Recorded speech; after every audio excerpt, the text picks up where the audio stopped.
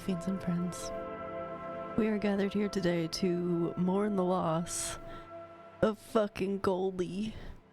Goldie died last night, doing what she loved, trying to save people.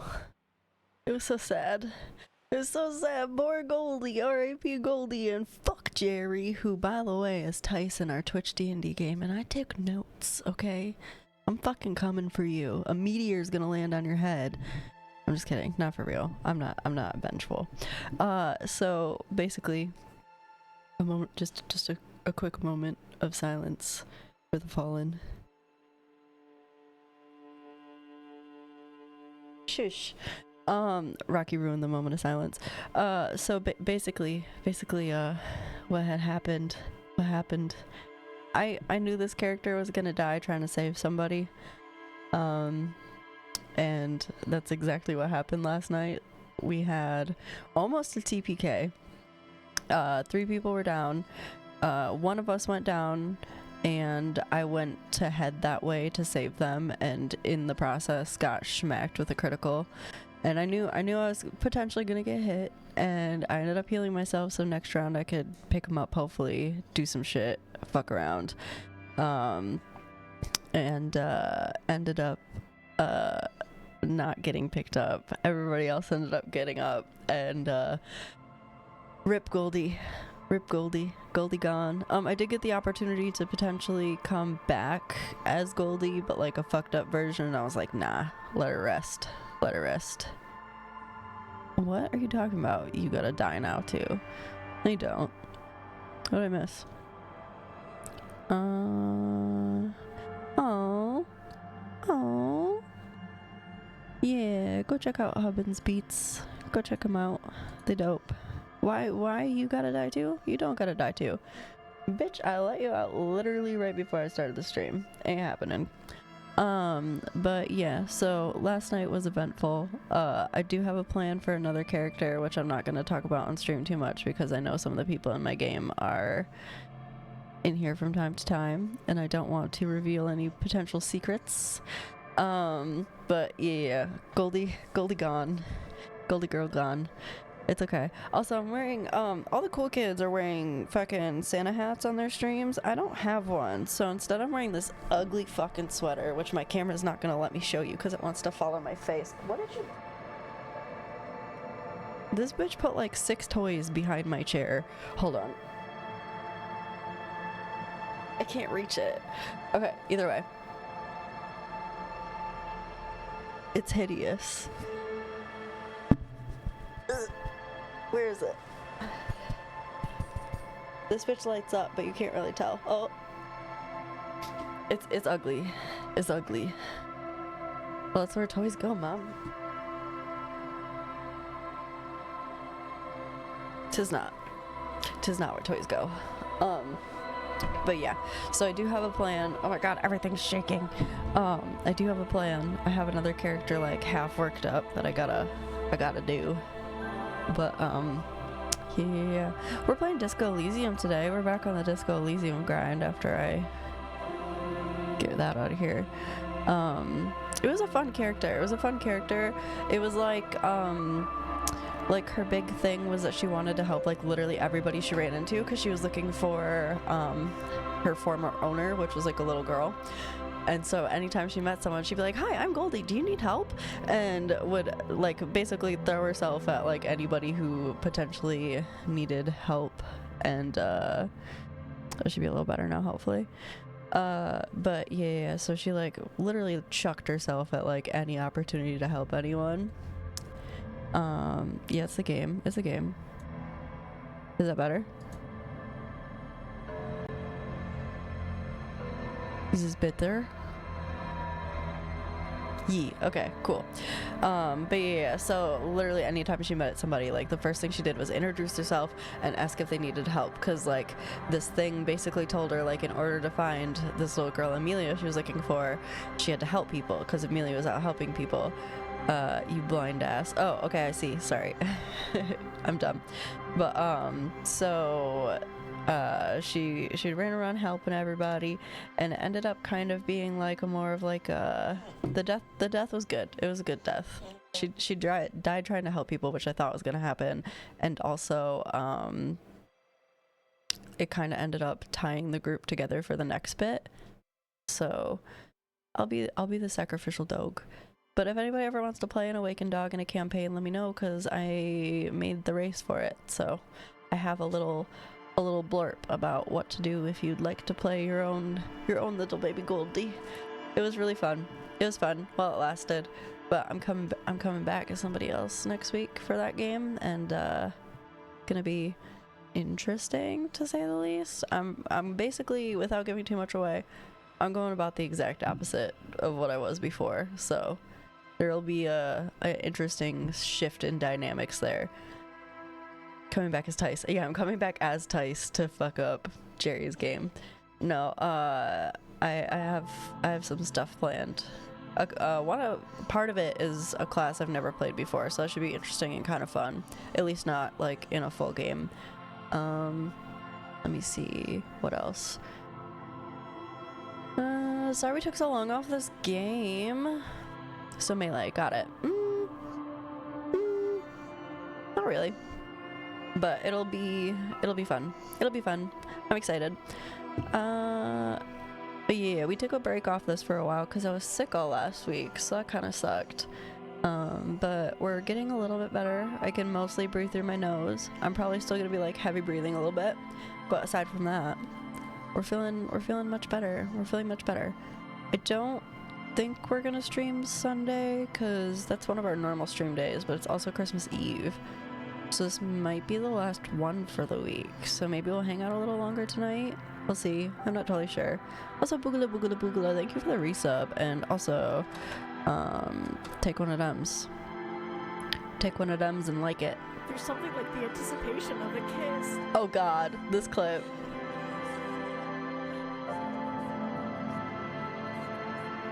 I can't even barely hear that. That's a funny clip though.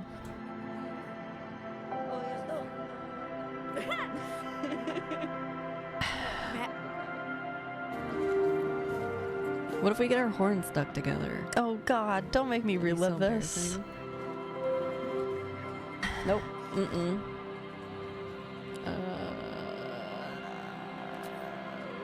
Just look away. Awkward. Sorry. Awkward. Sorry. Sorry. Sorry. Sorry. Well, it's getting late. Can you tell why we got Sorry Cop in this game? Oh, he's so sad. For the dogs, I mean. I won't forget it. Me neither, buddy. Oh, don't look at me like that. Stop! Turn around, just leave. Oh, I'm trying to ignore that. I'm sorry. It's not working. Person. Basically. I mean, kinda. Oh hey, don't worry, the VA for Tab was responsible for those mocaps. I genuinely couldn't care less about any of that, to be honest. I mean, drama, but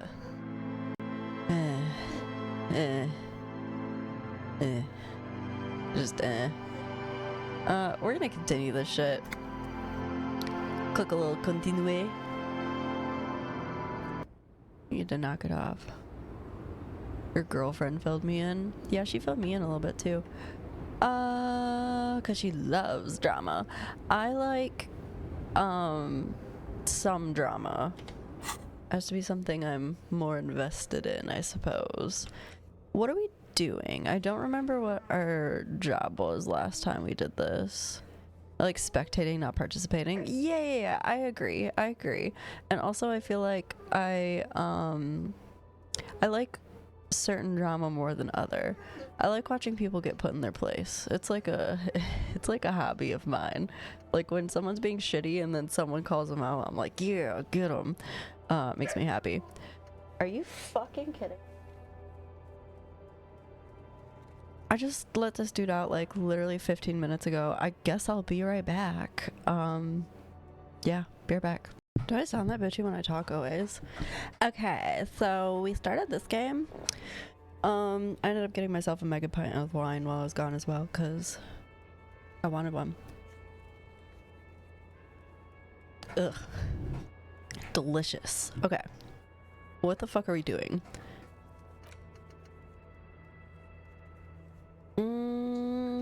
Are we still by ourselves? Yeah, okay, so we were with Kim. He's gone. I sent him to go turn in that body, I think. Last time we definitely did, I hate that this has points in good cop, bad cop, but doesn't tell you which direction it's in, which doesn't make any sense to me. Also, we have 9 points in sorry cop. Are we surprised? No, sorry. We're 9 points in communist, apparently, 2 in fascist, 3 in ultra liberal, and 7 in moralist. I feel a way about that, but I'm not gonna specify which way. Let's see here. We're looking for this guy's gloves. We're still looking for the murder weapon, which I was really worried that I sold, but I didn't. I don't think. Close the water lock tomorrow. We gotta find this cryptozoologist guy, but I think he's on the other side of the water lock, so we could maybe do that tomorrow too. We're not gonna find booze and drink it. Ain't gonna do it. Let's see. Hey. My god, this fucking man, dude. What are you doing? He's been a fucking menace the last 2 days. Track down your badge. We still don't know who put these clothes in the trash, but it says it might take a while. Joyce's info on the lynching.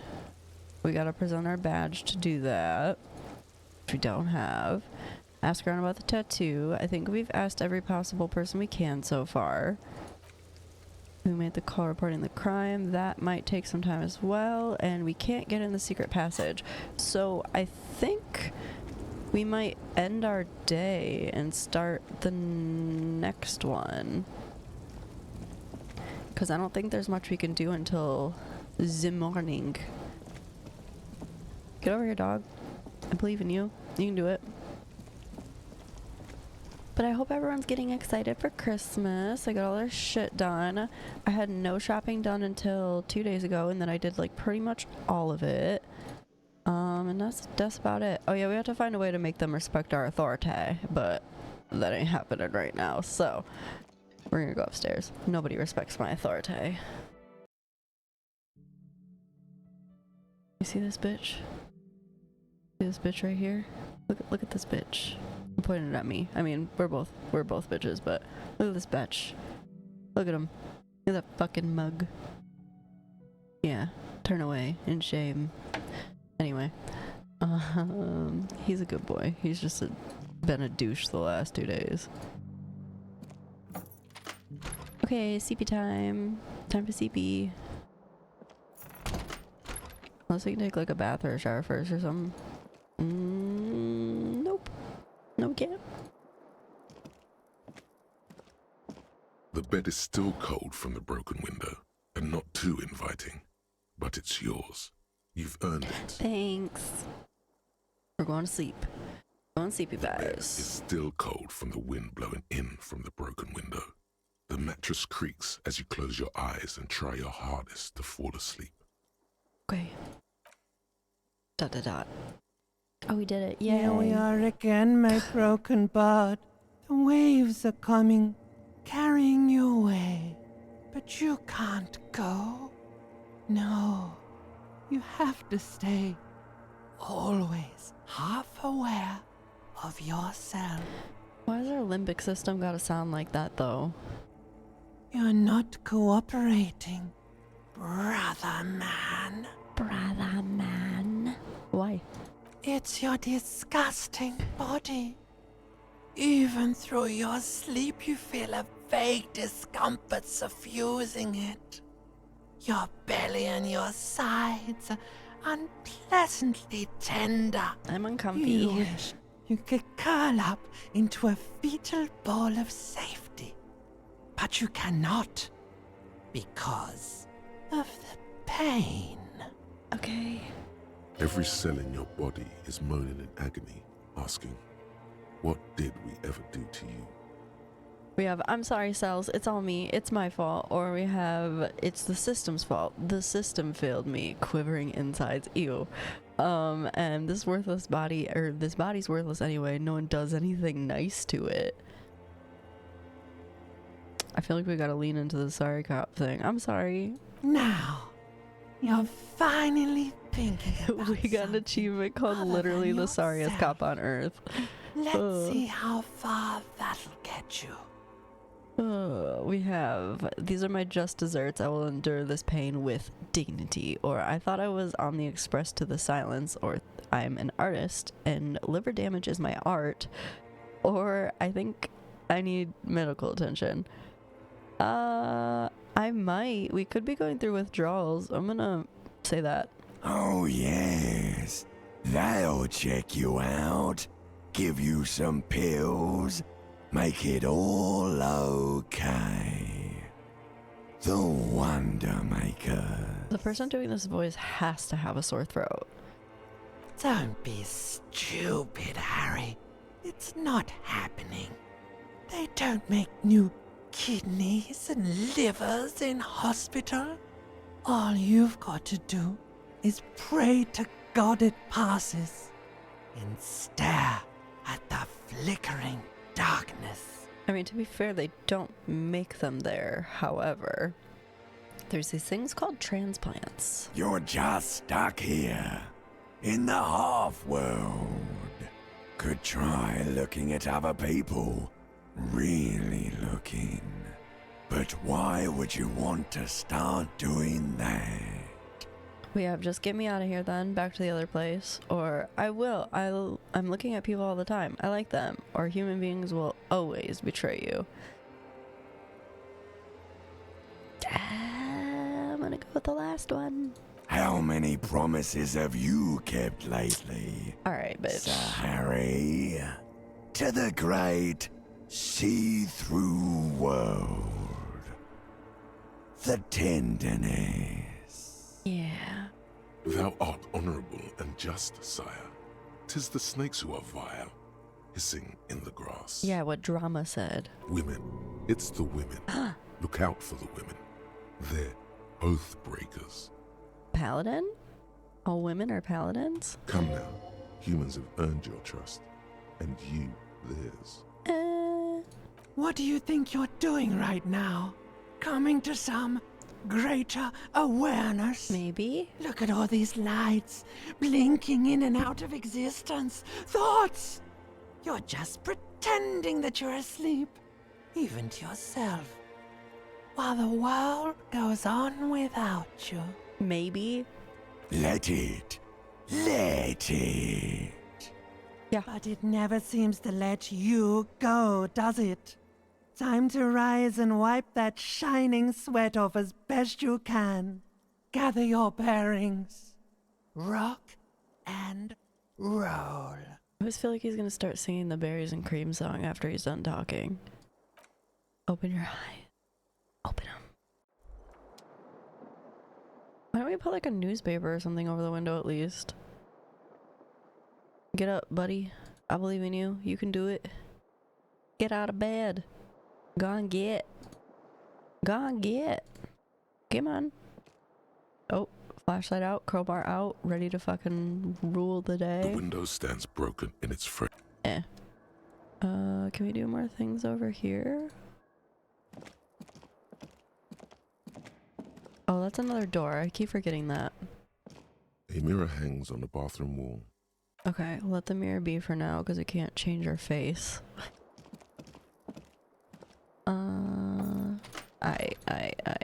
Is this Kim's room? Maybe he's just outside.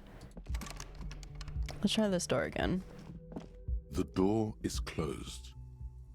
Still nothing. Okay.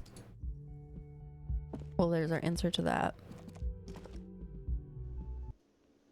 Hey, there's Kim. Okay, okay. Are these people new?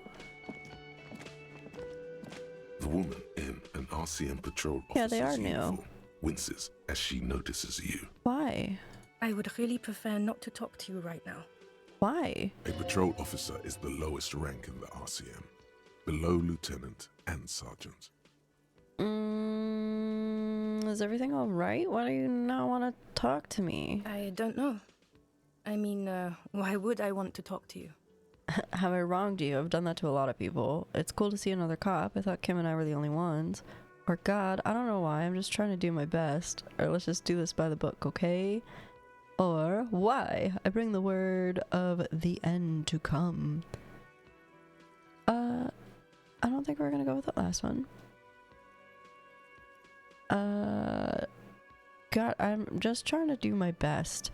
You may have just got an email with a beat for your D&D streams or something like that. I was like, fuck yeah. But you're not trying your best, are you? He says with a flash of anger. Why'd you... bro, I just woke up. Why are you hurting my feelings? Calm down. She says to the man, then turns to you. Something changes in her. It's pity. Pity comes over her. Okay, fine. Let's talk. What Well- did you want? What precinct are you from? Or you're the police, right? Cool, so am I. We're gonna ask what the precinct they're from. What precinct? She's from mine. Am I from? God, he doesn't know. Fucking deranged lunatic. The sunglass-wearing man pushes through his teeth. You're getting an intellectually unsatisfying vibe from this conversation. Maybe you're doing something wrong. Okay, goodbye. We're just gonna end it right there before we dig ourselves into an even deeper hole, because they seem to not be impressed with us. Still can't get in that door. It's locked. Don't have a key. This guy probably still doesn't have a key. The man ponders his cooking utensils. Nope. Okay. Stay masculine, my brother. Okay. I think we needed to make a call, perhaps? Wrong button. Yes, this. We gotta call Alice. Back about the armor. Inside, you see a set of steering Yo, levers, Jade, a how you radio doing? microphone, a pull-out toolbox, and the soft glow of the fuel preheater gauge. Kim, what are we looking at? What is this machine? No, we know. Pick up the radio again. This is Precinct 57. How may I assist you? Did you find out more about the owner of the armored boots? Sorry, sir. I still haven't heard back from the database people. Try calling again later. Is there Bruh. anything else I can do for you? No, do your 57, job. Over and out. Her voice disappears into the void. In the cabin, you see Okay. Well, that just ruined some of my plans here. Close the water lock on Wednesday. We could go do that. 'Tis now Wednesday. Oh, I should talk to Kim real quick, actually, because we just got reunited. Hello. Yes? Found out what the pail was while you were gone. Ooh. Wonderful. What is your takeaway?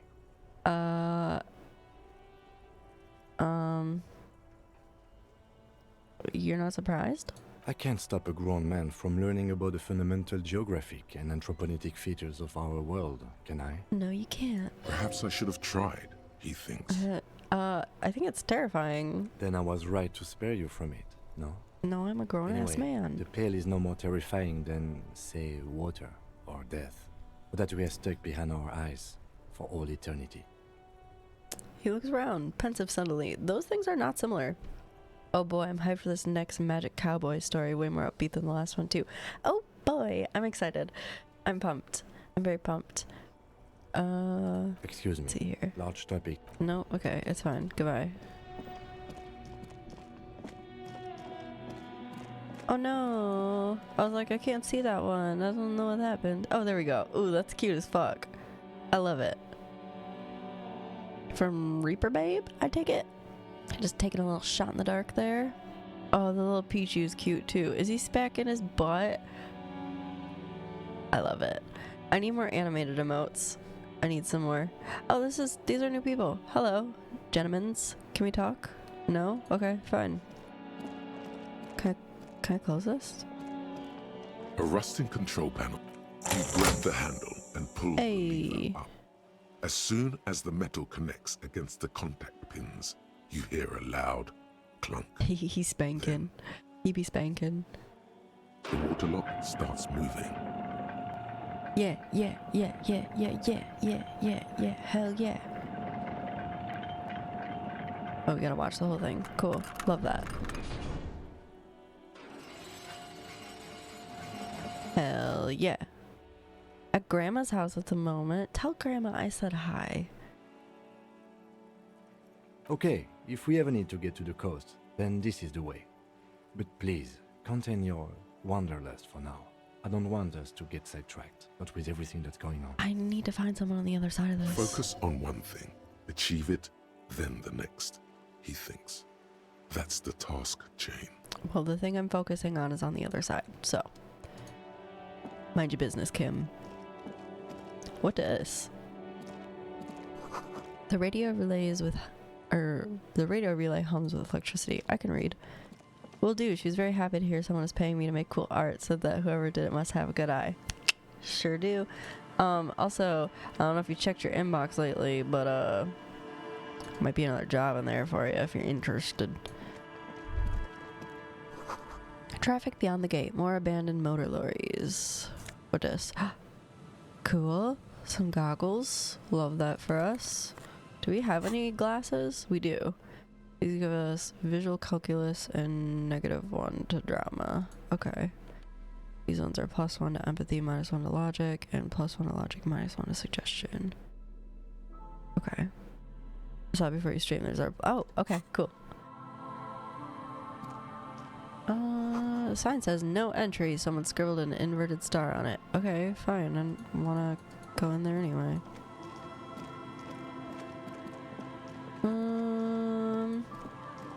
We're looking for that lady's husband, who she claims is missing. Someone's broken on the fence and the barbed wire. Now, why'd they go and do that?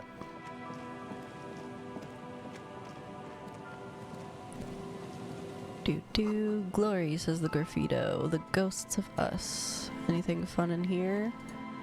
No, you're in the way. I don't want to talk to you. I want to click on whatever that is.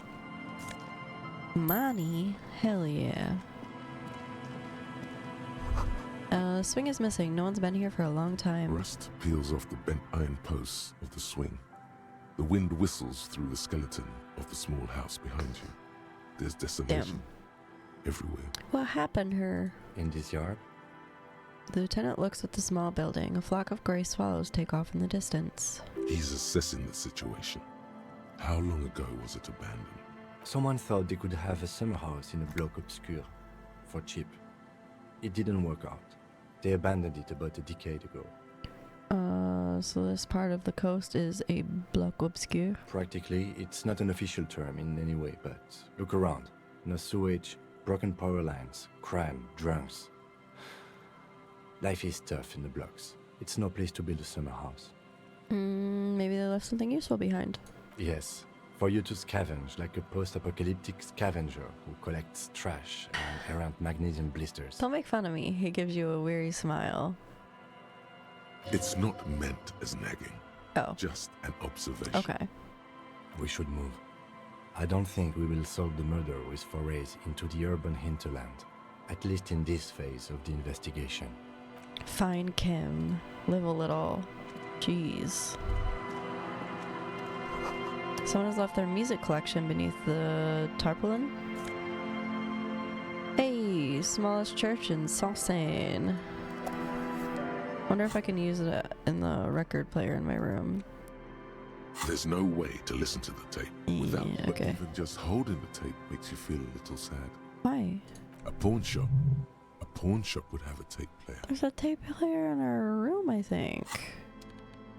I'm like almost positive.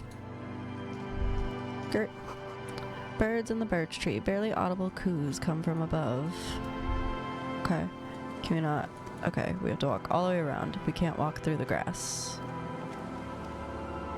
That seems legit.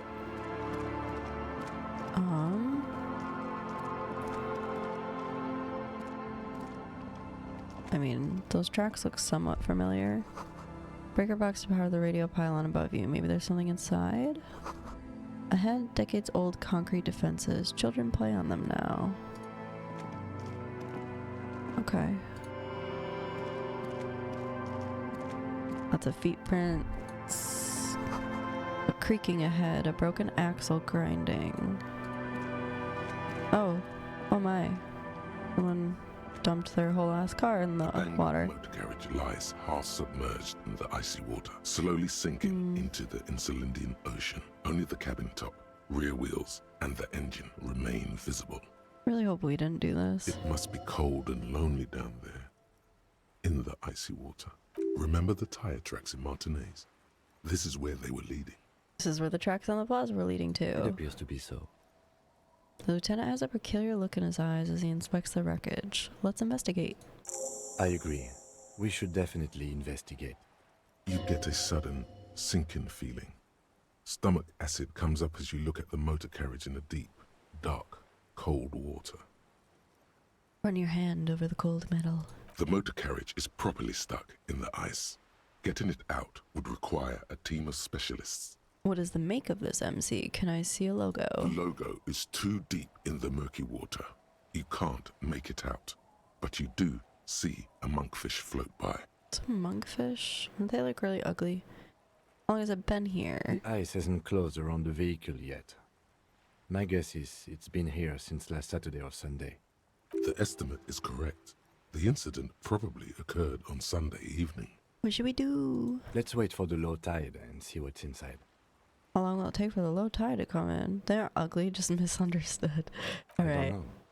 An hour or two, tops? Sit on the swing and wait for the tide to recede. As you sit down in the old, rusty playground, the world around you becomes very silent. Oh, we're having a moment over here. It's cute. The hinges creak under your weight. Dangerously so. Are you calling me fat? Nothing but the sound of seagulls high above in the sky, echoing like distant laughter. Ice cracks around the blue motor carriage in the sea. Ooh, we'll try even. Spit Oh, yay. flies from your mouth to your moustache, your chest, the ground before you. No sound though. How did we fail and still gain a morale? I mean, that's awesome, but like, what? Raining heavily here, Chief. Mind keeping it down a bit? Jesus Christ, not the fucking tie. The lieutenant must think it's rather funny. He smiles and quickly turns away. Yeah, keep going. Haha, very funny, so I can't whistle, or I would like to see you try in this bloody wind. Haha, very funny. Just keep at it. It will come to you. Doubt. With his lips puckered, the lieutenant lets out a beautiful, melodic trill that puts even the insulindic thrush to shame. Go, Kim. You hear the sound echo on the large body of water. Clouds race across the spring sky, and suddenly you just feel better about everything. Aw, thanks, Kim. Okay. That's way better than what you did. Yeah. The clouds pass in the sky, and the shadow of the swing moves like the hour hand on a timepiece. 30 minutes have passed. Looks like this might take a while. Time to present a good topic for discussion. So was your dad also, you know, point to your eyes? The tide sure is taking its sweet time. Or would you rather sit on an anthill for an hour or stand in a river of leeches? So to be fair, in situations like these, I would for sure go with a stupid ass question like 3. So that's what we're gonna go with. Well, historically, leeches have been used to prevent and even cure many ailments. Clouds on the horizon grow darker, and the shadow of the swing set keeps climbing. You hear the distant rumble of the city. 30 minutes pass. If you have to side with either the Strikers or the Shipping Company, who would you choose? Do you think I'll ever find my gun? Or man, this is taking a long time. You think I'll ever find my gun? God, I hope so. I've been thinking if I put enough time into eating right and exercising, I could turn myself into a living weapon. Then I wouldn't even need a gun. Or I don't think I'm ever gonna find my gun. The world's so big and my gun is so small. We're definitely gonna try and turn ourselves into a living weapon. Your voice echoes on the water, strange and out of place in the environment. 30 more minutes pass. Can you make out the mark now or squint your eyes and say, is that a number on the side? Is that a number on the side? Yes, 41. What do you think it stands for? 41 is his rank in the underground street racing hierarchy. Rub your chin. Small fish, this one. Or this must be Tommy 41, the morning host of FM 41. Looks like the factory made a mistake and accidentally called this one Koopa's 41. Stupid factory. Or, I hate guessing, district something, a precinct, something municipal, rub your temples, you're getting a horrible headache. I'm gonna go with oh god no, because I think what I thought earlier is true. I'm sorry, Harry. I'm so sorry. Yeah. Yep. 41. Precinct 41. Yep. A massive pit opens up in your stomach, and the most terrible feeling comes over you. Yeah. Yep, we did that. That's totally us. No. Just no. Say no to this, Harry.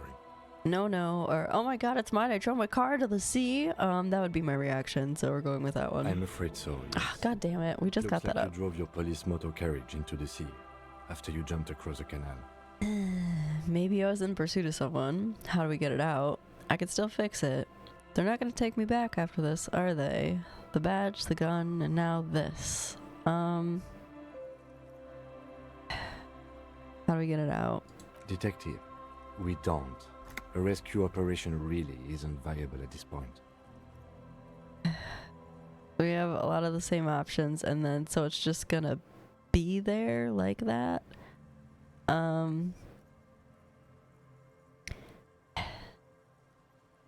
Maybe I was in pursuit of someone. I know I wasn't, but I'm gonna throw it out there. Of whom? I don't think so. If anything, you were probably drunk. They're not gonna take me back after this, are they? People are more valuable than machines. Training a police officer is even more costly. Well, at least I can see what's in there now. Oh, if our badge is in there, that'd be sick. Yes. Let's go take a look. Yay, we found the traffic hooligan. 'Tis I, the traffic hooligan. God damn it, Harry. Hey, look at that. That'd be a badge. We got a badge. And we got a commander jacket. Ooh, that's all bonuses. Hell yeah. I'm gonna wear that faux show. Look at that. Look at us. I mean, I guess I don't know what level a commander is in the hierarchy of this game because everything be fucky, but hell yeah. A bottle drained of all its booze. It's frozen to the ice. The evidence just frozen into the surrounding area.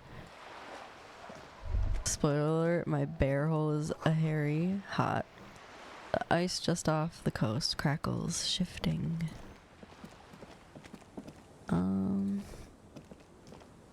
God damn it, dude. Footprints in the snow. They lead away from the accident. They sure do. There's a boat tucked away underneath the toplin cover. Is this a different spot? It is.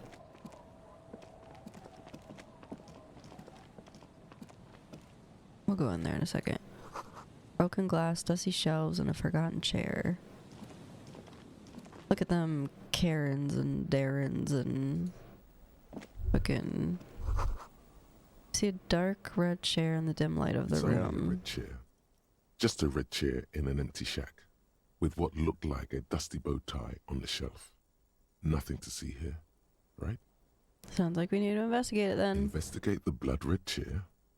You're going to leave it alone, Harry. That's what you're going to do. Mind your business.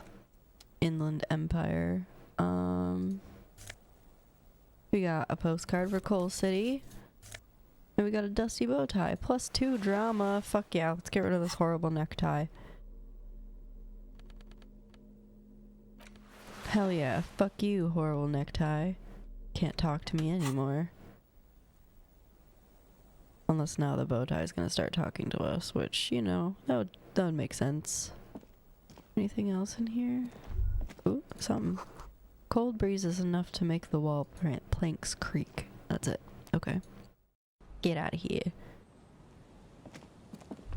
Ooh, skirt. Great news. The boat is big enough for a grown man like you to fit underneath it in a supine position. Oh, wait, what would I be doing under there? I don't know. Sleeping? What do people do under boats? This is merely a measurement from your visual cortex. Do with it what you want. Okay, we're gonna discard that thought. Because we do have enough money to stay at the cafe place tonight. Oop, what did we just miss back here? Where'd it go? Come back to me. Hello? No? Alright, fine. I didn't want to do it anyway. Cinder blocks. Charred. A makeshift fire pit with magazines for lighting. Bushes are too thick and thorny to pass through.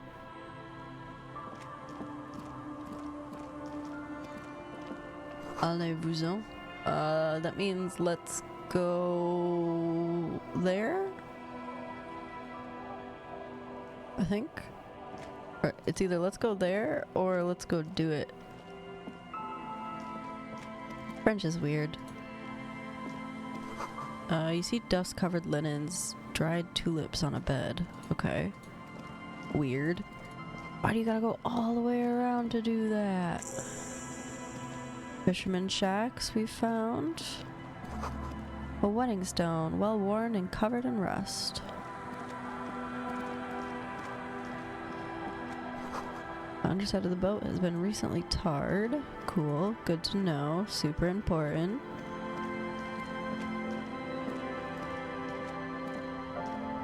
Who are you? Hi, officer. The woman in the raincoat stands on the quay. Quay? Considering an overturned boat. A sword in the scabbard hangs from her hips. Anything I can help you with? I've got questions. The first is, what's your name? The name is Lillian. People call me Netpicker. I think I have time for questions. What are the other ones? You're pleasant. Also, I like your fishhook earrings. Kind of a vibe. Ask her about the cool sword. Helps to break the ice. I have a nice sword. Pointing at the saber on her hip. Does it come with a story? Oh god, such a cheesy thing to say. Is that your boat? Point at the overturned boat. Looking for someone, maybe you can help. What do you do around here? Nice sword, bro. Unfortunately, the factory sold this one with a 3-year warranty instead of story. It's to intimidate folks mostly. 'Tis imposing. It's a regular mass-produced sword, like a shovel or an axe. Nothing fancy, just for intimidation. Why do you need intimidation tactics? From time to time, people need a lesson in respect. That's just the way it is. That's just the way Back in the day, I caught the eyes of many men. And believe me, men need a lesson in manners from time to time. Get 'em. Can I borrow that sword? Why don't more women arm themselves if it's so effective? Or so where are all the men now? Oh, that, That's the only way to proceed. I'm not gonna ask either of the first two, so I guess I'm gonna ask where are all the men at. Some went to patch their wounds, their lesson learned. Others were more thick-headed. And one of them, I ended up marrying. Ooh, I don't know if I should ask where her husband's at. Wait, why? If they're thick-headed? Guess I enjoyed the way he bled. Oh. Her expression doesn't change. It's hard to say if it's a joke. If it is, then why the melancholy? Where's your husband now? I was trying not to ask because I'm sure it's not a good thing. Gone. Yeah. We have gone where? Gone. Coward. I would never leave anyone. Or he disappeared. Sounds like a missing persons case. I'll say that, even though he's probably dead. It absolutely does not. We are not going to look for him. Fuck you, Cam. I do what I want. No. There's nothing to find. Yep. He's dead. Lost to the waves. That's bad. What happened? Oh, say no more. Wait for her to continue. He died? Was he murdered? We're gonna just say, oh, because that would be what I did. He didn't respect the sea. Went out there, drunk like a skunk, and sure enough, one day the boat was found floating empty. The bloated corpse turned up 2 weeks later. That's pretty ick and unfortunate. Now, before you tell me how sorry you are for my loss, know that it was 4 years ago, and I've moved on. There's only so much mourning you can do for a drunk with sinewy muscles. We have, death is nothing. I shit on death. Or, you should have thrown yourself in the waves after him, not sagely. No. Time really is the best cure for sorrow, isn't it? Or it's healthy to let go and move on. Gotta keep the wheel spinning. Yeah, you gotta keep them fucking wheels spinning, bruh. Us working folk don't have the luxury to be sick with melancholy. I buried him, mourned for an appropriate amount of time, and went on. Okay. Life didn't really change that much for me and the kids. She glances at the village where 2 little kids are playing with what looks like rocks. This is neither a touchy nor a very interesting topic for her. Okay. She looks like she's ready to go on a date with another, better, drunk. Ask her. Both of you could need some action. No. Absolutely not. I'm looking for someone. Maybe you can help. Let's see. Who are you looking for? I'm looking for missing cryptozoologists. I don't think I know what these are. Care to elaborate? People who look for imaginary animals, people who look for animals who are hard to find, or people who look for animals mainstream scientists deny exist. People who look for imaginary animals. Fuck that bitch. No. Aha! Like snowmen. Snowmen, I haven't heard about those. Compare swords. 2 old guys have been wandering around here, nosing sand, talking nonsense about snowmen and the like. The like? Right. Not only snowmen, also green men, monkey men, burning rhinos. You get the picture. Okay. Oh, you're getting it. And it is gorgeous. Where'd they go? Don't really know. God damn it. Further down the peninsula, I guess. I mean, that's where they were heading. Who else are you looking for besides snowmen? That's it. Not looking for anyone else right now. Well, how can I assist you then, officer? Is that your boat? Sure is. The Sun, I call her. Coated with a fresh layer of tar just yesterday. It'll take some time for it to dry, assuming the sunny days continue. Alright, I will be seeing ya. This boat is flowing freely in the water, unmoored. What are these doing in the fish? What are these? What are those? Franco-Nigerian cavalry boots. Interesting. Take some money, honey. The planks creak beneath your weight. Super, please don't fall. Right? The ladder leads to a school of fish swimming in the kelp. Okay. Interesting. So she said they went more north. Oh, I got skill points to spend. Fuck. Who are the ones? I might wait to do this until I encounter a check that... Oh, I know we need authority, so I'm gonna do at least one there. And then, we're gonna save that other point, cause, oh, do we not have another level up? Oh, we do. Oh, hold on. Yeah, I'm gonna wait, because I know we need to put it in something, but I don't remember what we need to put it in. Okay, cool.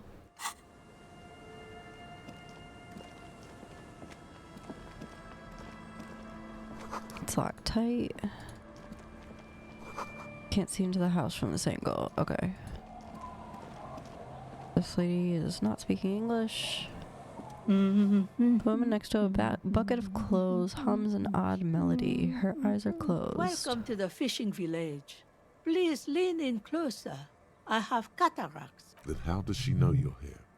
If you can't see, then how'd you know I was here? Lean forward. What if I don't want to? I'll lean forward. Oh, welcome, police officer.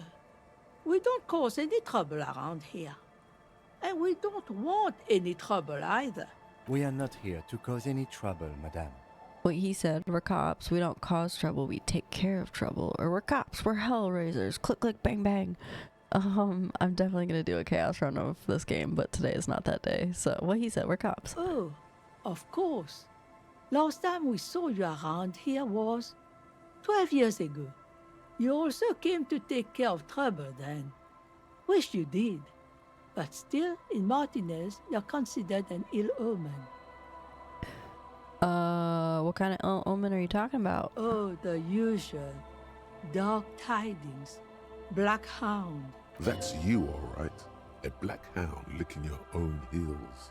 I'm an ill omen, alright? Or if I'm considered an ill omen, why hasn't anyone told me that? Yeah, why ain't anybody told me that? Maybe they are afraid. Why? Because you're an ill omen. Okay. But you're still welcome here. As long as men with guns aren't chasing you. And maybe even then. Because that's the kind of fishing village we've built. Hell yeah. I'm sorry there's not a lot of room to park the motor carriage. And not a lot of houses. Or a lot of people. My kids are long gone, searching for treasure. So are others. Ah, look at me ramble on. What brings you to us? Let me see. What's further down the coast? Not much. There's the abandoned church, the DeLorean Church of Humanity. It's been there since before my time, even. Why is it abandoned? Some things just don't fly, officer. Look around. Who'd go to church here? They built it 300 years ago. Must have been nicer then. So, they don't hold services there anymore? The Ecclesiastes? No, we've tried, but things just keep happening. Crime, accidents, other things. The place never stays open. It's a pity. It used to be such a nice church. She's not telling you all she knows. Keep her talking. What else is on the coast? Before you get to the church, there's some ruins. An apartment complex, or some kind of electrical plant. Run-down bunch of houses. Empty. Anything else of note? Of note? The old fish market up on the boardwalk. But it's closed. That's it? There's gotta be more along the coast. What? You're one of those real estate people with big plans? No. If you want a development opportunity, you can check out the abandoned building over at Land's End. Used to be a supply depot, we think, sending goods and ammo across the bay. It's jammed shut though. We tried to get in, see if there was anything to sell or scavenge, but it's impossible. Okay. And now you know everything there is to know about this coast. She drops a bar of soap into the bucket with a splash. What's in this village? Just us. It's barely a village anymore. We almost don't exist. What do you mean? This is pretty much a non-place. A gap. A blank spot on the map. Just a cluster of nameless shacks on a nameless street. Okay, we'll continue. The place is so pornographically poor, it's not even funny. Pornographically poor? Okay, well my options are to say this place is pornographically poor, or there's gotta be something here. Tell me, who else lives in this village? Is there a way to make a little money around here? Who else lives here? Well, there's Lillian and her kids. A few new folks live in the house to the east. But they are away right now. Ayo. There's a little, I can't tell if that's like a peace sign or a thumbs up. Okay. And then there's the drunks. Not a pretty sight, but there's little we can do about it. Oh, that's Gail? Home is home. That even is for Gail. Oh my gosh, that's so cute. Oh my gosh, they're so cute. Oh my god, I love those. Adorable. I love them. I did meet Lillian already. Lillian is tough. Tougher than the men here, at least. If it wasn't for her and the kids, this place wouldn't have a spark of life left. There's a Styrian one too. Ooh, the little one with the knife is adorable and I want it. I love it. Oh my goodness. I haven't seen any drunks yet though. Sooner or later, you'll see for yourself. There's Don't gotta be... have to look long to find these guys. Oh, there's gotta be something here. Tell me. Over there, you can find more of the same. Shacks and trees growing wild. That's the Pox. The Pox? What's that? An old military hospital and its surroundings. Or it used to be, during the time of the suzerain. From Basic Work Girl, I think they followed you offline. They did! They did, thank you. I think you said that you sent them over. That was very nice of you. I might have to go over there and say hi at some point. After the war, It was turned into a goodwill hospital for shell-shock veterans and folks looking for some quiet in the old sanatorium gardens. Continue. Now the area is crisscrossed with nameless streets and makeshift cinderblock houses. Shacks as far as the eye can see. What happened to the hospital? The goodwill ran out. The staff left and the place was shut down. It's long gone by now. Okay, there's another topic I'd like to She address. nods, rinsing another piece of cloth. I don't actually care. So goodbye, I'm off. Let's see here. What is? Oh, these are those kids. Must be. The street sign is illegible below the graffito. Oh my goodness, what are these? Oh, the dancing one I've seen on a couple people's things. I love that. Skull. They have super cute emotes. Construction material. Whoever planned to build this house left in a hurry. Down, rock.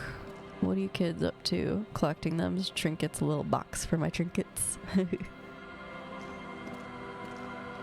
The scruffy-haired little boy kicks a stone. He can't be more than 5 years old. The other one looks indistinguishable from him. He watches his brother kick the stone with his tongue lolling out of his mouth. He must be Lillian's twins. This one doesn't say anything, kicking the concrete with his worn-out sneaker. That's okay, we don't gotta talk. Lily's our mom. Oh! Explains the one, tongue still lolling out of his mouth. I already said that, or bye. I did already say that. The stone kicker laughs suddenly. His head is too large for his shoulders. Damn, calm down, narrator. The other one laughs as well. Maybe there's some kind of reason why they're laughing. An interesting reason, somehow tied to the case. What are you laughing about? The boy stops laughing and looks at his toes. Oh, okay. So now he's shy. Now he's not talking, just wobbling around like he's afraid of something. If you guys look identical, children are stupid, or bye kids, take care. You guys look identical. The stone-kicking one becomes frantic all of a sudden, as if that's something to be scared of. The obvious fact that you just stated. Alright, well... He looks just like me. Yeah, I said that. The boy doesn't answer. His brother throws another rock. Both of their hair is covered in some kind of dirt. The rock kicker was just being shy, but now he's enthusiastic again. Okay. You're bad with kids. I am, yes. And what, are you Kid Master General? Or it's impossible to be good with kids, they're too stupid. What are you, Kid Master General? Maybe I am. Now, how about some actual police work? We are not getting anything. Alright, fine. Bye kids, take care.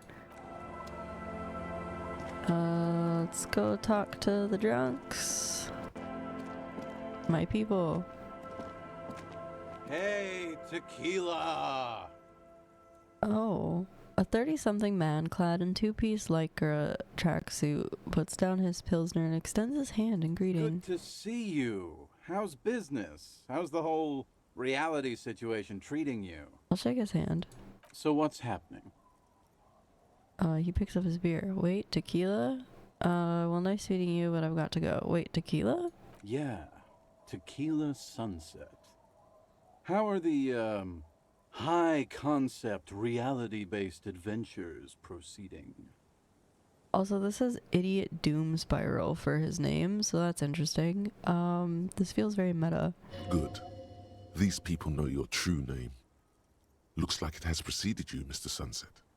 More on that later. Not too hot. I'm on a 50-year losing streak. Reality, it makes me aggressively sad.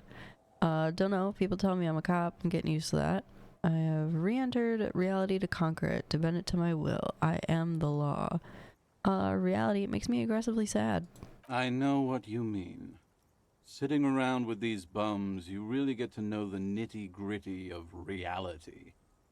And it isn't good. He looks at his buddies with mock appreciation. Things aren't going super well for Idiot Doom Spiral either. Oh, he calls himself that. Haven't found those keys yet, haven't won that great piece of ass back. No word from my business buddies. He takes a sip from his beer. Idiot Doom Spiral, huh? This is bound to be a good, high-concept conversation. Probably. At last. What is a tequila sunset? You keep saying it. It's you. Your tequila sunset. How you know this? We've met before. Don't you remember? Nope. Aha. Do you want to know how tequila sunset came to be? Not really. Tequila sunset. Something ominous there. For some reason, the name tequila fills me with foreboding. Maybe I shouldn't learn what it means. Or go ahead. Go ahead.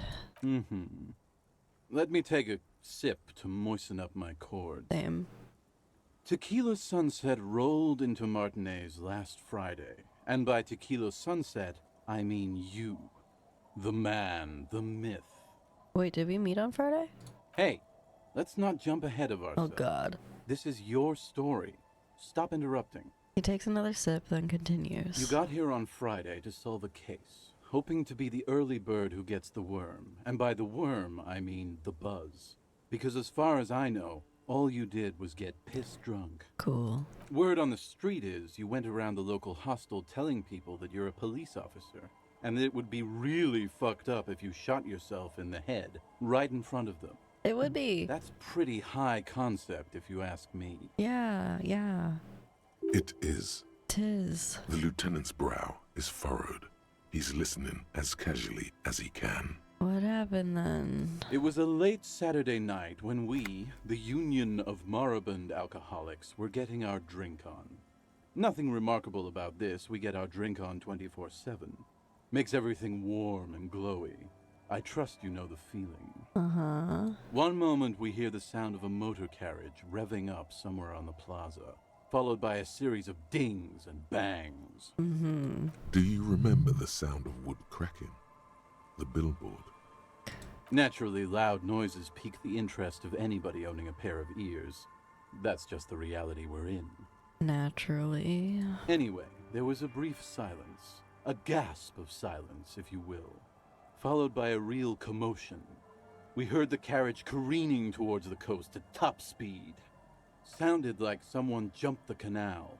We grabbed our brewskis and rushed to the jetty. Never underestimate the speed of an alcoholic. Mm-hmm. What we saw was a sight to behold. A beat-up police carriage containing you. Right there on the beach. You revved the engine and screamed at the top of your lungs. This does sound like something I would have done. The time hath come! Oh my God. So, naturally, being the curious cat I am, I asked what time hath come. To which you replied, "The time hath come for tequila sunset, the end of all things." Our options for response are, oh God, what happened next? Say nothing, it's more dignified that way. Or every word I said was true. Tequila sunset will break the looms of reality. I'm just gonna say nothing. After which, your reality contracted. You jammed the pedal, plowed right off the jetty, and through the ice. Sick. We ran towards the ice, whilst you crawled your way out, miraculously unhurt, covered in seaweed and shit, like some kind of sea monster. Super. When we finally got there, you were sitting on the beach crying. You said that your badge and uniform were in the car. Oh God. It was too late to get in there, though. The carriage had sunk too deep. Cool. Recognizing a brother in need, we offered our condolences and invited you to party with us, which you naturally agreed to. Yeah, naturally. We asked about the whole tequila sunset thing, and you told us it was your name now and insisted that we all call you that from then on. My real name's Harry. No, that's just what your mother called you. Your real name Oh my God. is Tequila Sunset. Just embrace it, brother. How long did we party for? Hours. It was an all-night drink-a-thon.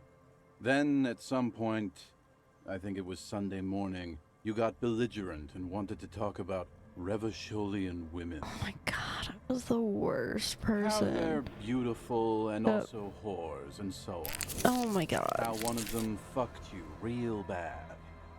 After a short while, you crossed the event horizon, looked sullen, got up, and left without saying anything. Awesome. Wow.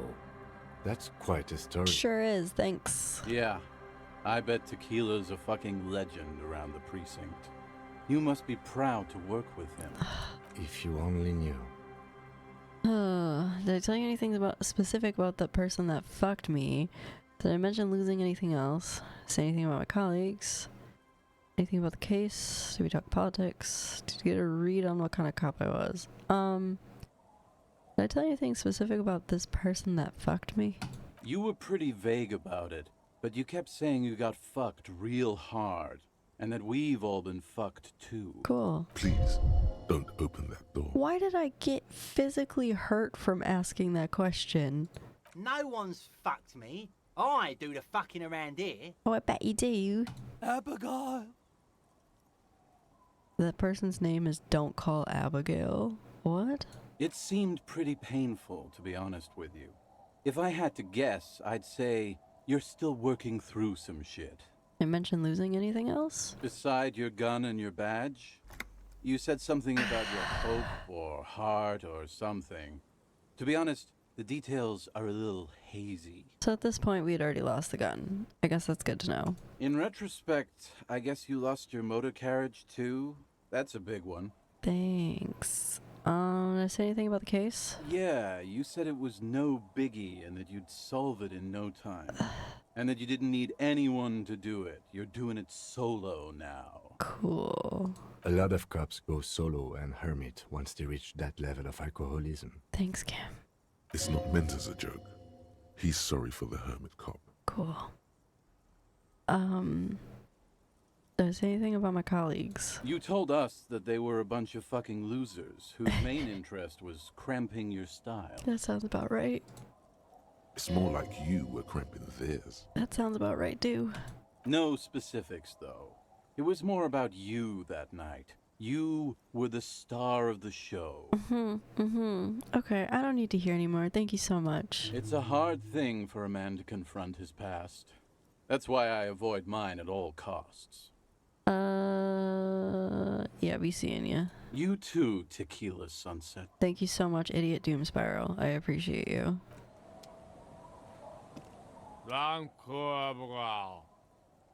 Grumbles an unshaven man with a ruddy nose. He narrows his eyes at you as if in recognition, then turns his head The away. noxious odor emanating from the drunken man is strong and familiar. Yeah, we probably smelled like that like 2 days ago.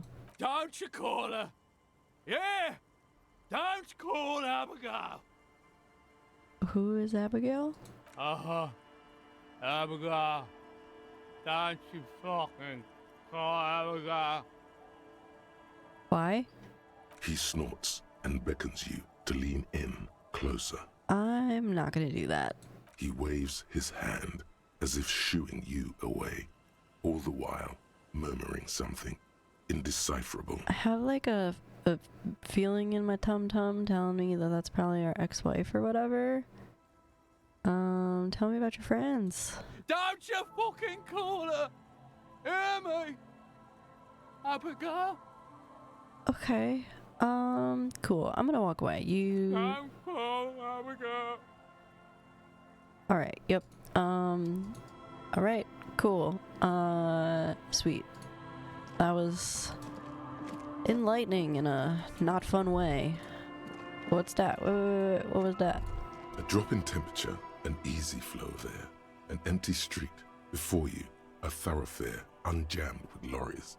No more drivers smoking on hitch steps. Just silence. What did the smoke smell like? Chemically sweetened. Across the road, a forgotten bus stop. Corrosion has opened a hole in its roof. An elm tree watches over the building. Its branches are dripping with rain and snow. Okay. The road is smooth and motley. Craters filled with a black asphalt. The asphalt, first laid, is grey already. A row of tenements are under construction in the distance. Who are the people who live across the road? A tub warm with water. What White is this? soap. A man bathes while radio waves transmit the lottery numbers. 4, 18, 21, 4, 1. A modern washing machine rattles a drawer full of silverware. Okay, what about the bus stop, I guess? Number 312D. Young girls used to come here, huddled up, hoping for more warmth than their thin coats give them. The bus took them to school. It has not run for 8 years. There were not enough girls to sustain its cost. What about the road? Craters pocked the surface. Children played in them until heavy trucks full of black pitch rolled in. The landowners have filled the craters with money. It is a vital artery of the flow of trade. Okay. There's one bump on the road. A dead dog lies flat about 200 paces away, right at the turn. A dead dog? Tragedy comes from the wheels of a fast RCM vehicle, hurrying to work. The cold washes over you.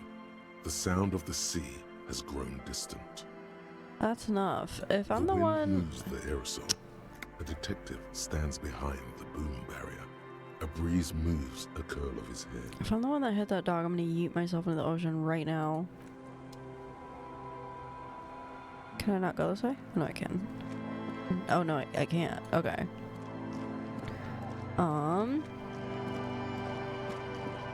Where is this man? Do do do do do. What is this thing? Flower trough where nothing really grows. Maybe in spring. Hard to see the details. The color's all worn and welcoming or cozy though.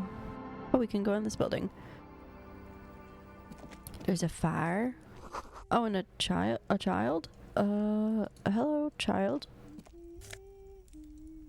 Ruffled grouse taxidermy? Okay. Hello, mister. A young girl, barely 4 or 5 years old, sits on the sofa. She's looking at you with frank curiosity. She clutches a small stuffed animal. Occasionally, she twirls it around. I heard there's a girl here with armored gloves. Is that you? Oh, I had gloves. Very big ones. Heavy, too. Okay. Where did you get these gloves? Found them when Lemmy and I were playing hide and seek. In an empty house. Where no one lives. I think someone hid them there. Okay. She doesn't want you to think she stole them. Where are the gloves now? I hid them. The twins were gonna take them. They're stupid. She lifts out her stuffed toy up and looks into its one remaining eye as though searching for confirmation. We're going to need those gloves. It's for important police business. He enunciates the last 2 words carefully. Oh. She doesn't seem to understand, but the lieutenant's tone has conveyed to her the important part. They're in my sandcastle. Behind our house. Under sand. You can break the castle. It's not very good. What's this? I'm sure the bird. She yelps, smiling broadly. You might be able to get on Gart's good side if you replace the broken skewer you almost certainly broke. Can I have it? I know someone who really likes birds. Sure. I mean, you already took it. I don't like it anyway. It looks angry. What are you holding? It's Lammy. He's my friend. Oh. Sort of. Like... She holds the fuzzy beast up to demonstrate. Lambie is a stuffed lamb that, admittedly, has seen better days. One of the eye buttons is missing, and the fur is tattered in several parts. Lammy looks like he's falling apart. Or, I'm just gonna say, oh, okay, well, pleased to meet you, Lammy. Lammy usually doesn't like strangers. But you're also fuzzy, like Lammy. Thanks, kid. We're gonna leave now. Bye. Toodles. See you later. Actually, is there anything else in here I can grab? No. Okay. Super. Sandcastle. Weather has not been kind to Lily's little sandcastle. The once mighty towers are quickly eroding away. Hey, what's up, Brian? The question of the day is interesting. Oh, I thought that'd be a fun one for ya. Let's see here.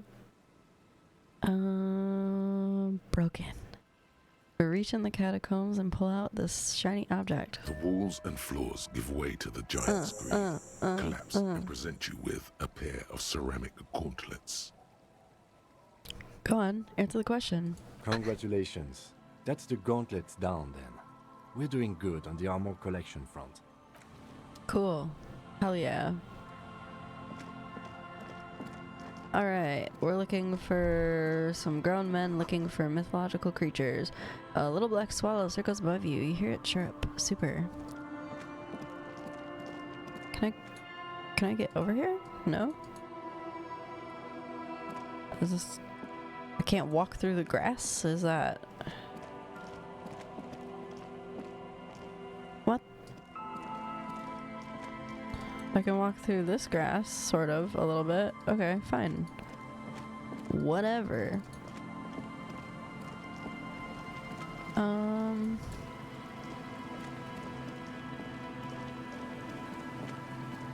See, what? Why can't I walk through that grass? Looking back at you from the rust-colored water. You. Alright. Glad I ran all the way over to look at my reflection. Rust-eaten letters read M-A-Z-U-T, Mazut, Mazut. The rear tire of a motor carriage adorns these reeds. Okay, cool. Thing up here, no.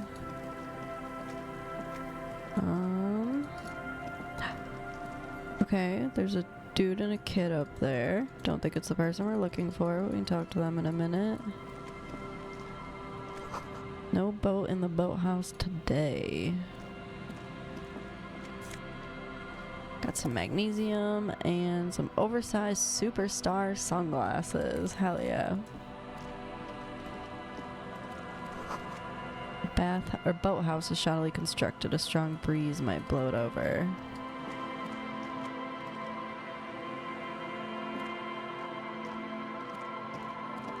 Get up there, dog. I believe in you. Ancient paint is peeling off the roof of the shaded bench covered in rust.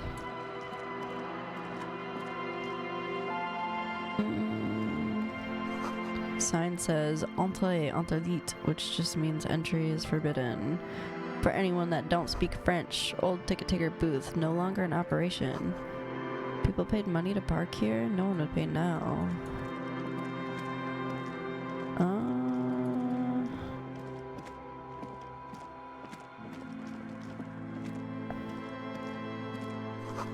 Door is not only barred shut, it is inaccessible. Cool. Ooh. Fallen Pipo? What is this? Like a scarf or some shit? What that be though? Oh, we got the gloves. Crazy gloves. We're gonna wear those crazy gloves. Look at us. Looking insane. Love it. Oh, it's a hat. Okay. And that makes our logic go up by 2 and our perception down by 1. Which, yeah, I'll take it. These boots, +1 to perception. Which we just got 1 off in, so it'd probably be good to wear those. But we look crazy. We look insane. +1 to savoir-faire, -1 to visual calculus. We'll keep our fit how it is. As you fold your fingers into a fist, you realize you could knock anyone out with 1 punch. The white ceramic gloves wrap around your digits comfortably. Okay. Your movements cause tiny little clicks, like dice rolling somewhere far away, as the plates reorient to your motions. We have, I will be responsible with this. This is just to protect me from harm, not to show off, or 2, deck down future armor like a cop ought to be. I will be responsible with this. The hardened vitreous enamel, at once sleek and light, adds a glow to your cheeks and a spring to your step. Just imagine what a full suit of this stuff could do for you. 1 punch, Harry, pretty much. 1 down, 2 pieces to go. Here I come. Yeah, I want the full suit. This gear could line my pockets with cash. I could probably sell it to some other cops. Or, this is long sought after enemy technology. I can't just enjoy it. I must study it. All of these are unhinged. 1 down, 2 pieces to go. 2? Are you sure you're correct there? There was a helmet too. 3 pieces more like. You were ambitious. I don't want the full suit, but yeah, I want the full suit. It may be a while before you have all the pieces. In the meantime, you should analyze the armor.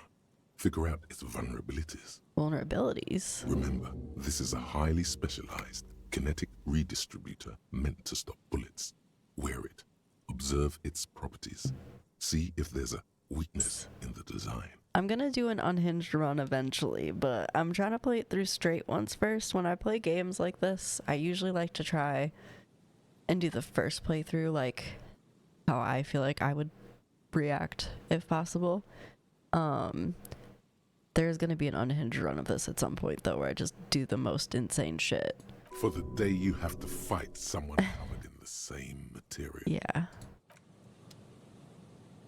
Oh man, the way this man's brain works is just... It's both a work of art and disturbing. It's a disturbing work of art. It can be both. And it is. Ooh. Section of the coast hasn't been used in decades. I think this is our man. Tiny cages, carefully constructed. This has got to be our guy. Hello? Here we go. Yes. Nice and easy. No way out, little guys.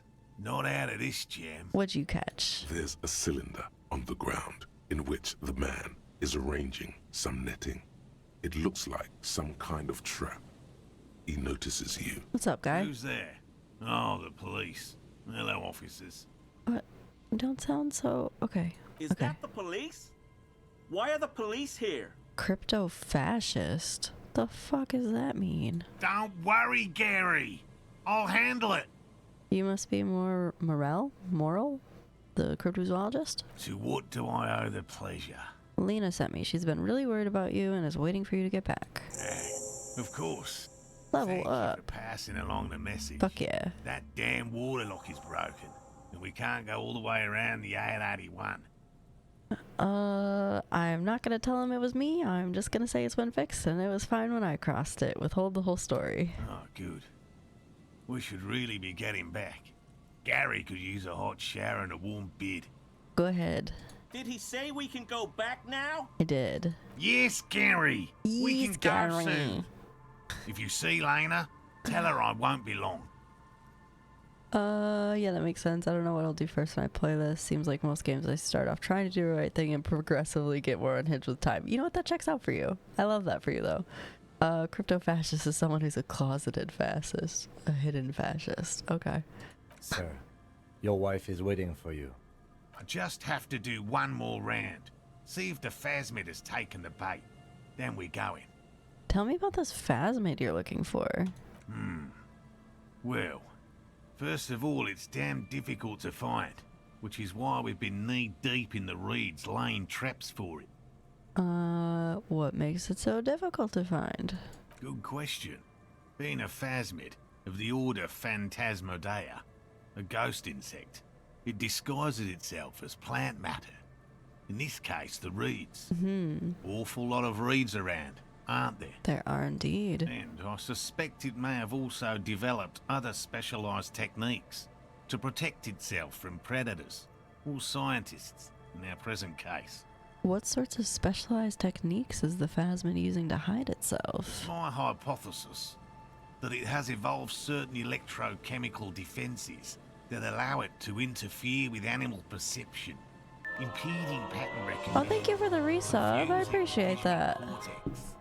Appreciate you. Oh, look at all them fucking emote explosions.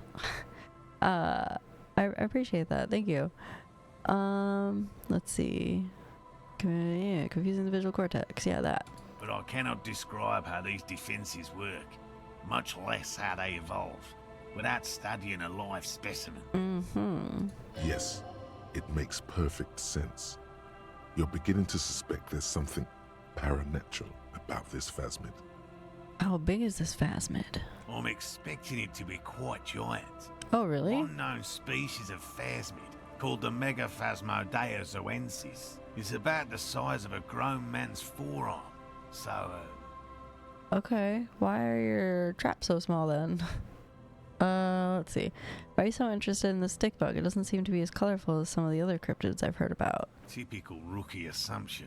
Okay, rude. Insects are much more sophisticated creatures than those unversed in zoology give them credit for.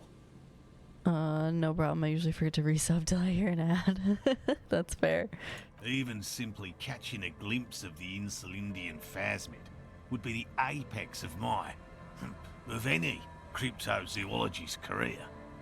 But to study it and its defenses, find out how it stayed hidden so long. Okay, what have you discovered about it so far? Very little, I'm sorry to say. Oh. No one's ever captured a specimen, so all our information is based on first and third-hand accounts. So no one's ever found one? Not yet. That's what makes it a cryptid. Okay. Just out of curiosity, if there's no proof of its existence, how do you know it's real? How do we know God's real, Kim? I know it's real. The cryptozoologist says brusquely enough that even he seems taken aback by it. By which I mean, I've heard enough first-hand accounts to believe quite firmly that the Insulindian Phasmid is more than mere superstition. Lena says that there's been a sighting of it here in Martinez. The most recent sighting was by a couple of teenagers along the coast here. That's what brought us to Martinez specifically. Okay. It's the first credible sighting in several decades. Admittedly, it's an unusual location for this species, but with all the sewage runoff upstream, it probably doesn't matter much anymore. Maybe the Insulindian Phasmid has died out? I have to resist the thought.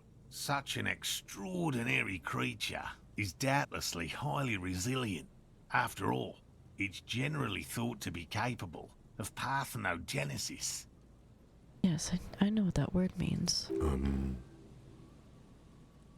My options are parthenogenesis or got it, parthenosis.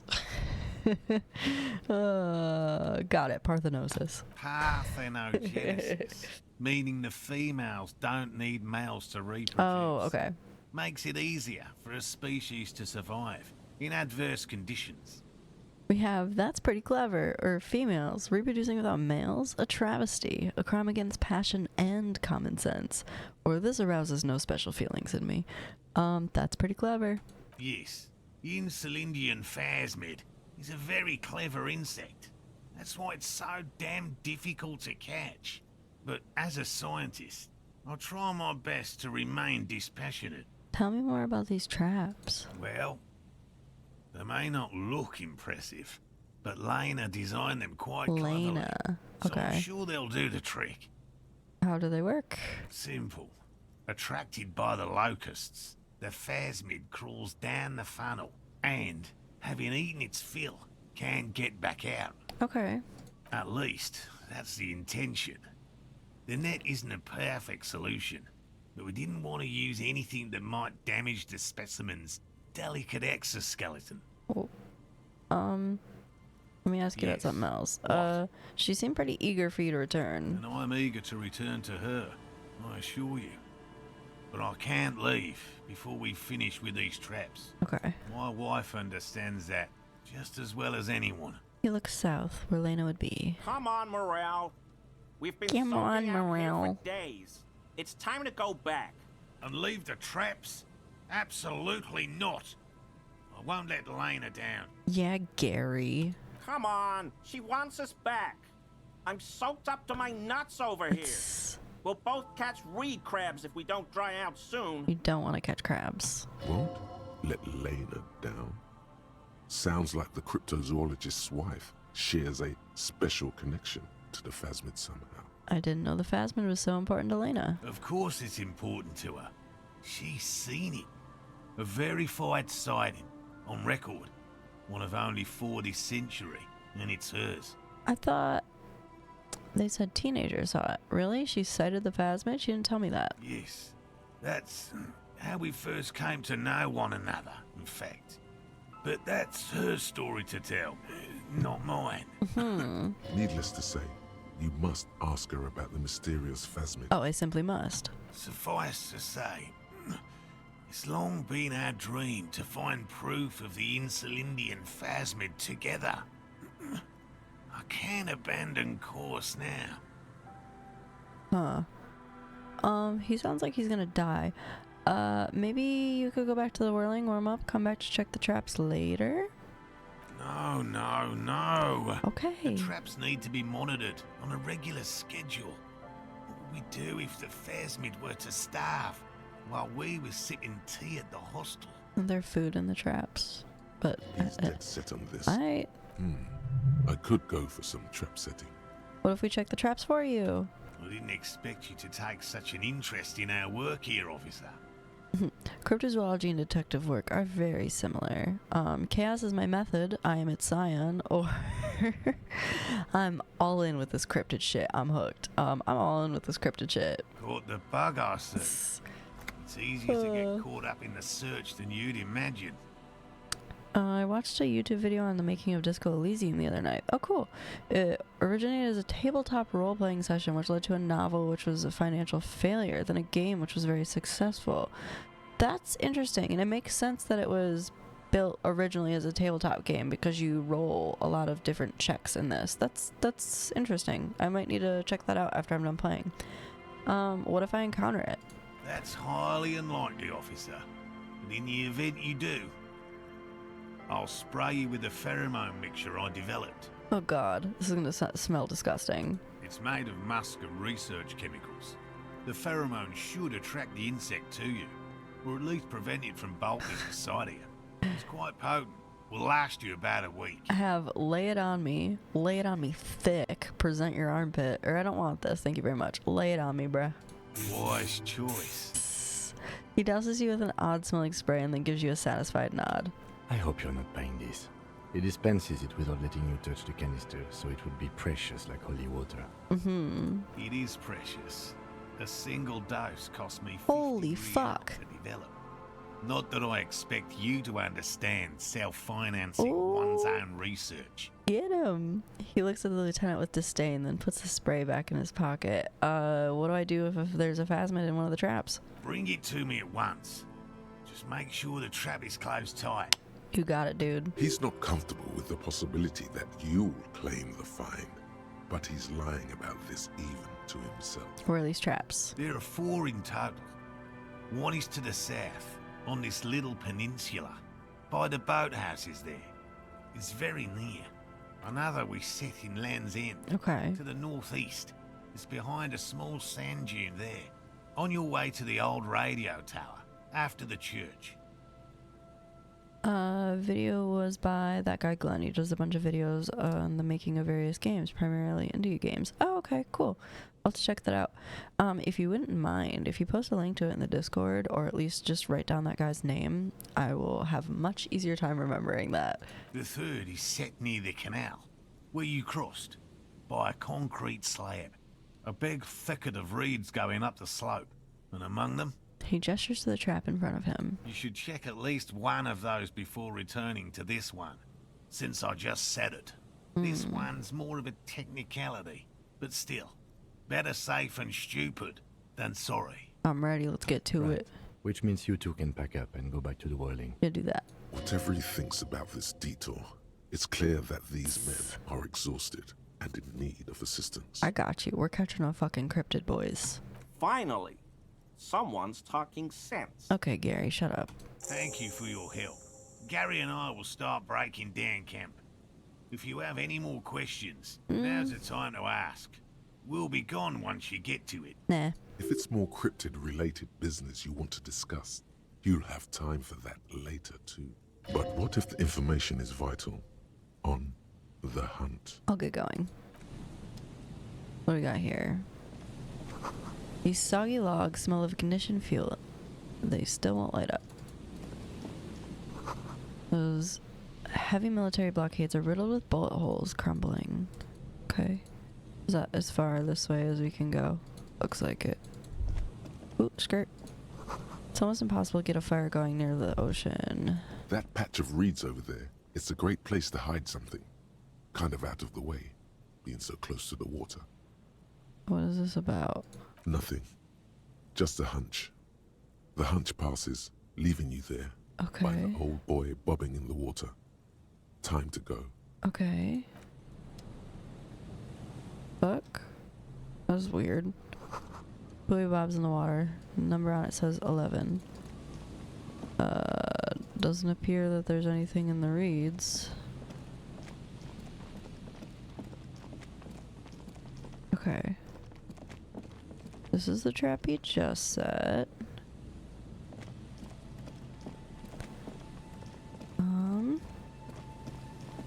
How do we get up here towards where this guy is? Aha. What are you guys talking about? And Mikhail noticed the windows. Thank you. Especially with how there are no windows on the south side. This was to deal with. A blond man stands next to his son, pointing to the weather-worn ruins. He sees you approaching and smiles. You officers, come to investigate the historic subtext of West Martinez? I'm Tran Heilostam. You must be Kim Kituragi, right? How do you know I was him? just telling my son about this building. Not a lot of people realize the historic significance here. Very rich in hypertext. Nice to meet you. Wait, what was it? Wait, hold on, hypertext? Yes, hypertext. Young Carp and the collection of cultural hyperlinks. What was that about the windows before? Oh yes, so Mikhail. They had to deal with monitor glare, especially in the summer. They still had vector monitors back then. That was 49 years ago. So they didn't have windows on the south wall. You and Kim know each other? No, I can't say that we've met before, but I've heard of Kim, of course. Mikhail, say hi to the officers. He rests his hand on the boy's shoulders. The child stays hidden behind the hem of his father's coat, clutching to the worm-themed coloring book. Mikhail's a little tired today. We spent all night trying to run Orbis on his radio computer. Have you heard of it? It's a programming language used in Grad. Quite tricky, but he wanted to play this Grad-made adventure program. We've been getting really into worms lately. Ah. The man speaks in the artificial cadence of a professor, or someone who's been on too many radio shows. But I assume you're not here for giant worms when there are so many real things to see. Just as I was telling Mikhail before, this is where the Coalition landed in 08. We could be standing on what is the most interesting landmark in Revachol West. He points to the building again. This man is your half-brother. You feel it. But why? Excuse me? What's so fascinating about an empty building? You look like someone who has money. Do you have any money? Or great, thanks for all the interesting information. What's so fascinating about an empty old building? Aha!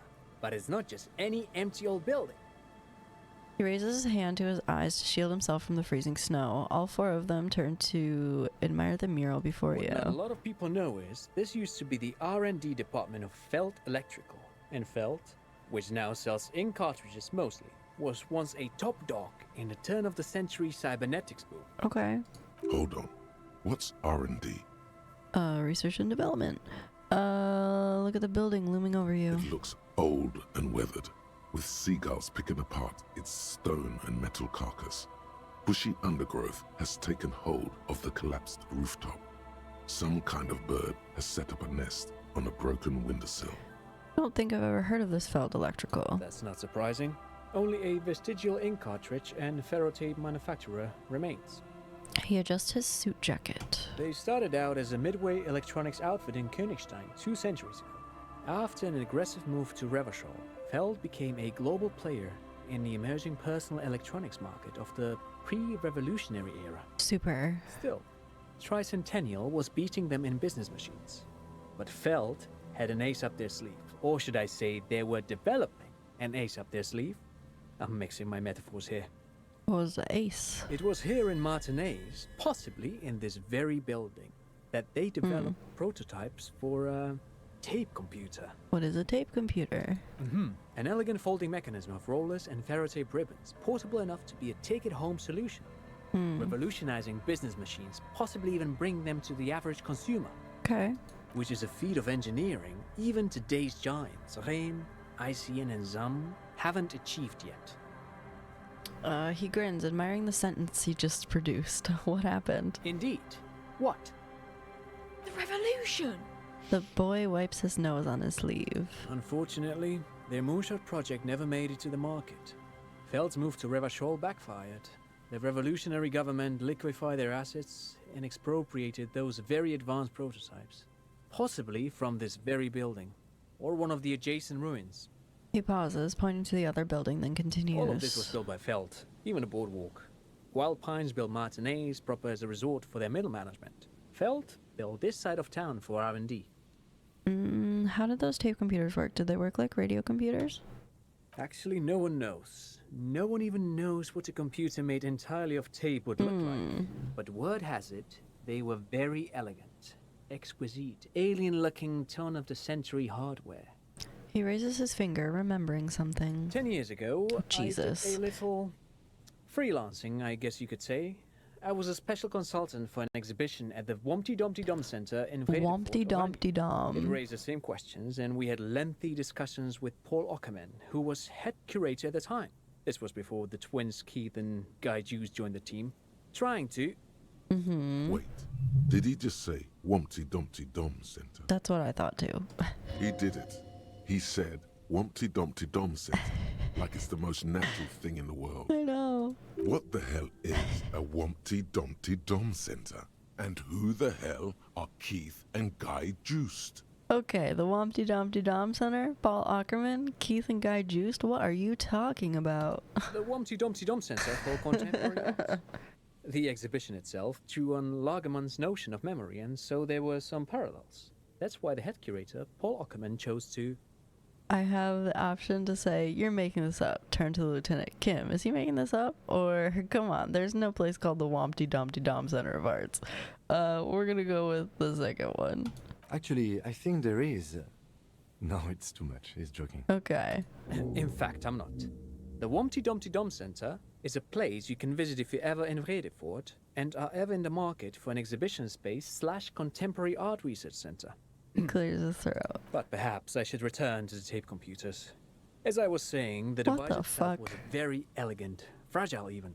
One could write directly on the tape using a special chemical solution. The machine would then analyze the handwriting, perform operations, and project output onto a white screen. It was a beautiful, delicate thing. Made of black film and folding tape structures. Cool. Very, very cool. Though I understand the socio-economic causes of the revolution, it pains me to imagine the revolutionaries setting fire to this precious device. But so they did. The Feld playback experiment vanished into the fires of '07. Why'd they destroy it? Who knows? Maybe it was an accident, or maybe they didn't want the technology to end up in the wrong hands. Either way, they're all gone now. All 3 versions of the prototype.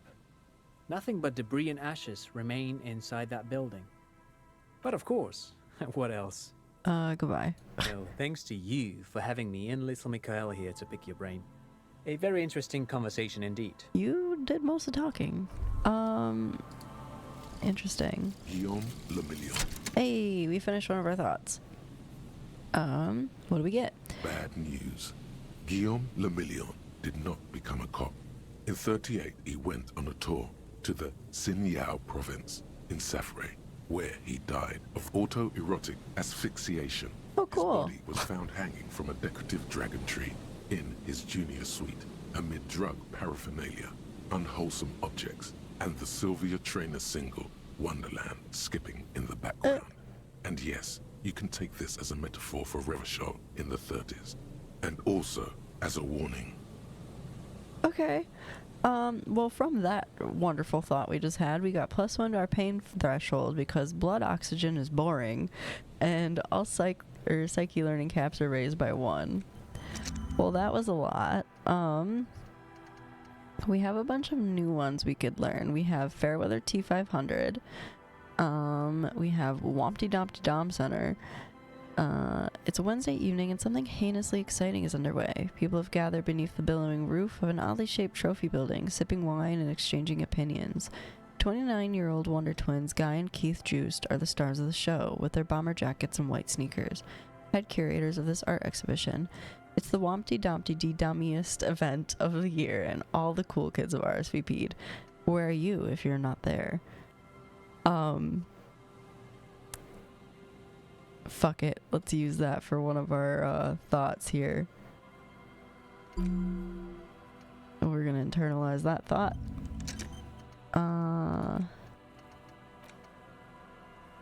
Let's see. Or we have this Fairweather T500 one that we can do too, and it says it really hurts to punch this armor. Sword wouldn't even leave a scratch. A bullet would bounce right off. Still, there must be some flaw in it that would allow you to stand your ground against this dangerous enemy technology. You just have to figure out what it is. Possibly by beating yourself while wearing it, shooting yourself. Let's see. We're gonna go ahead and not do that one. And we still have points to level up, but I need to save this one until I find out what we need it for. What's in this box? Money. What's in this box? Another power box. It charges nothing now. It's empty. Then we have this. Fence blocks a path. No way on from here. Okay.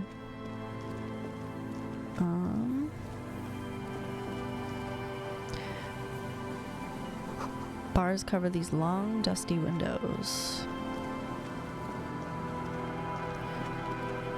I'm going this way because I think one of those traps is probably this way. Buzz hum. The electricity flows through the wires with audible power. Makeshift roof. Vagrants tried to make the boardwalk habitable. That tarp will keep out neither rain nor snow nor wind. Alright. Anything fun in this barrel? Some money. Love that. Coin-operated weighing machine. Hasn't been used for a decade. Vagrants have recently painted the tarp red. Water drips from it.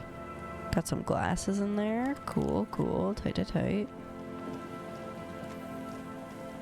Oh, okay. I guess we'll go all the way around, because that's what I intended to do. Someone must have worked hard to smash the plastic dome. A dead phone, a smashed receiver, like someone hung up too hard.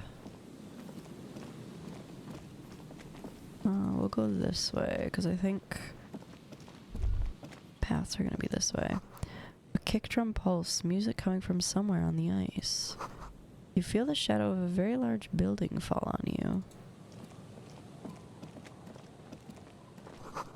Dusty pews in the shadow, many seem to be missing. Oh, this must be that church. An altar shrouded in dark, or something like that. It's too dark to tell. Sign reads Sambrun 1147. Heavy wooden doors, more than twice your height, stand shut in front of you. The rectangular sea-worn ornamentation appears in stark contrast to the padlock, carelessly drilled into the wood. Inspect the carpentry. The carving on the door is block-like and angular, like the church itself. Two large beams shoot downwards, sinking into the wood before they reach the threshold. Back up and look at the door. The doors remain unchanged, closed with a padlock. Thanks for that. Inspect the staple. The padlock passes through a staple that's been hastily attached to the wood. Closer inspection reveals that one of the screws is not a screw at all, but a nail. The work has been done recently and is unprofessional, to say the least. Nice. Should you want to get through, it might be easier to just pry the whole thing off. This is where Mr. Prybar comes in handy. Maybe we should circle the building first and look for another way. The building has seen enough mistreatment. Fine. There is a touch of guilt in his voice. Should we start with that kick drum sound coming from the ice? I heard a sound before. Yes, the pulsing bass. A sure sign of junior delinquency. Somewhere east of here. There's something on the sea ice there. Okay. We're gonna leave, and I guess we'll go check out the junior delinquency.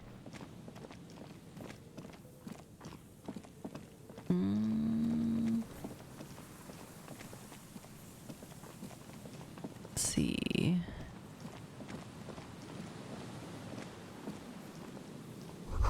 Rusty gears used to turn the whole machine.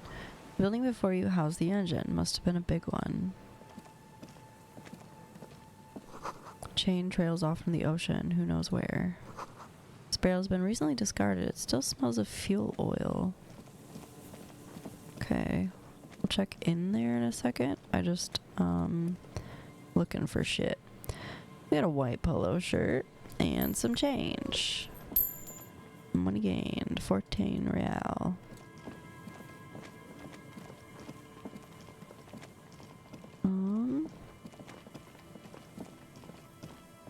Oh, I think that's one of our traps, maybe. Cigarette butts cleared away under a rock. Brand Tiumuriti? Take a mental note. Tiumutiri seems important somehow. Someone's made a campfire here long ago. A rusted, broken control box for the radio relay tower. Ladder's too rusty to climb. The sea air has eaten away at it. This relay tower coordinates boat traffic by the bay. Barely. Tiny inlets there, off in the far distance, where the posts trail toward... ... Can I even go that way anymore? Oh, a scented scarf. Is it Alt or Shift? I forget that there's a button that we can click to see everything. It's Tab. Okay.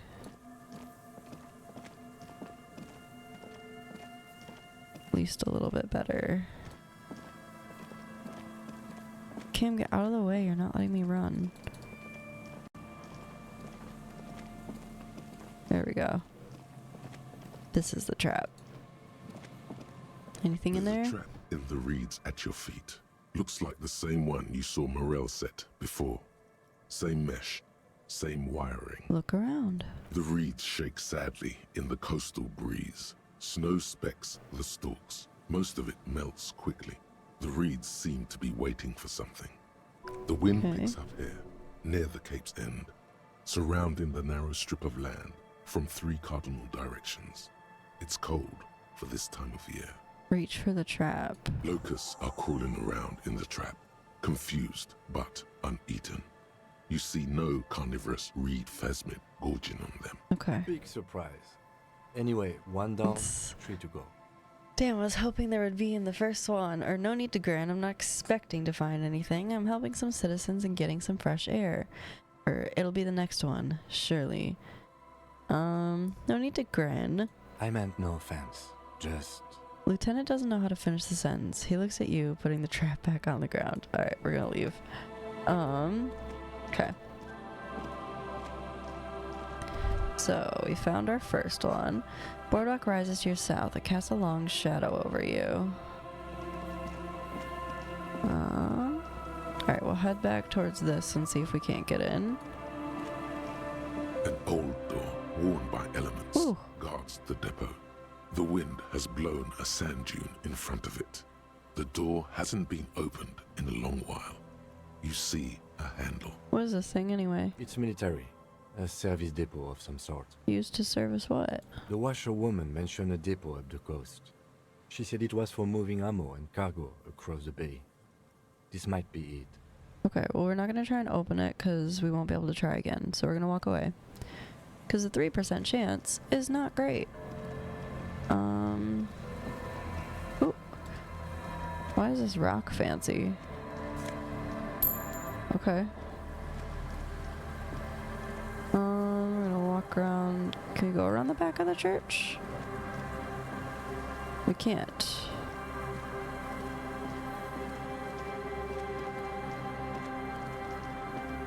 Where did we hear those hooligans at then? Was it around this way?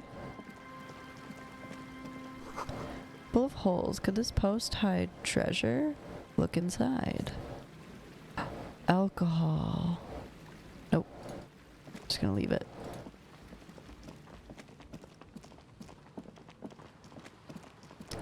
Oh, I think I see some hooliganism afoot. Must have taken a lot of patience to do this. Yeah, I did like standing stones. Hello? A shaggy-looking girl in her late teens or early 20s kneels on the ice with an electronic contraption in her hand. Hearing you approach, she looks up. Okay. Oh. Hello there. Hi. It's cold out here, but she's not wearing a hat. She must be freezing. Everyone knows drugs make you invulnerable to cold.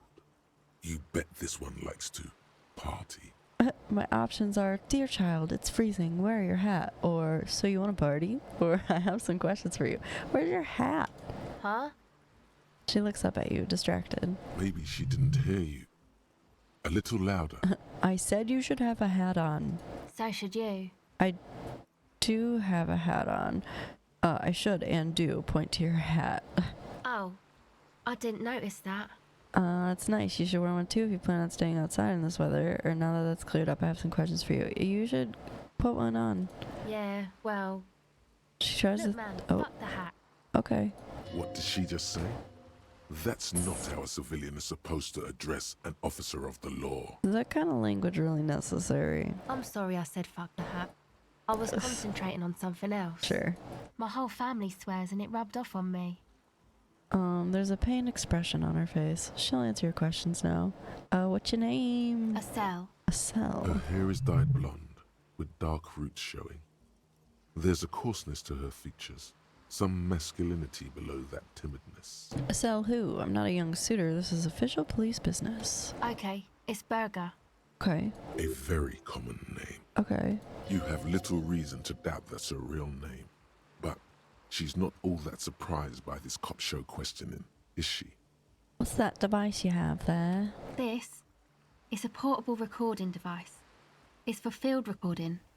Low quality, but still. And the wires? Actually, just one wire. I picked on it till the braiding came loose. The wire leads to a contact microphone. What's a contact microphone? A contact mic records sounds from inside things, like this ice. Okay. Nice. You could maybe bug someone with it. Wiretapping. Actually, I had some non-mic questions for you. You seem surprisingly comfortable with being questioned. Why is that?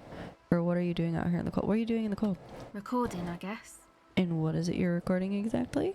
I think I'm recording cracks in the ice, but there's no way to tell. Not without headphones.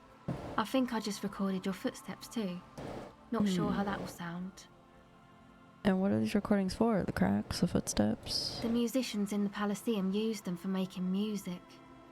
They looped the stuff, cutting the tapes together. They make music out of cracks in the ice and keys jangling. Crazy sounds like that. It's hard to explain. Okay. Anyway, I thought I'd make some too.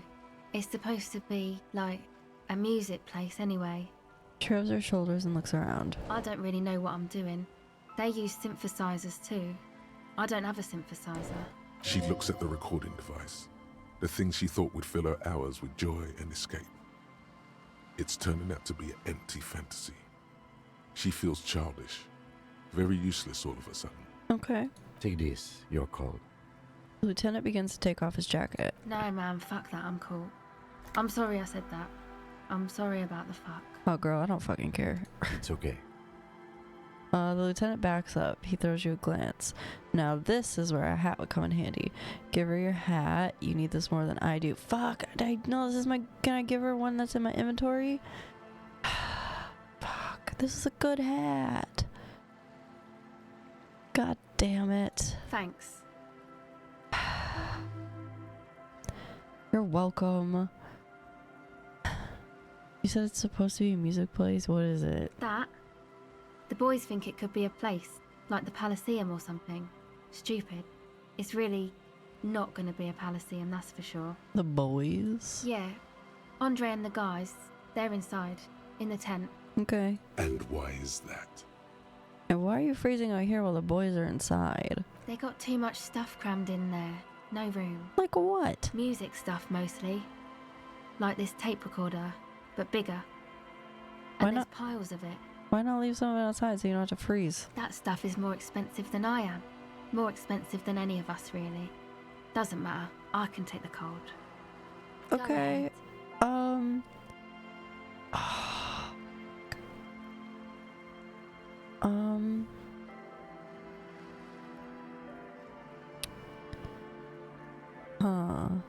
Well, tell me more about this music place you've been playing in the church. It's supposed to become like a club for Nordic dance music, like that new style of synthesizer stuff they play at the Palaceum. Okay. Except that, yeah. She looks up at the old wooden church up in the poles as a mean wind comes bellowing in. The 6-story structure lets out a doleful shriek. You want to turn the church into a club? I know. It's not my idea. Andre and the boys found the place. It was supposed to be deserted, but now they can't even take it. Hey, you two are cops. Yeah. Okay, well, maybe you could talk to Andre and the guys, because there are some strange things going on in that church. If you're police, you should look into it, right? Our options are I'll talk to them, or we'll see. I prefer to remain non-committal, or I've got enough on my plate as is. I'll talk to them. They're inside that thing there. Would be cool if you did. Was there something else? Did you put the padlock on the church door? No. No? Not really, no. Okay then. What do you need to know? What do you mean not really? Enough about the church. Go ahead.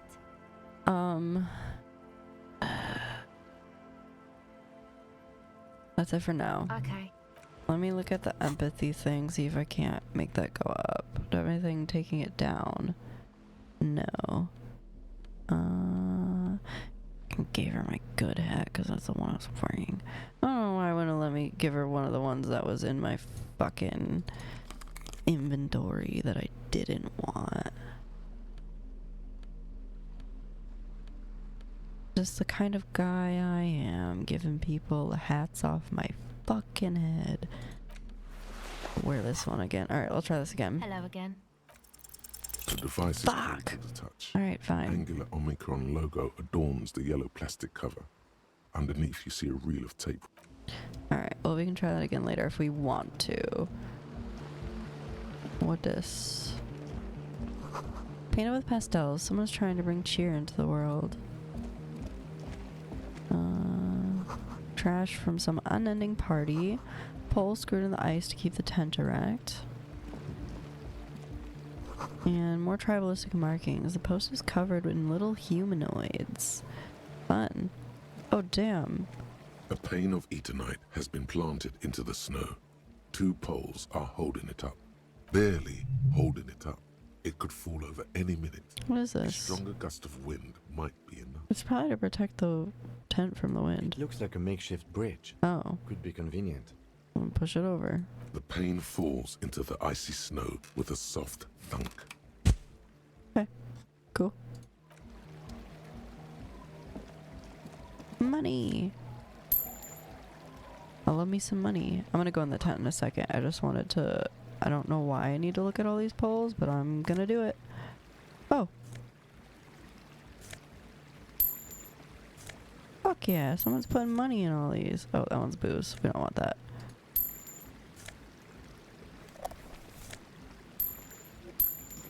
Yeah. We just made like $10. Okay. Let's peep in the tent here. See what the boys are doing that's so important that this poor girl needs to be out here. This is someone's home away from home, just like yours. Super. The tent is just tarpaulin fabric covering a pile of stuff. The flap is open. Inside, 3 young men are listening to some new form of music. It's like nothing you've ever heard. One of them looks at you. What's up, squad? Come on, get in and close the flap behind you. The warm stuff's getting out. Oh, the warm stuff? It's safe to assume this is their leader. Or at least he thinks he is. Yeah, fuck yeah. Sorry, we barely have room for one. He points his thumb at the lieutenant. You go ahead. I'm too old for this. Let's party. I'm actually not, he thinks. I just dislike delinquents. That's fair. I'm sure you will feel right at home. I'll keep watch. Excuse you? Vibes. Smells like sweat and laundry detergent, plus a trace of ether. Cool. Pile of nasal sprays, brand name Nosafed Ultra. A speaker, the big kind they use for live music. Canisters filled with what appear to be water. The label says distilled. Alright, what's up? You see a youngish man bleaching the tips of his hair with a toothbrush. He puts the toothbrush down and extends his hand. Hello, I'm Andre. It's a pleasure to meet you. Shake his hand. His grip is strong, sweaty, and warm. He's trying to project and inspire confidence. Okay. This is my posse, Noid. Noid? The young man with earrings looks at you suspiciously. What tanks? An egghead. Egg! He yells. The tape player high above his head continues to blast strange music. Egg? Together with a settled burger, who's out there right now, doing some seriously progressive sonic experimentation. We like to think of ourselves as music venue organisers. How many venues have you organized? We have many in the pipeline, officer. Uh-huh. Why are you here? You see, we've been all over Jamrock North, prospecting for real estate to establish a new venue in. Uh-huh. Also for talent. Also for talent. Yeah, thank you, Egghead. And while there is no shortage of raw, unfettered talent spinning tapes in Jamrock, we've had rotten luck with the real estate part. Sure, of course. Place is a shithole. Yeah, sure, David Bowie. I apologise for my friend Noid's potty mouth. I realise this is not how you speak to a police officer. He has authority issues. Was there something you wanted? Your friend Sal said there was a problem with the church. Oh, so you've met her? Good. Yeah. Yeah, it's a matter of occupied ecclesiastical property.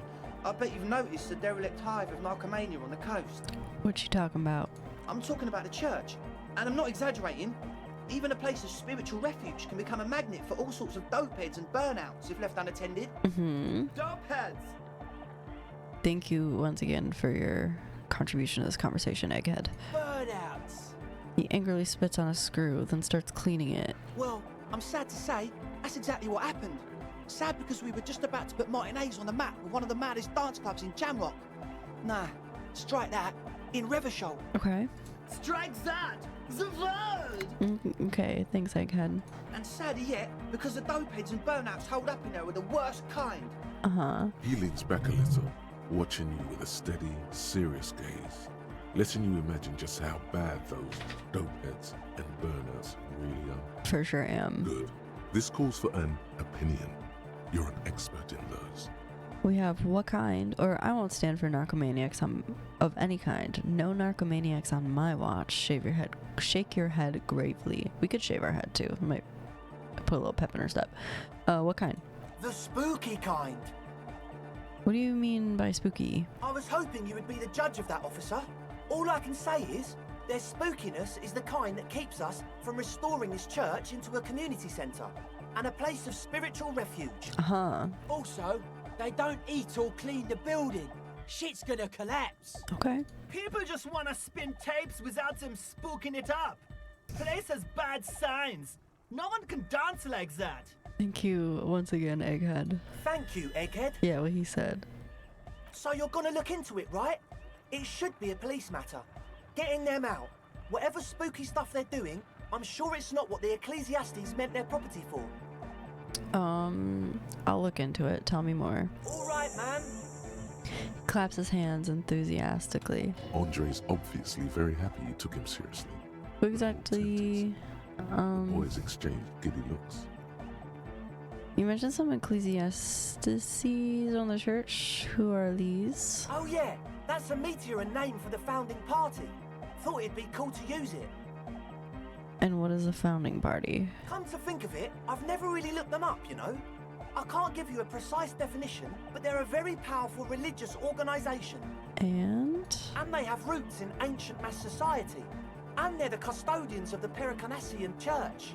Plus, they anoint the innocents. They, like, made the innocentic system, no? Uh-huh. Sounds like exactly the kind of people who would want loud dance music in their church. You're right, they do. He says without the slightest hint of irony. The Pericanassian church is about love. And Nordic music is about love. I got love for my Pericanassian posse. Love is the relay out of death. We dance. He violently shakes the tape player as if to see if he can break it. Love is hardcore. Yes, it is. Unity. Unity. Make some noise for my Insulindian posse. He turns the volume up and then looks at you with a knowing nod, as if it's obvious you will now break into dance. You feel it. The anodes and the cathodes yes. coursing through you. Your big toe starts tapping along to the bass, as if testing the waters. We have no words. Enjoy the beat. Nod your head. We have I don't quite understand what you're talking about. What's a posse? I guess love can be pretty hardcore. Or you're right. How could the founding party be anything but enthusiastic? Dance music is about love, and so is the Pericanassian church. Or on second thought, no, this is too much. No sane organization would want this level of absurdity going on in their church. Ooh, love can be pretty hardcore. Oh yeah, it can. He's coming around. You're getting it. You're so right. Yeah! Yakokata! The place to be! What Egghead He said. seems ecstatic that you share his vision of pericarnassianism. For sure. Do it for the masses. Do it for the crew.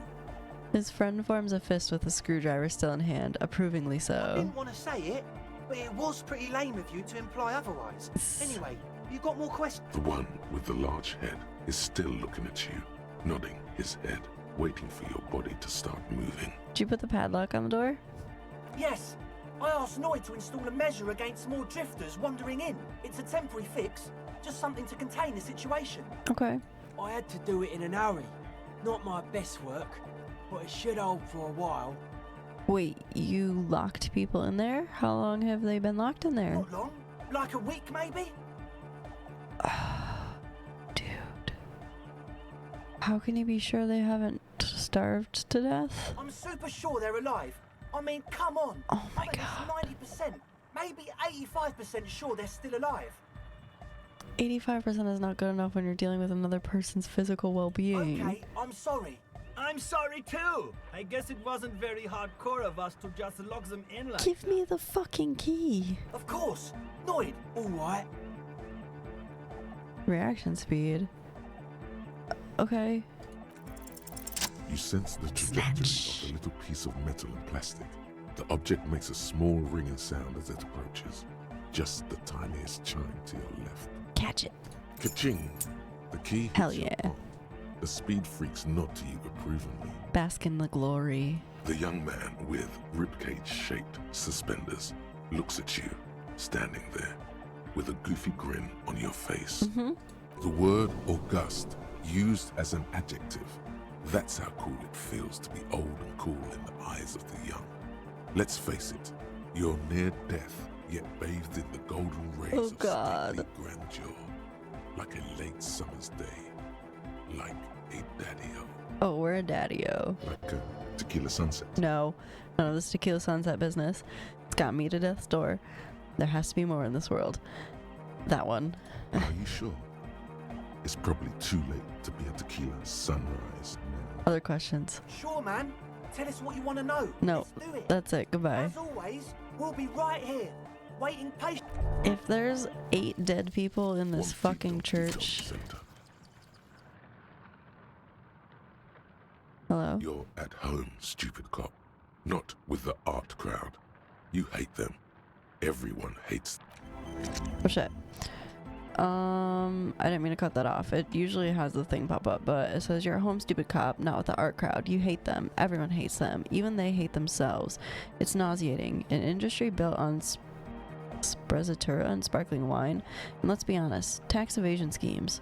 The Wompty Dumpty Dom Center is the heart of this unholy symbiosis of aesthetics and tax optimizations.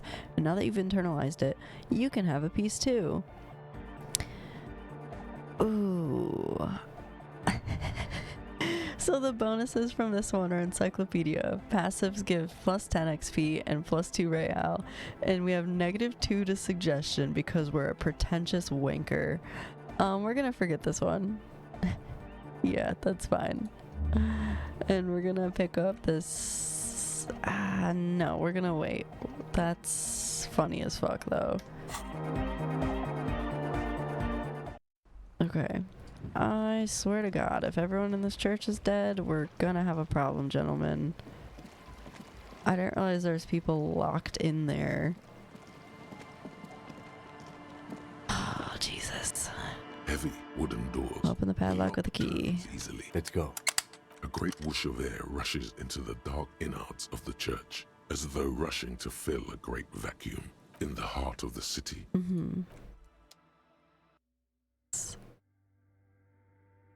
I'm scared.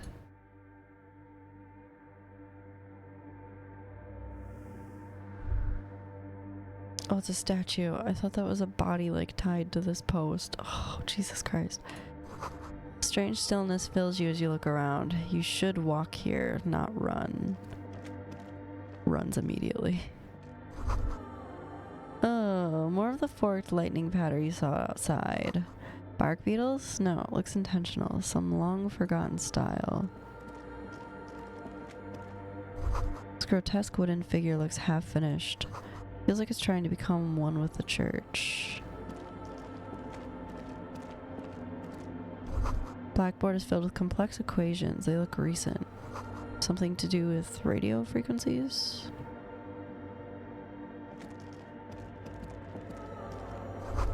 The bowl is filled with water. A live wire runs directly into it. Could these wires work as contact microphones? What the fuck? The silence in this part of the church, it's almost palpable. All the shifting matter and shuffling of living things is gone. Nothing seems to exist beyond the church anymore. Maybe if you were to stand in just the right spot, even your footsteps would be completely silent. Wait, I think I still hear something. And then it's gone. Almost all of it. But for the faintest of hums, you can hardly hear your own breathing. Stomp your feet and clap your hands. You produce a few muffled thumps, after which the silence feels even more total, somehow. Yell as loud as you can. Your voice is barely audible. Not a howl, but the softest of whimpers. What's happening? The lieutenant points to his ears and shakes his head. Then he leans closer. Can you hear anything? Almost nothing, and it's beginning to worry me.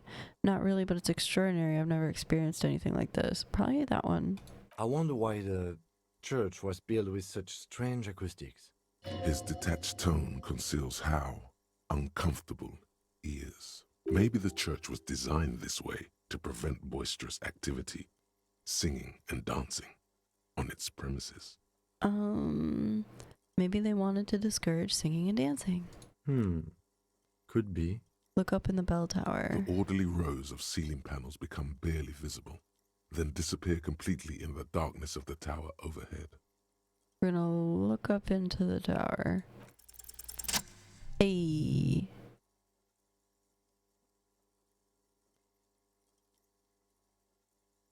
Oh jeez, this place is huge. What a big ass fan.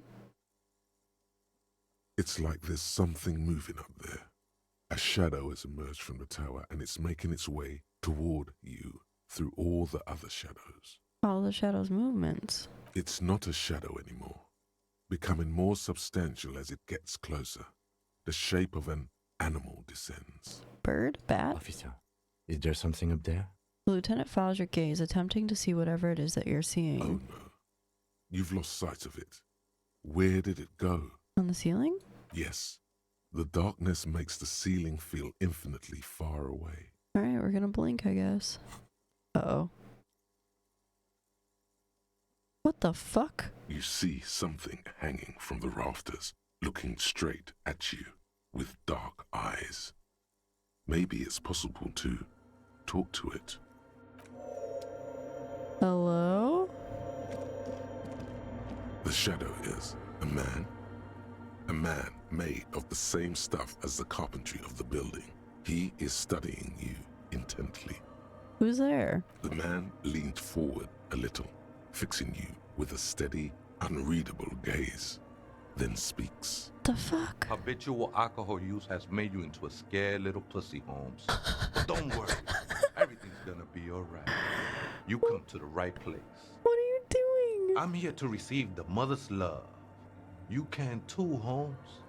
And when you ready, she will take your hand and lift you out of that despair at the bottom of that bottle. Okay. This man is obviously a habitual narcotics user. Do we really need to question him? I'm put off by this religious stuff, he thinks. And maybe the ceiling climbing, too. It's all very hard to square with the lieutenant's own view of reality. Yeah. Hey, and what was that about the bottle again? You haven't even drank that much lately. Yeah, fuck you. We haven't drank since I played. Shish. I'm a policeman. I need to talk to you about police things. I don't know anything about alcohol use. Oh yeah, sure.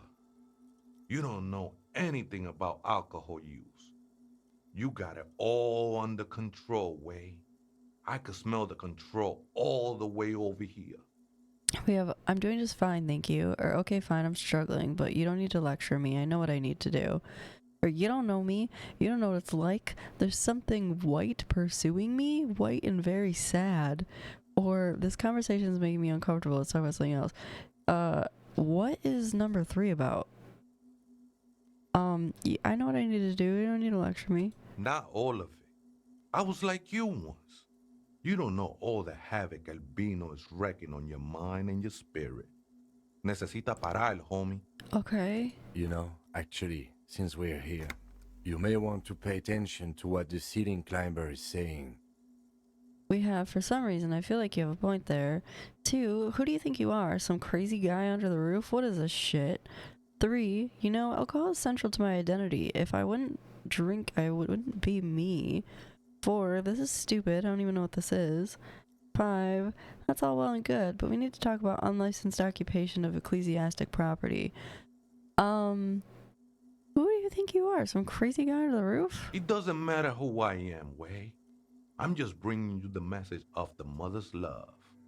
She don't want you to hang yourself on your own stubbornness. His words echo in the cold air of the church. This is the church of the Mother of Silence. You are welcome here. He sways gently on the beams, waiting for you to take it all in. This Mother of Silence sounds like a serious player. You might want to be careful until you find out what you're dealing with.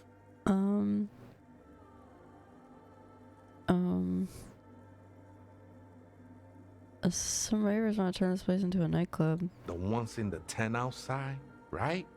I see them. Think they scared of me. Wait, do they have a reason to be scared? Or see, what do you think about the nightclub? Or, I trust you won't be getting in the way of some enterprising use. This business looks promising. Turn your church into a nightclub. I have to say it's a great idea. You should support it. Yeah, fuck it. You should support it. Absolutely, man. Oh. Wouldn't bother me none to have them spin music in here. I'm usually way up there, imbibing. And you're telling me not... what? Might even be nice to have some company. Okay. He said that in spite of himself. He's more attached to the human than he'd like to think. You just climbed down from the church tower? Sure did, Holmes. Are you human? You weren't moving like human. Or there must be something illegal about living in the church ceiling. I don't know what, but there must be. Are you human? I am. At least in part, Holmes. Into the mother's love burns away the cruel distinctions of the body. Uh-huh. What does he mean, in part? Are you a Boadero? I don't know what that means. You sound like you're not from here, or, well, at least you're human. That's a relief. Yeah, that one. Glad you're feeling more comfortable.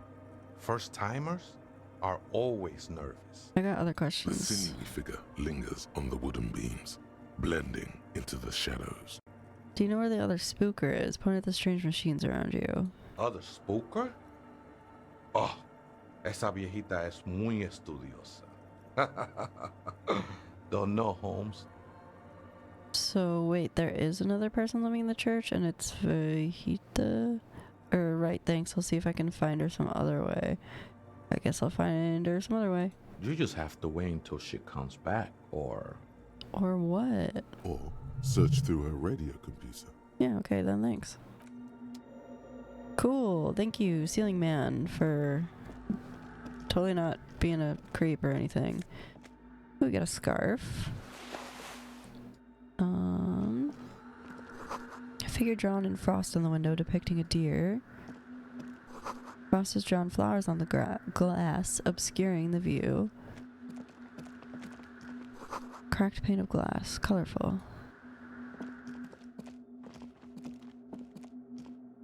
Spider spun its web around this wood-carved pillar.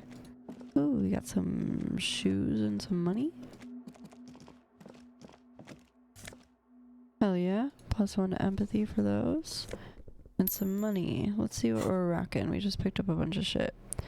Savoir-faire and visual calculus. Kind of like that. Pain threshold goes up with the scarf.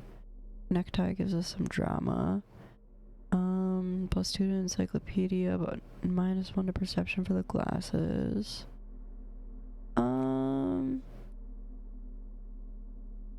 I think I'll keep everything how it is right now. We look crazy, but we're alright. What is? 2 decks of reel-to-reel tape spinning on empty. Portable Hummin Washi tape recorder. Someone's siphoning electrical current from outside into this antenna. Got a computer or A something? machine stands in the corner, watched over by the figures on the stained glass window. It's turned on and quivering with soft electricity. Okay. Another radio computer.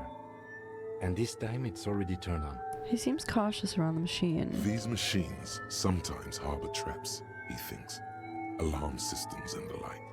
Let's be careful. Okay. We should leave. I doubt this place bears any connection to the case. Yes, but this machine looks just like the one in the doomed commercial area. Wait, just let me investigate it. Step behind the computer. Or you're right, let's get out of here. It does look like that one. It's also quite similar to the one we have down at the station. Must be the same model. He inspects the machine's framework, careful not to touch anything. The one you saw earlier was the Ream Civic.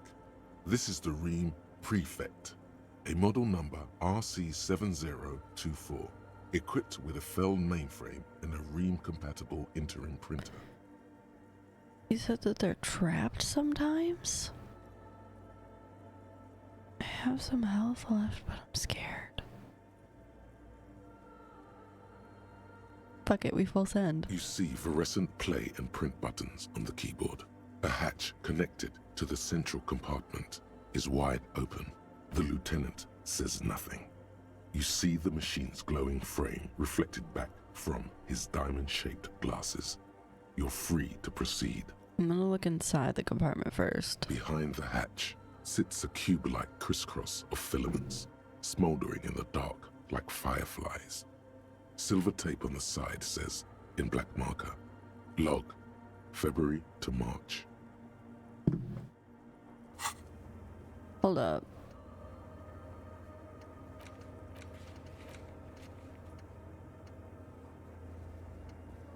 There was... Hold on.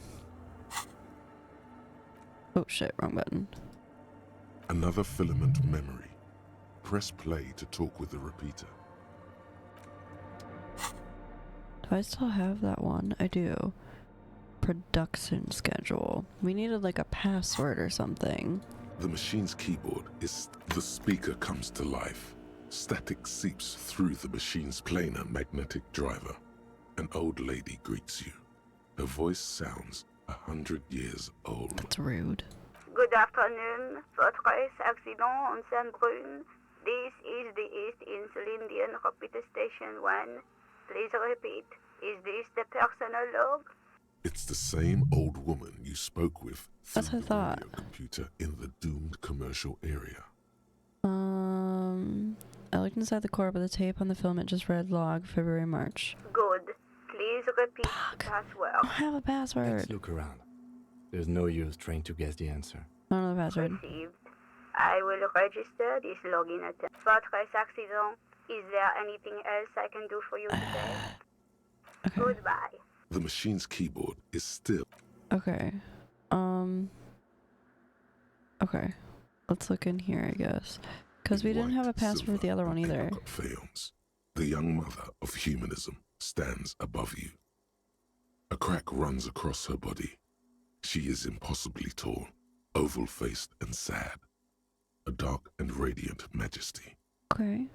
This is her innocence, Dolores Day. Okay. Cradled in her arms are a pair of glowing lungs, clearly visible from underneath her flowing dress. You should kneel. Nah. Cold wind seeps in from the crack in the glass. Snowdrifts cover the floorboards at your feet. Above, you feel her multicolored eyes on you, inspecting you. Okay. As if under a microscope. Look up. The woman looks down at you, standing there. She towers among her followers, architects, laymen, courtiers. There is a sad smile on her lips and a glint in her green-blue eye. Of what? Compassion? Remorse? She acknowledges the passing of someone who is still alive. Okay. You. It's compassion, it's remorse, it's mourning, it's not possible to live. It's compassion, bruh. As that soft word passes through your mind, the lieutenant draws an X-shaped cross from shoulder to shoulder.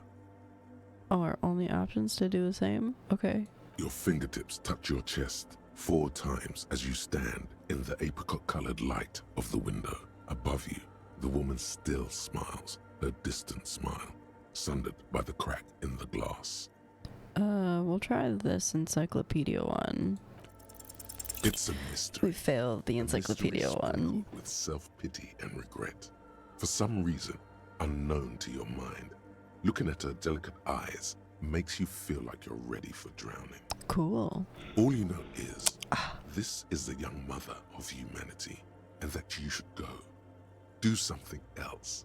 Escape her sad, worry-worn look. This is Dolores Day. The old woman in the village was right. This must be the DeLorean Church of Humanity in Martinez, or the small Pinewood Church in some records. You knew of this place? It's a minor landmark, not easy to find. Most maps misplace it. It was built not long after Revachol's founding, 300 or so years ago, by first-generation settlers. What else you know? There used to be 7 stave churches on the coast. Les Sept Sœurs, they call them. The 7 Sisters. Only one remains. The rest were burnt in the revolution or used for building materials. Okay. We should be respectful here, although the building appears to be deserted. I do not believe we'll find anything connected to the lynching here. Something else, perhaps? He looks at the machinery lying around. Respectful. Is the lieutenant a follower of DeLoreanism? Is he? There it is again. A small pang of guilt. It's time to ask him what happened here. Do you know why it was abandoned? I have a theory, yes. There was a police raid a while back. I heard the place was shot to pieces. Oh, damn. Okay. The old woman in the village was being tactful with us when she didn't mention it.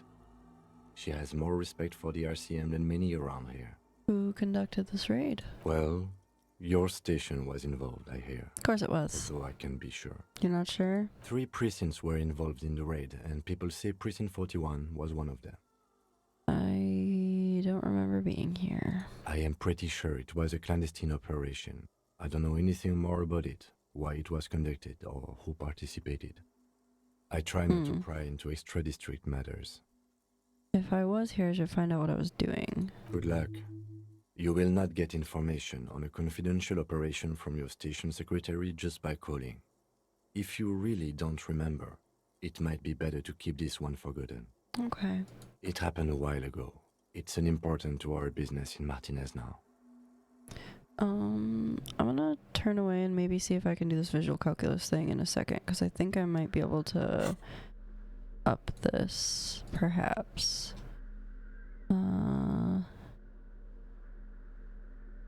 Maybe not. Oh, yep, there's one.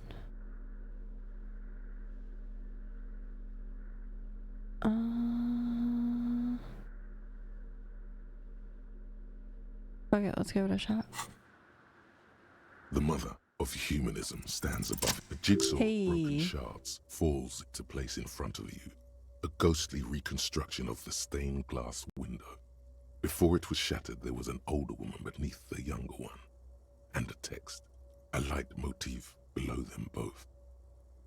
Real quick, there's an ad coming up, so I'm gonna throw out my Barrett back card. I have to run to the bathroom super quick and grab a pill. So this is your chance to stretch, go potty, take your meds, do what you gotta do. I'm gonna throw out the Barrett back card, and you know, we'll be right back. Alright, we back. I think everyone should be back as well. Mural. Let's see here. Oh, what shattered this mosaic? Unknown. Who is this older woman? The escutcheon on her throne says, Irene the Navigator.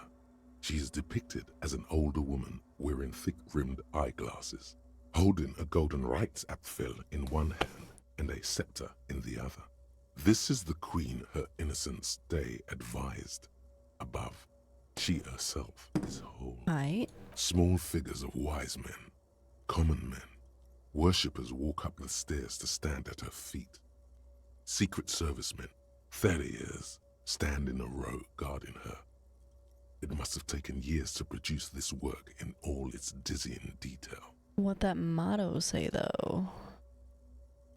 Below both women, in luminous black letters, Après la vie, mort. Après la mort, La vie de nouveau. That means after the life, death, and after the death, a new life. Cool. And then along the left side, après le monde, la gré. Après le gré, le monde de nouveau. I think that means after the world, the gray, and after the gray, the new world. Well, Lieutenant, this used to say after life, death, after da-da-da. Life again. After the world, the pale. Okay. The world again. I guess I could have waited for the translation. This exaltation is common in Dolorian sacralism. In the early years, it was even incorporated as the RCM slogan. No more, however. What is the motto now? Justice, union, prudence, and force. I like the other one better. So do I. I just registered what the last fucking option said. Holy shit. Step back. Jesus Christ. The mother of humanism towers above you. Why a is this wax locked? painting on a cracked pane of glass. Nothing has changed in her expression. Cam, are you a follower of DeLoreanism? Yes, we all are. Oh, okay. The name, body, and rule are synonymous with humanism. The laws we enforce are DeLorean in origin. Stroke a chin first. I didn't think you were spiritual, or I don't like her. She looks like a lever. Okay, The woman looks by in silence, smiling enigmatically. I didn't think you were spiritual. It's not spiritual, it's constitutional. The DeLorean system does not demand faith, only accordance. Okay, we're gonna leave. I feel a way about that, but I'll let him do his thing. Let's try and print whatever was on this computer. Hopefully it doesn't explode. Keyboard is still nothing happens. Okay, never mind. And we need a password to get in any deeper, which we don't have. Scary ceiling man still there. That's cool. I think. Oh, what was that? Came from the stained glass window. Still has letter on it too. Okay. That might be all that's in the church. We can go talk to those hooligans outside. Oh, hooligans. Scary churchman says that he would love for you to turn the church into a nightclub. What say you? Hi again. So, how are things going? About the church. I checked it out. And? What happened? I talked to this shadow-clad being climbing the beams. A man living on the ceiling. Oh man, the crab man you mean? Who is he? What did you think? Let's see. Seemed okay, to be honest. Very spiritual. He gave me this odd lecture on alcoholism before rambling on and on about the mother's love. But you were right. He's a true narcomaniac, and the way he climbs, it was terrifying. He seemed okay, to be honest. Really? Interesting.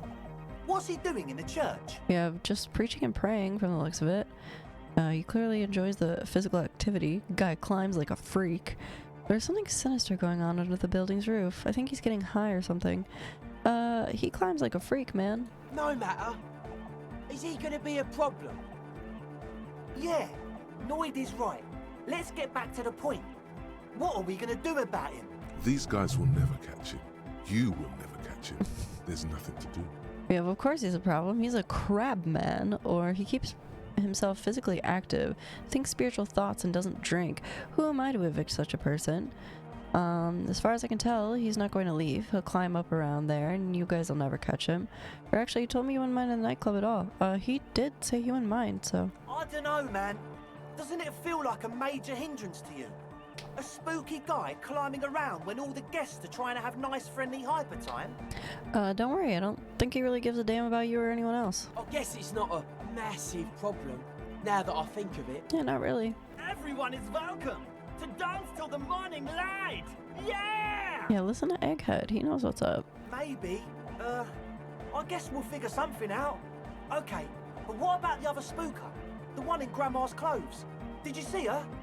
I didn't see some other spooker, just some machines. But she's in there somewhere. Has to be. Have you tried investigating the machines? Anyway, do let us know if you see her. Okay. As always, we'll be right here, waiting patiently for the news. Yeah! Maybe I should ask about the equipment. Yes. What? I see you brought your own water.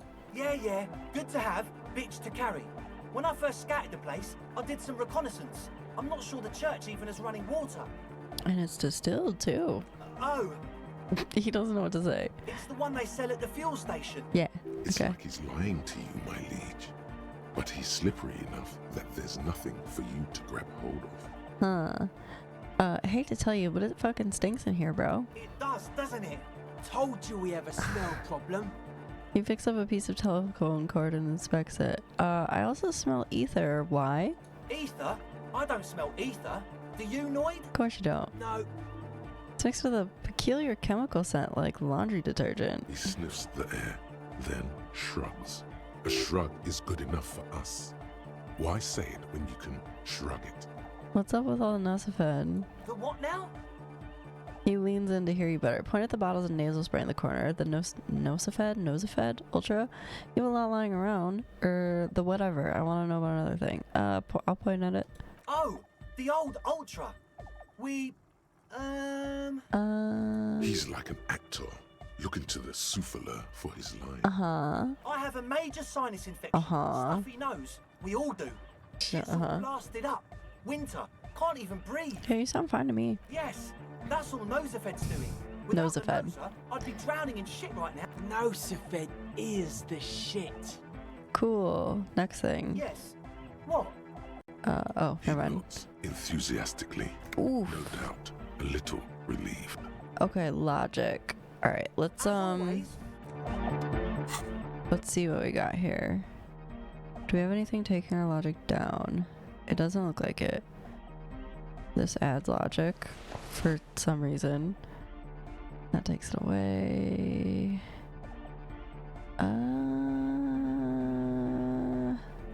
Here's a white check. We can try it again. Hi again. So, how things going? Okay. Yeah, okay. So the speed freaks want to start a club for dance music. That much checks out. Youths like music. You feel as though you might have liked music more when you were young, too. But you digress. Rub your chin. What's the gist of it? The gist of it is, they want to turn the church into a club. But a suspicious element has overtaken the building. It's very important to understand what the gist of things is. Always consult the gist before making up your mind. This is going well. Is it?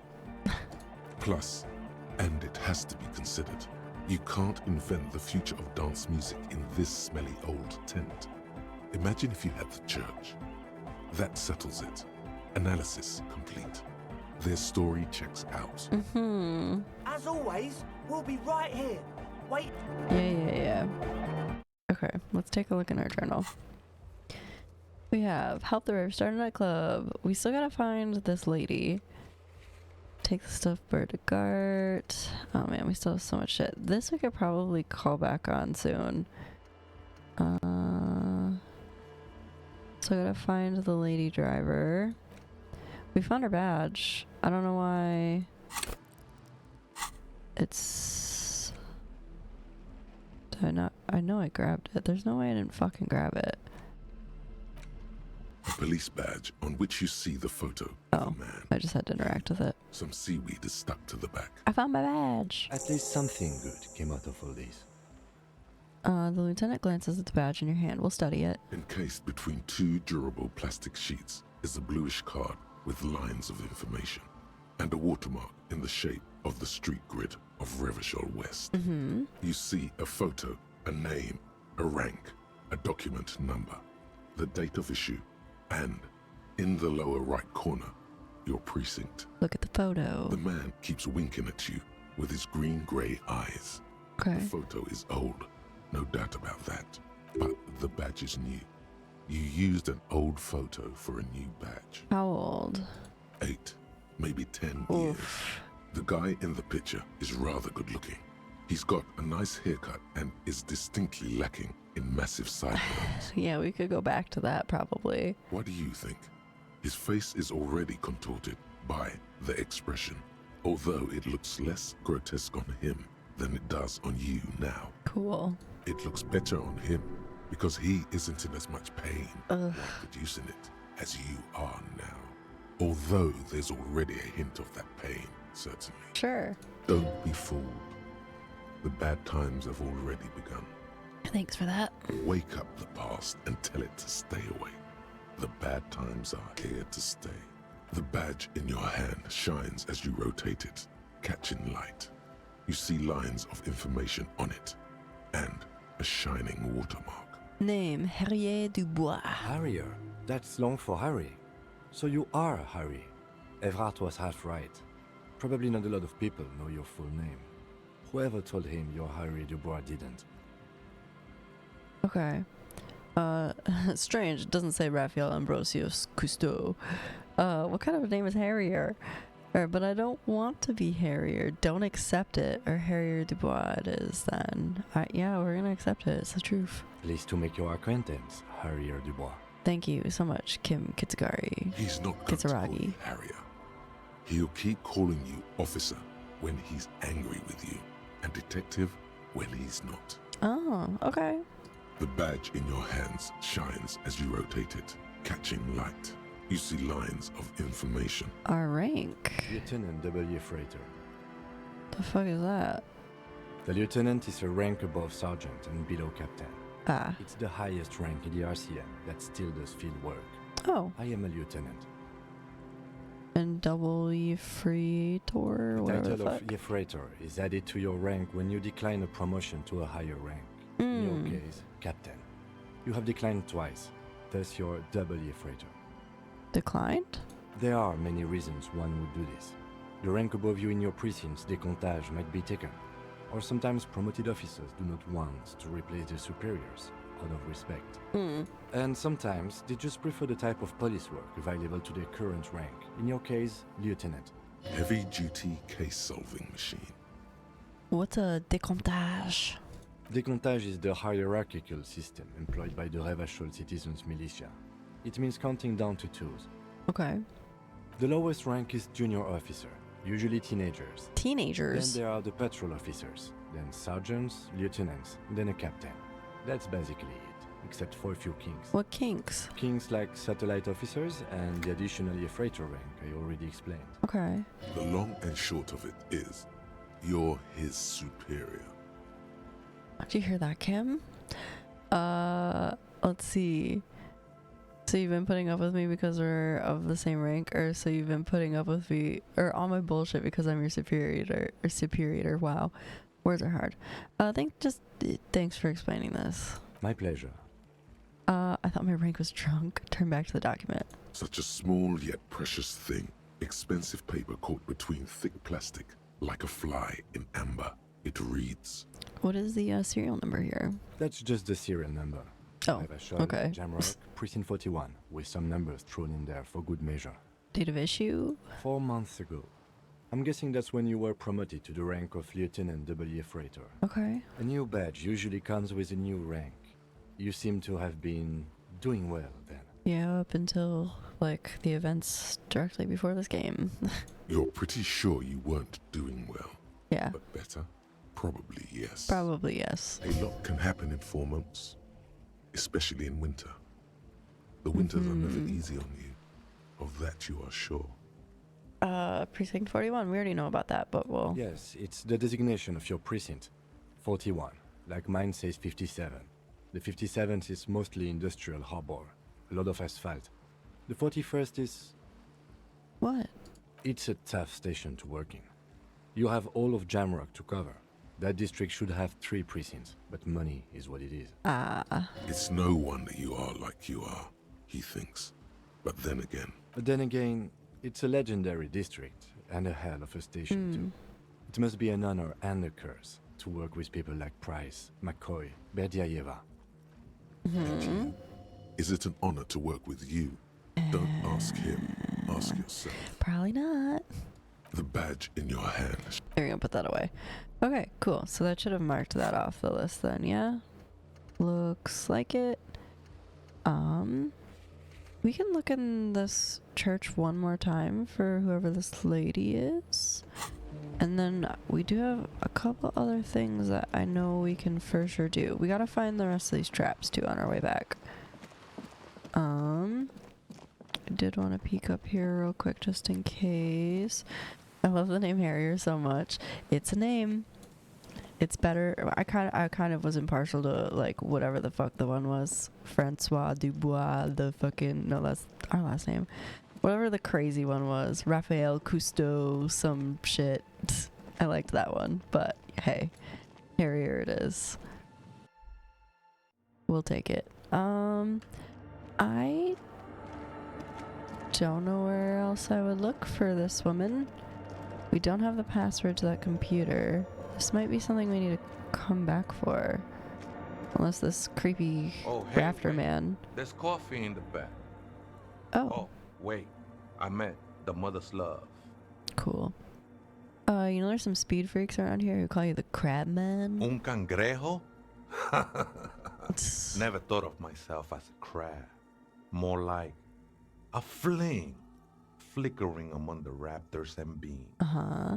It may be that I gotta work on my technique. Sure. That's not the only technique he's working on. Look at those carved sculptures. And is that a satchel of tools over there?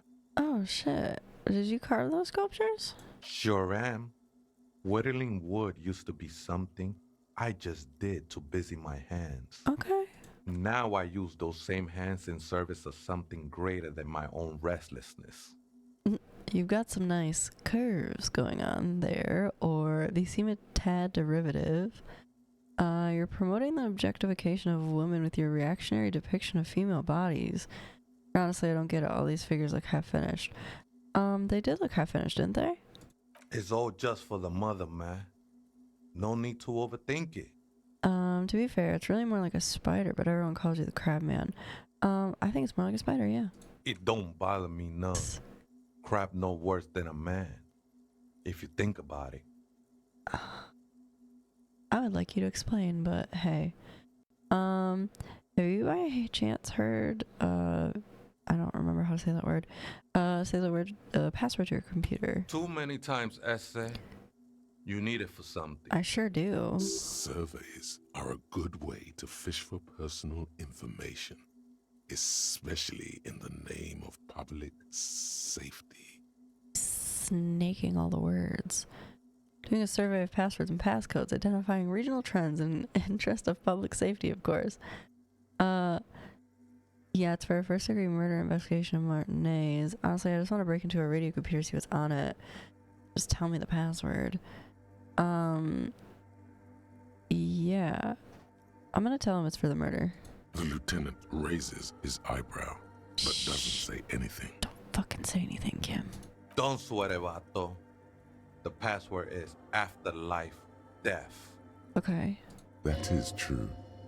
But what comes after death? Oh. What you think of that?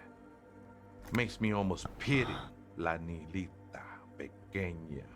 I think we're done here, Essay. The figure crawls off into the darkness above. Oh, okay, That bye. was an interesting conversation. Yeah, something like that. However, I'm still not sure how it's relevant to our investigation. Don't, just let me do my job. I'm your superior. As we just found. Okay, hold on a sec. I feel like this is a trick question. Humanism stands above you. Yes, we all are. Her name, body, and rule. The woman looks by in No, silence, okay. smiling. Never It's mind. not spiritual. The machine's keyboard is still the speed. Good afternoon. Okay, let's try this password again. Good. Please repeat the password. Afterlife, death. Good. I have unlocked the filament. After ending the call, please press print to access the filament. Thank you. Votre accident. Is there anything else I can do for you today? Thank you. Goodbye, votre accident. Okay. The machine's keyboard is still. The printer prints out a long text document with dated paragraphs. It looks a bit like someone's journal. We're obviously gonna read the printout. The first entry, made on the 4th of February, 51, by an unknown author, is short and concise. Arrived at the church. The door was boarded up. So I used the crowbar to get inside. Looks like the place has been deserted. Nothing out of the ordinary, but I'll ask around. Need to figure out how to get the electricity in. Okay. The lieutenant leans closer, scouring the printout over your shoulder. Just as you finish reading, he looks up, muttering under his breath. Now you care about it, huh? 4th of February. That's over a month ago. Whoever set up those machines has been here for quite a while. You think this might be connected to the case? Our case? No, I don't think so. It must be some local eccentric. Okay, read the second entry. 6th of February, 51. Had a little chat with the local fishermen. Said I shouldn't go near that place, that the church was spooky and ridden with narcotics. It's a little spooky, all right. Still haven't figured out the electricity. Third entry. 7th of February, 51. Finally got the electricity in. Next on the agenda, a new antenna. I'm thinking Eska series, something advanced. Why would she need an antenna? Why would anyone need any of this equipment here? That's what we're trying to figure out, Kim. He steps on a wire running on the ground, inspecting it with his boot. 4th entry. 8th of February, 51. Bought the antenna. Had some problems setting it up. Called Simo for help. Heard the others are back to making art. Drinking somewhere out of town. Sulislav started a rock band again. Lexi has been seen asking money from strangers. Okay. But at least the artists have their act together. They're qualified labor. They can get work anywhere. Graphic design, ads. The programmers are doing fine too. I mean, they're programmers. The writers, though, they're fucked. I wonder if this is someone who worked in the building with the other computer like this. I just have to find out what caused that data loss and be done with it. Still don't understand how it managed to wipe out the backup, when the backup wasn't even connected to the front. I know. Everyone thinks it's impossible. They say I must be lying. I'm here to set it right. A data loss? Seems like something to do with radio computers. Unfortunately, I don't know enough about them to understand what the author is saying. Okay. Something about the backup data getting destroyed, and how everyone thought it was the author's fault. Let's just keep reading. Artists, programmers, Lexi, who are all these people? I think these people worked in the radio computer games business. The one Yeah, that's in okay. the commercial area. Hell yeah. They must be our former co-workers. Read the 5th entry. 12th of February, 51. Brought some food from the grocery store. Apparently, there's a strike going on in the harbor. Definitely not happy to see the Martinez people again. Everything's now set up in the church. Going to start working tomorrow, 8 a.m. The strike. We are nearing the date of the murder. Uh-huh. Keep reading. I'm interested now. I want to know what's that radio anomaly that sent this person here in the first place. 6th entry. 25th of February, 51. I've been sending data up to Lintel for a while now, trying to recreate the data loss, but nothing. Didn't even feel like logging in, the disappointment. But I did discover a curious audio-spatial anomaly at the back of the church. I've named it the Swallow. It swallows sound. Need to get some mics. Okay, yeah, that's where it was like all weird and quiet. What's she talking about? The lieutenant looks to his right towards the silence. 7th entry. 28th of February, 51.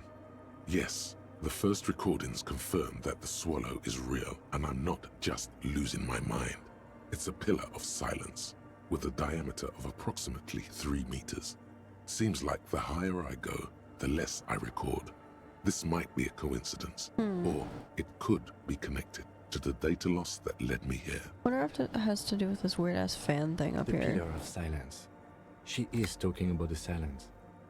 Is she suggesting it's more than just an architectural quirk?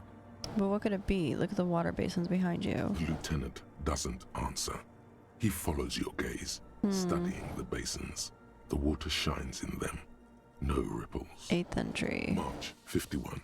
Some kind of young disco men have appeared next to Disco men. I've been trying to record the silence to find the epicenter, but now it turns out I've also been capturing the future of dance music, one neo-disco song over and over again. Hell yeah. Fortunately, The song is so monotonous, I was able to devise an algorithm to factor it out. The other day, one of the disco men came in. Before I could even say hello, she got scared and left. Good. I don't want anyone distracting me from my work. That disco man must be a cell. Yeah, she must be describing a cell. The girl on the ice? Sounds like her, yes. 9th entry? March 51. I got a call from the repeater station.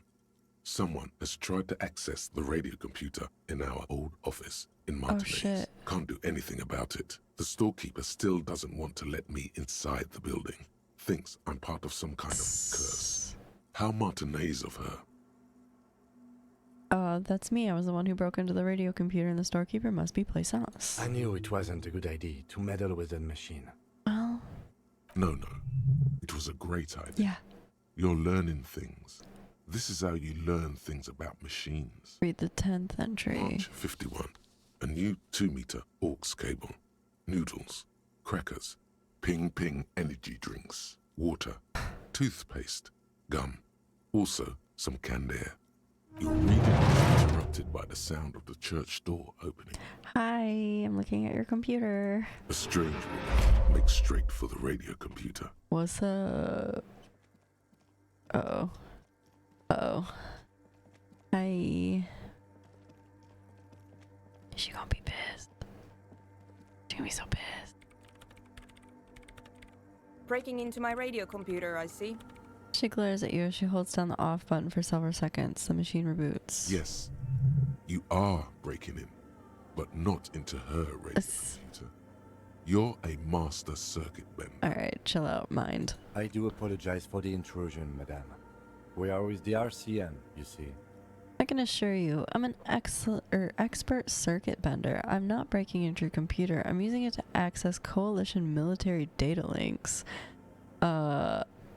We're here on a side case representing certain music venue organizers.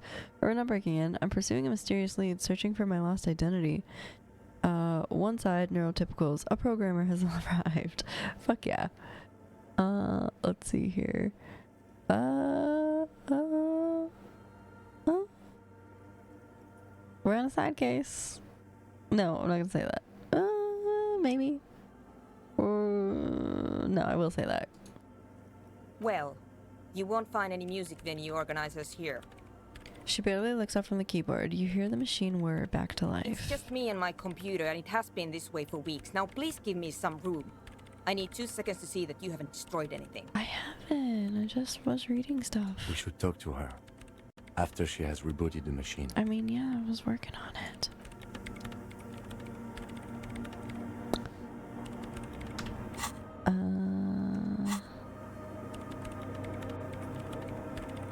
Do we just literally wait here? Do we just try and talk to her again? What is it? Oh, I didn't break anything, did I? No, you just printed out my personal log and wasted some paper. Does not look like a big loss to her. Hey, are you the lead programmer of World Untethered by chance? Yes. Or, no. Not anymore. That project is dead. What a shame. She doesn't seem surprised to be recognized. Rather sad. Something passes over her face before she straightens her back.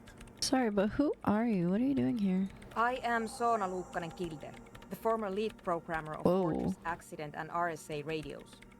I have over 16 years of programming experience, and I'm proficient in both Vox and Orbis languages. Pop off. Also, the way she said her name was so cool. It had like such a dope cadence to it. If you're not here to hire me, I don't really know how I can help you. Have you seen The Crabman? Why are there so many machines in this place? What are you doing in an abandoned church? How do you feel about anodic dance music? What are you doing here? You really like those questions, don't you? Yes. There's a hint of amusement in her tired eyes. I'm a police officer. It's my job to ask questions. You're occupying a public space. I need to know what you're doing here. There have been complaints from your neighbors. I'm a police officer, man. I'm conducting scientific research here. You can't throw me out. What research? I'm looking for the location of a 2mm hole in the world. A hole in the world? Wait, what? Yeah, that. She's looking for a disruption in the radio waves. That's what her personal log said. The lieutenant raises his brows, but doesn't say anything. Is the hole connected to the data loss in your journal, or a hole in the world? What does that mean exactly? I mean, she knows we read it, so I'm just gonna go with that one. Yes, that's what led me here. But I suspect it might be something a bit more complicated than that. A hole in the world? What does that mean exactly? Exactly.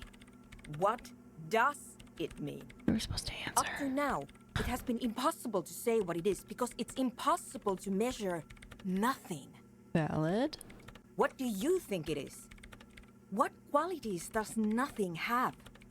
How do you measure something that does not exist? Suddenly absorbed in the conversation, waiting for your answer. That's a little above your pay grade at the moment. Hold on, does it mean we're living in a world that has holes in it? Can't even understand what we're talking about, something that doesn't exist, let alone measure it. I don't know, I'm not here for some science, I just want to solve a murder so I can go home. I can't even understand what we're talking about. You measure it by its surroundings, by that which does exist, which is what I've been trying to do. I've tried using hydro transducers to record the silence, to find out where it begins. Okay. But honestly, it's not progressing very well. She grows silent, staring at her circle of basins. It looks like some ancient ritual. But does it have anything to do with necroplasmic life forms? Ghosts, in everyday parlance. Do you have any idea where it might be located? Somewhere underneath those roof beams, I assume. She looks up, eyes trying to pierce the pitch-black heights above, but without much success. Only a faint crisscross of rafters can be made out from the dark. Most of the tower disappearing into the shade. Strange things may flourish in the dark. Why there? There's this place at the back of the church. A place where all audible vibrations seem to decease. I've named it the Swallow. And the higher you go, the less you record. I bet you the cryptozoologist people would love this place. The Pillar of Silence? Are you sure it's not just an architectural quirk? Maybe, but it's oddly close to the physical coordinates of the data loss that led me to this place. This is where the Crabman lives. I know. You don't think Crabman might be somehow responsible here? No, I don't. She sounds mildly annoyed by this line of questioning. You said hands typing hundreds of commands into the machine. Whoops. You said that the research isn't going well. Why not? Because it's just trial and error. Trying to locate the Swallow, the exact point in space. Okay, sorry. And I don't have a... You know what? It would be really helpful if you could just stop talking and let me work. That's all I wanted to know about the scary 2mm hole in the world, for now. Great. Thanks. How do you feel about Anandic dance music? What? I hate it. I bet she hasn't even heard it. Have you ever even listened to it? Like, actually listened? Or what are you, 40? It's the future of dance music. Same here, it doesn't connect here. Not like disco does anyway. Or okay, wow, that's quick. Why do you hate it? Yeah, why do you hate it? Maybe I'd have to be on drugs to get it, but to a sober mind it just sounds like uninspired rug whipping. No idea what it has to do with either dancing or music. Right. But how do you feel about a club for nautic dance music? This is about those speed freaks in the tent, isn't it? Mm-hmm. I've got some news for you. It's not a nightclub they want to build here. Hey, what do they want to build then? Take a guess, why don't you? Probably drugs. Still convinced they want to establish... Okay, hold on. Okay, I'm going to say that one because all the other ones are ridiculous. But we have a youth center would be nice, a petting zoo, a place for animals, maybe some community space to help the elderly. I'm still convinced it's a nightclub. I can't believe they got you so easily. Go have another talk with those up-and-coming entrepreneurs, will you? Thanks. Good luck. Drugs. I'm not coming in there. Right, Ellie, work in peace now. Pretty sure it's drugs. Almost positive it's drugs. What was the thing we needed again? Was it logic? We could do a level up before we talk to him again. I just gotta remember which skill it is.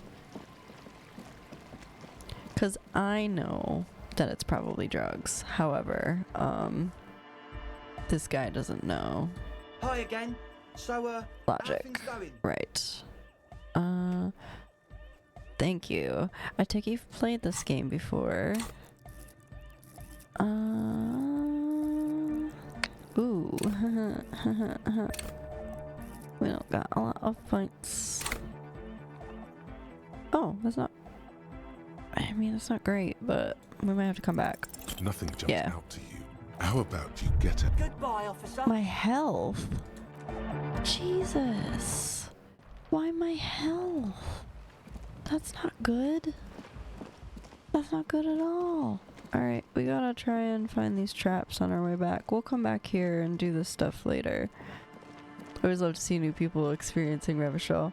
It's pretty fun. I'm enjoying it. I would love to at some point do a chaos run through. But this first time round, I'm trying to play it like as true to how I feel I would be in these situations as possible. Ooh, hello.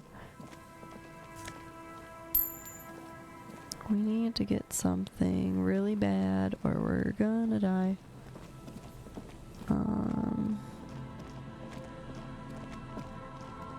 Did I find those boxes before? And those traps we needed to check last, if I remember correctly. Oh, hell yeah. Hey. Alright. Not as worried now. Seeing as knocking on doors too hard can kill you. Water runs from the west. The source is upstream. A broken pipe? Sounded like a hint to go look that way.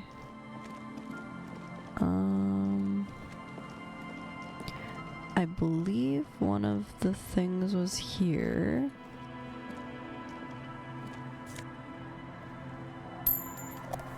Oh, hold on. Okay.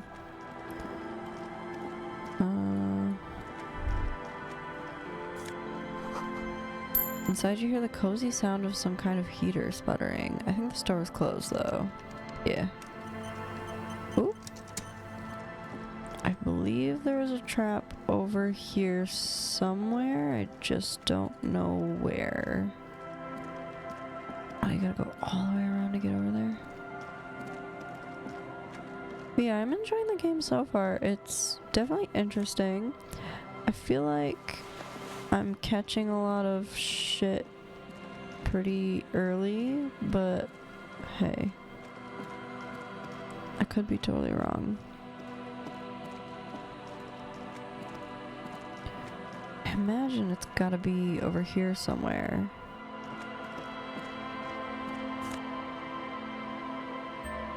Okay. Yeah, there it is. A familiar apparatus lies among the reeds. Another one of Morel's traps, weighed down by stones to keep it in place. Look around. The reeds bend forlornly toward the sand. You see slabs of concrete north. In the east, the city center hums to you. There's a lot of lore that doesn't 100% click till you've seen a couple different playthroughs. Okay, that checks out. And that makes sense, because there's so many different ways to answer things and respond to things and just play in general. Like especially with like your initial scores that you pick. The constant, distant song, louder on this part of the coast. Near us, this trap is also full of panicked locusts. No sign of any cryptozoological beast inside. Another empty trap. How are you enjoying the cardio, Lieutenant? I'm quite enjoying it myself. Always up for a good jog. Otherwise, would I still be on this case with you? He smiles and raises his collar. It's windy. Yeah, I actually, I went into this game completely blind as well. I'd never seen anything about it. All I knew was that you're like a drunk detective. And so imagine my surprise when I loaded up the game and my brain was talking to itself about being birthed. And then we were birthed a drunken man. It was, twas a lot. What are our pants? Yeah, sure. Look at us. We almost look like a reasonable human being. Almost. Best way to do it really gives you the full tabula rasa experience. Fuck yeah. These are some wonderfully regular pants. Not too tight, not too loose, moderate in every sense. You'll blend right in at some pleasant dinner party. I like regular normal things. Mm-hmm. I know you do. These interstellari pants are like wearing a perfect compromise in your nether regions. No one will call the moral intern on you like this. That's for sure. That's good. You're a little more moralist now, buddy. Hey. A little more normal, even if you didn't want to be. I'm fine with being normal, considering that we had a necktie talking to us today. Near the boathouses, west of the Feld building. I thought that's where we... Oh, no, that's... Okay. Oh, you have to go around so far. Is it raining? Oh no, that lady's thing's never gonna dry. Boathouses. Skirt. Seems the walker is either very confused or very drunk out of his mind. Surely not. Surely not. I'm sure he's totally fine. The other one was over here. This way. If I may, you really want to talk to the washwoman. I did talk to her earlier. I can talk to her again.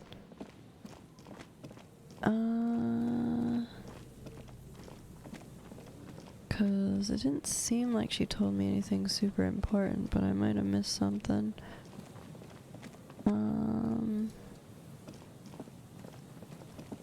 By the boathouses. Someone has left an unidentifiable article of clothing on this railing. It smells really bad. Touch it. The cloth, if you can still call it that, makes a soft crunching sound as you thrust your finger into it. It's streaked with dried seagull shit, hot with pieces of seaweed.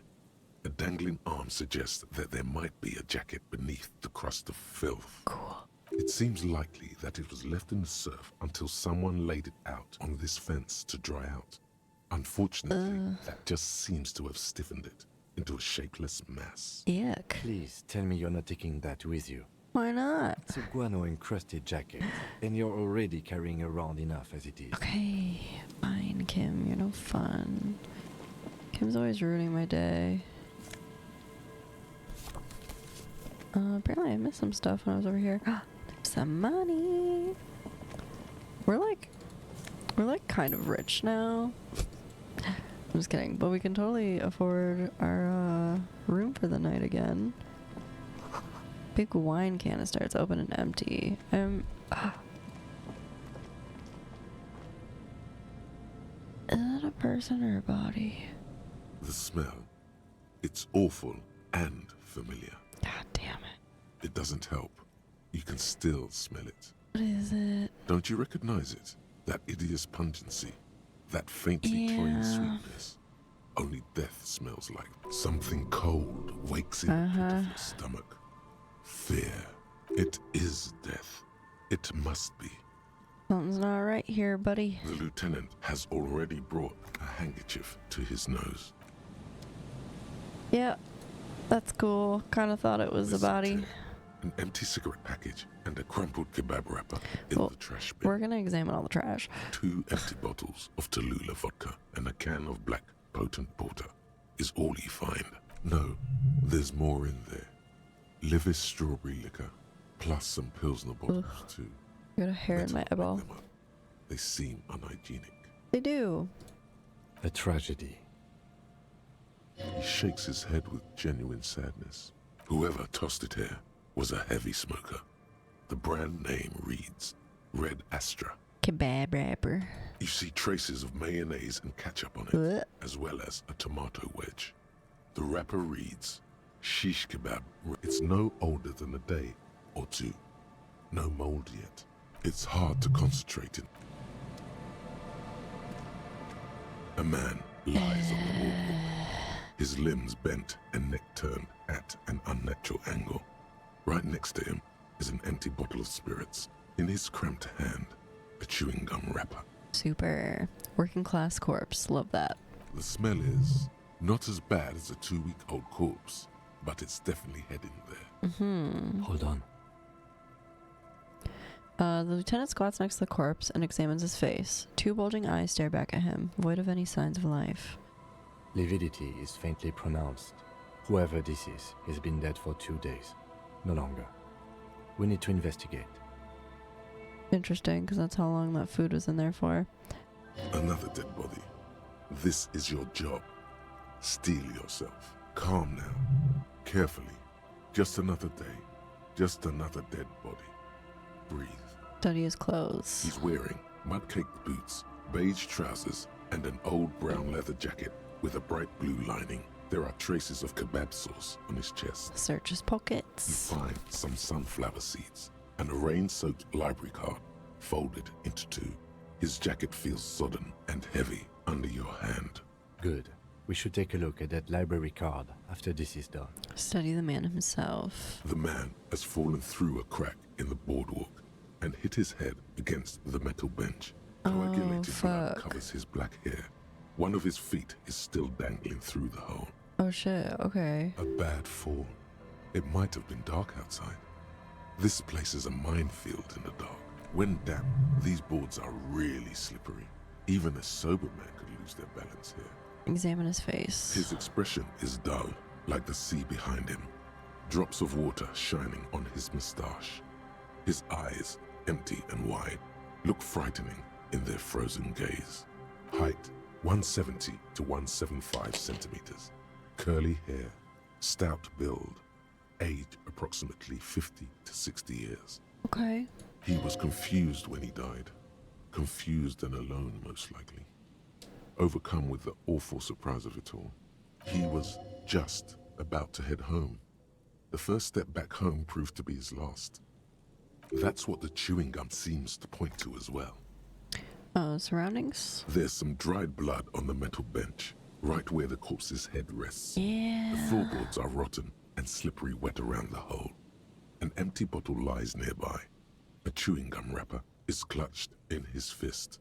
Be very, very careful where you step here. Examine his head. A dried chunk of blood covers the hair at the back of his head. An open wound. It's sticky and cold to your touch. Why'd you touch it? This is where he came out of himself, drop by drop, when he was unconscious. It took 3, maybe 4 minutes. Damn. I don't see any other major wounds, do you? It's hard to say. Seems like the head wound was fatal. It's exactly the shape of the bench. Examine the bottle. A .75 liter Tallulah vodka with its cap missing. There's hardly anything left inside. Tear all around us. He looks around. 2 other bottles forgotten near the coin-operated viewer. Name of the chewing gum wrapper. Rubowski Spearmint chewing gum. Green leaves on the cover. The man's mouth is half agape from the terror of the fall. We're gonna look in it. The blackness of death. What? Stench. You think you see white chewing gum too? Probably. Confirmed. Nearly the whole pack is there. Solidified on his lower rear teeth. Did you put the whole fucking bag of gum in your mouth? He ate the whole pack, right? It's to cover the smell of alcohol before going home. The worst thing is, I've seen it before. Almost the same scenario. Even the chewing gum. It's always the same. I'm scared to step on the floorboards, but I feel like you're gonna do it for science. They screech under your feet ominously. Yeah. It's hard to say whether the dead man's weight was the cause of the boardwalk to break. It definitely looks fragile. You see waves churning below. Something cracks beneath your feet. Back up. He could have easily disappeared into the sea through that hole, and you would have never found him. Step back. The entire boardwalk creaks in the wind as you take a step back. Who is this man? Looks like one of the locals. He'd have to know this spot to come here. You don't just walk over here. You mean like we did? But that's just a lazy assumption. What do you think? This is an omen, a sign from above. Don't start drinking again. He looks like me. I could have ended up just like him, dead on some empty boardwalk with a bottle next to my corpse. Looks like just another old drunkard to me. I think labeling him as an alcoholic is a bit premature. We don't know anything yet. Looks like me. Well, at least you're not married. Lieutenant points at the ring of the man's left hand, the flesh around it swollen and gray. Or, what if you are? I think I was. But let's try to not run ahead. For now, all we know is that he's an unidentified middle-aged man found dead on the Martinez boardwalk. What do you think happened here? Death by misadventure. He slipped and fell through the boardwalk. A truly unfortunate accident. If it wouldn't have been for that bench, he'd be alive. Someone should be held responsible for this broken boardwalk. It's dangerous. Yeah, do you think he was drunk? Point at the bottle. That one. Oh, yes. What about the alcohol poisoning and liver failure? Some symptoms of acute alcohol poisoning could have definitely played a role here. Severe confusion, respiratory depression, unpredictable behavior. But I think that death arrived through head trauma, not liver failure. I agree. Someone should be held responsible for this broken boardwalk. It's dangerous. They'll seal this place off after the news reaches the coalition officials. I doubt that they have enough resources to actually repair the boardwalk. Yeah, that's kind of what I thought too. Not that sealing it off would keep anyone away. All it does is keep the city council's hands clean. He smiles sourly. Right. It does seem to be a pretty straightforward misadventure, although there's still a question of identifying the body. What do we do with him? From where I stand, I can see two options. We either take the case and follow the leads to identify the body on our own, or we report back to the station and leave this for our colleagues to handle. What about the field autopsy? A field autopsy isn't necessary if the cause of death doesn't appear to be criminal, and this looks like a simple accident to me. I'd say we should just write down head trauma in the autopsy report and leave it at that. It would save us at least 2 hours of unnecessary work. Yeah, but isn't that kind of sloppy? Maybe, but we don't really have much time or resources to spare. The guys at processing will take care of the rest. We found him. We should finish this. Alright, we should first examine the library card you found. Then we can call the station from Mikey and Emma. Let them know we are taking the case. Wrong button. The library card is folded into two and still slightly wet to the touch. The front side reads, Central Jamrock Public Library Card, issued to Billy Mejean, expires July 53. Billy Mejean. Billy is a unisex name.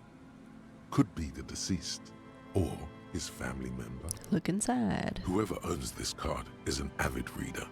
You find a list of books written in blue pencil. Radio thriller. Stand a little less between me and the sun.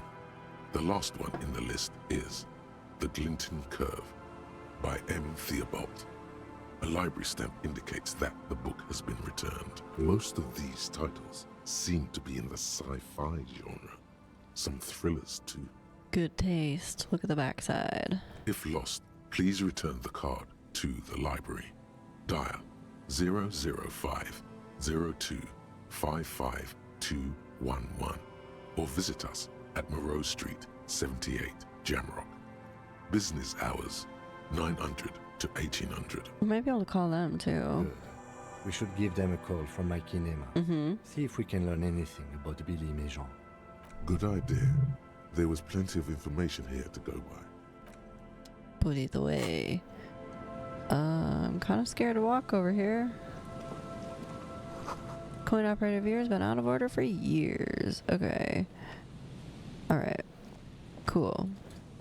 Oh, get the fuck off this boardwalk. Try not to die. Careful there. The floorboards look rotten and weak. Yeah. Somebody should have told that guy. Moonshine, probably. Smells like tasty fermentation. Okay. We were looking for this other trap, though. Which I thought it was going to be up here, but I guess it could be down over on the side here. Which makes sense, because they're placed by, like, reeds and shit, so... Let's check back yonder.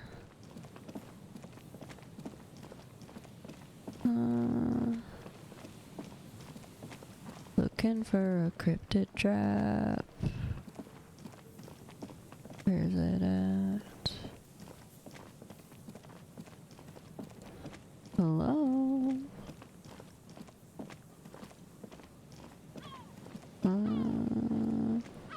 Hey. Wait, did we find this one already? Nothing has changed about... Yeah. Wait, what? Near the boathouses. Is that not the boathouses? West of the Feld building. Oh yeah, we're on the opposite side of that. I think.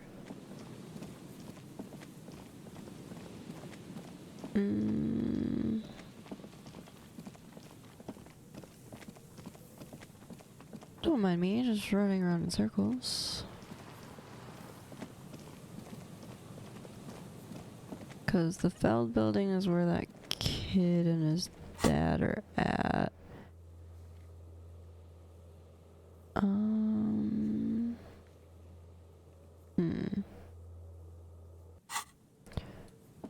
Cool, I just realized we can fast travel now. Feld building. Is this the Feld building? I think it is. Or is this the church? This is the Feld building. This one? No, this is one at the camp. This is the trap Morel just set. Checking it over, he said, is just... We're gonna do that one last. Where the fuck is this one?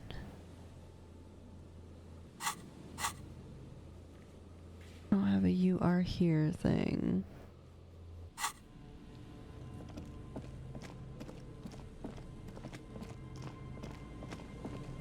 Okay, Feld building. Ooh.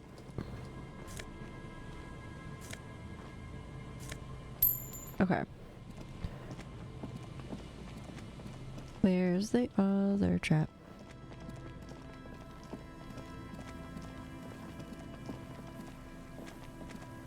Because I figured up there was the boathouses.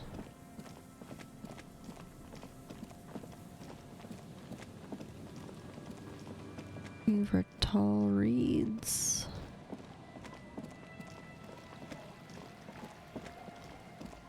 Oop. We're gonna go up there and get that. We need all the cash money we can find. Because this is a church. I would assume that these are the boathouses.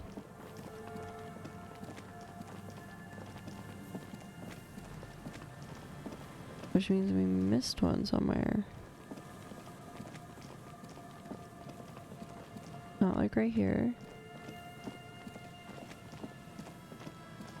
Southwest.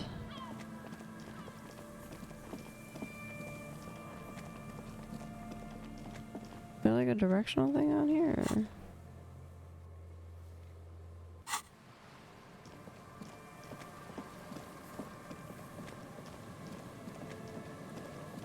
Because I would assume north would be up, just like generally speaking. And west would be this way.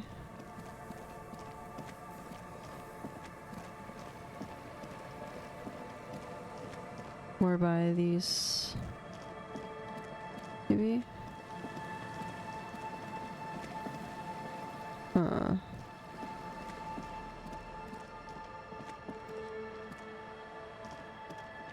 There's a way to get up over there.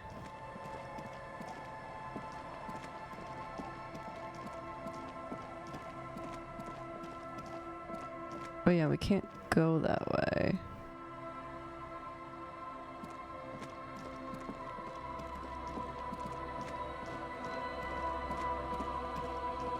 I can talk to that lady again in a second on my way back here. Back over here more? This is like east, I think. Can we... ooh! Skirt. Thank you. Nothing has changed about this trap. Wait. No. What the fuck? I've already been here. Son of a bitch. I did see some mulatto. Son of a bitch. Okay. This is back by town. What is up with these weird bricks? Oh yeah? Well, at least we're finding things while we're running around maniacally.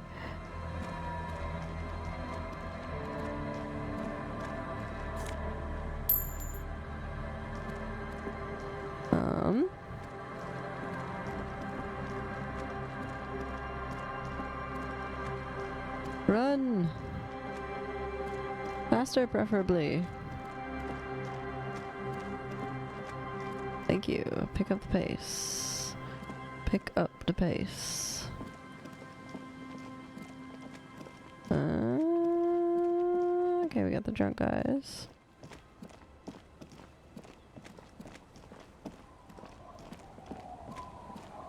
The old woman still hums her unknown song. Tell me about yourself. Me?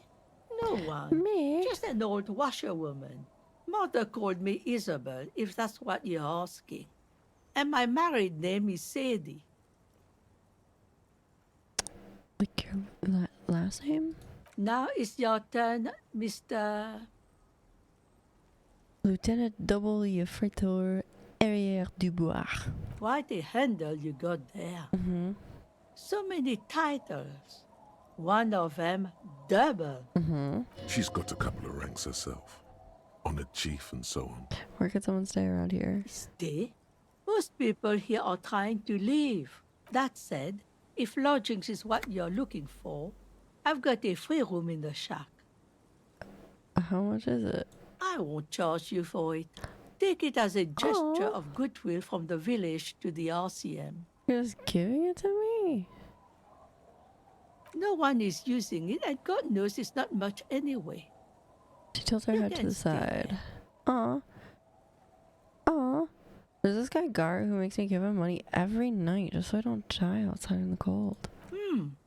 That's exactly how we get there. That's why we built our own cinder block houses on the seaside.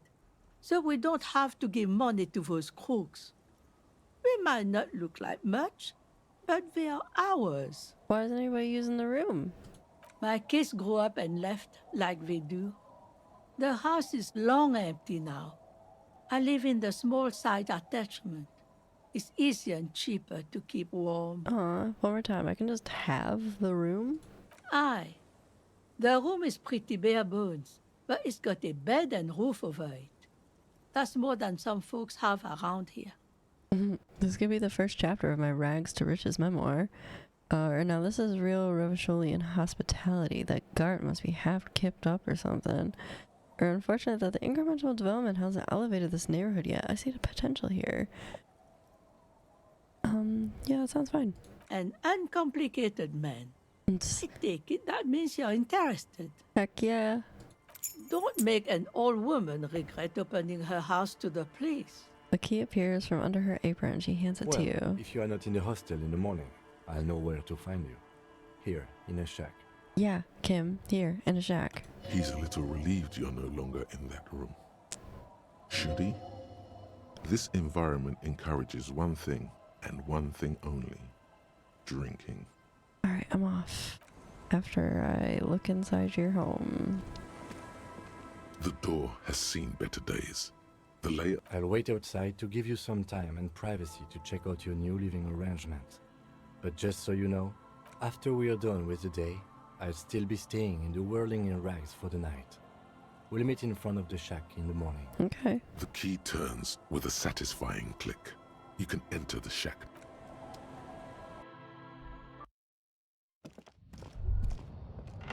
Floorboards creak under your step. The intricate heat engine hums quietly, giving out pleasant warmth. Wait, there's only one room. Old science fiction magazines, books about bird watching, an almanac from 39. You see waves, the sea, a church. The bed is comforting, if a bit run down. Wait, where... what? Does she have a different room? Huh. Alright, we still gotta find this last trap.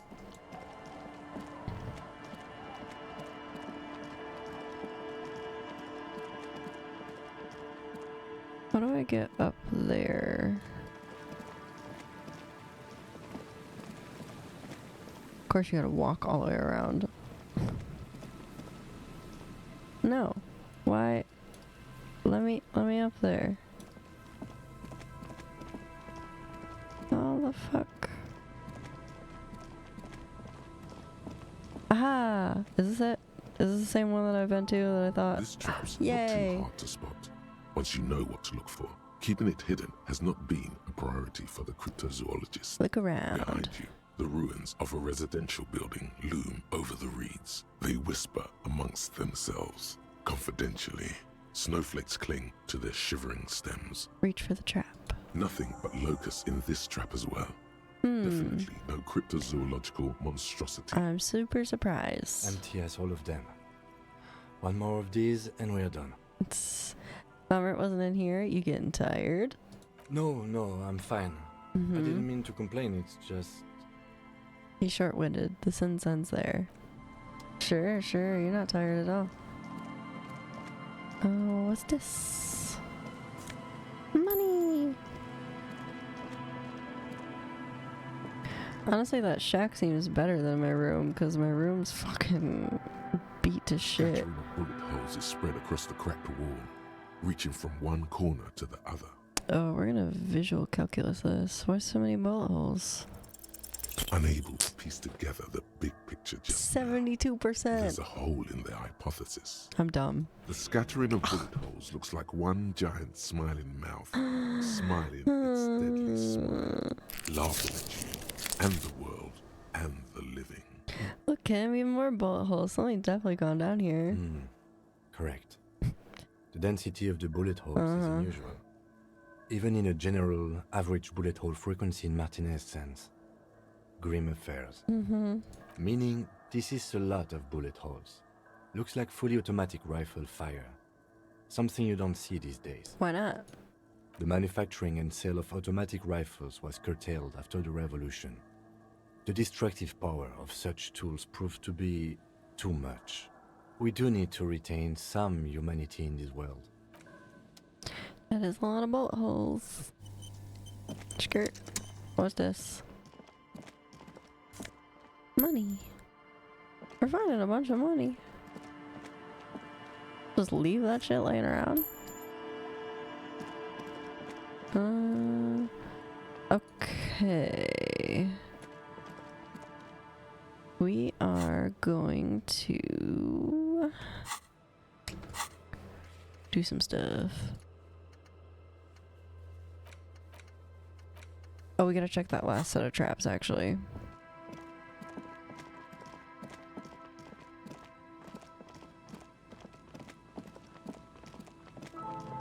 Okay.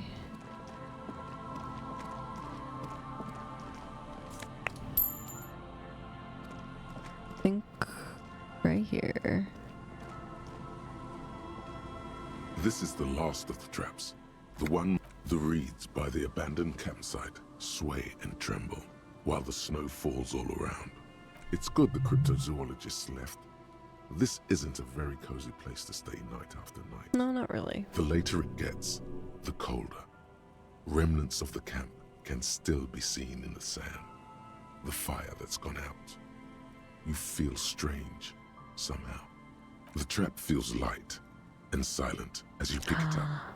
Something is different here. Look closer. No locust. No phasmid either, but still. It's empty, Merle. Didn't leave it empty. Your voice echoes on the coast, carried by a gust of cold wind. Look closer. Well, the bait worked on something. This doesn't mean it was a reed monster, though. Unless you see one in there, I just see an empty trap. The netting is a little untidy, messier than the others. Like someone or something picked the trap up and shook it before dropping it back down on the ground. Actually, I do get the feeling that someone or something may have messed with the trap. What if it was a phasmid? What if it ate them and got out? Yeah, it probably wasn't, but he still needs to know. You're right, but they still need to know. You're right, the crypto research has been stupid. What if it was the Phasmid? Someone or something may have messed with the trap. Perhaps our cryptozoologists have competition in the form of an actual entomologist, or someone else is sabotaging them. I could present more theories, but then I would be taking this on as a case. What if it was, though? Right. Anyway, that's for the cryptozoologists to figure out now. We are not cryptozoologists. We are cops. Sure, that's boring, though. The reads by the... It's good, the later it gets. Okay. Interesting. Okay. Well, with that done... Okay. I think we can safely travel somewhere. I thought we could. Unless you have to be at one of these other points in order to do it.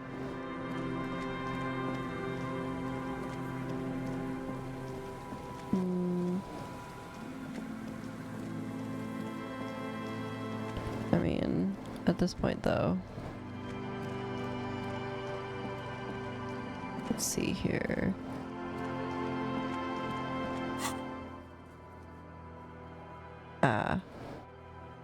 Yeah. Alright, let's go to our car. Inside, you see a set of steering Yeah, same shit every time. Precinct 57, how may I assist you? Did you find out about the armor boots? Still no word, I'm afraid, sir. Jesus Christ, girl. I know it must be frustrating. Yeah. Was there anything else you wanted to ask? Connect me to the library. Hold on, officer. I've got Central Jamrock Public Library on the line, and I've already introduced you to their librarian. Connecting the call in 2, 1. Yes, this is Central Jamrock Public Library here. How can I help you, officer? He sounds worried, yet ready to assist. That's fair. This is how people get when the police call. I'm looking for any information you can provide me on a Billy Majan, a reader. Billy Majan, you said. Give me a moment, I'll have to check our database. He puts down the receiver. Yes, hello, are you still there? I found Billy Majan's home address, is that alright?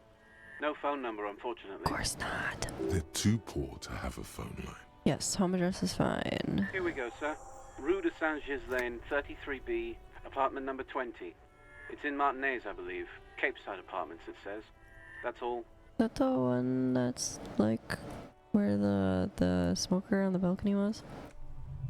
That's where the smoker on the balcony lives. Yeah. Isn't it? Do you have any other information on him? It says here that they returned their last book just a few days ago, but I wasn't at work that day. Do you know someone who was? Marie? Marie? Do you remember a reader named Billy Majan? They returned a Tybalt book the other day. You hear someone answer from afar. Maurice, what? A woman yells. Then, yes.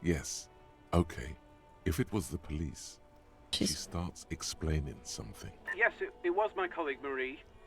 She said that it was Billy's husband who returned the book.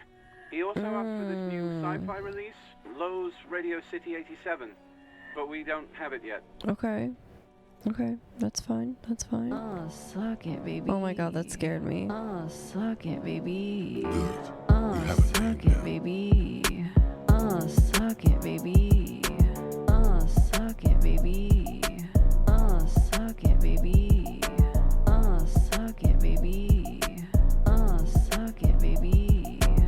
Anyway, so Billy Majan is a woman, not a man. How did your colleague know that it was her husband? Do you know the husband's name? Can you describe what the husband looked like? Do you know the husband's name? Sorry, no. Marie only knows him by sight.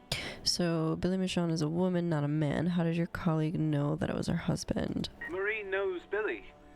She's been working here longer than me. Sometimes her husband returns some books for her. Okay. And then goes for a little drink later. On the lookout. Can Marie describe to me what the husband looks like? Marie? A moment passes. She said it was an older man, and that she's pretty sure he'd had a drink or two the last time she saw him. What was he wearing? 1 second. Jeez, just give her the fucking phone. Sorry, Marie wasn't really paying any attention to that. Okay, that's all for me. I have no other questions. Happy we could help. Goodbye, officer. The librarian hangs up and the call gets redirected back to the station with a soft click. Anything else you need from me? Yeah, I need to report a dead body. One moment. You can hear her shuffling through some papers. Can you please describe the body? Age, sex, cause of death? Unidentified, middle-aged man, height 170 to 175 centimeters, dark hair, medium build, looks like he slipped, fell through a hole in the boardwalk, and hit his head against the metal bench. We suspect he might have been inebriated when he fell. There were bottles all around him, and traces of vomit on his shirt. Sexy. Any signs of violence? Seems like it was an accident. No field autopsy necessary. She repeats. You can hear her quickly typing in the background. What about his belongings? Did you examine his clothes? He was wearing boots, trousers, an old leather jacket with a bright blue lining. I found a library card from his pockets. Any information on the library card? It's from Central Jamrock Public Library. It belongs to someone named Billy Majon. Good. You have a lead. Uh-huh. Do you and Lieutenant Kitsuragi want to take the case, or should I assign it to someone else? We're taking the motherfucking case. I have assigned the case to Lieutenant Kitsuragi. Please follow up on this library lead to identify the man. We'll send someone to take the body to the morgue. Okay. That's all for now. Thank you for reporting in. Is there any 57th over? In the cabin, you see a... It'd be super cool if you could just do your job with those boots, girl, but hey. What am I gonna do? Let's go to the... whoa, hold on. There's something down there. What do you mean? You tell me that and then not let me do anything about it? That's kind of rude. Okay, to the apartments, I guess. 33B, I think they said it was.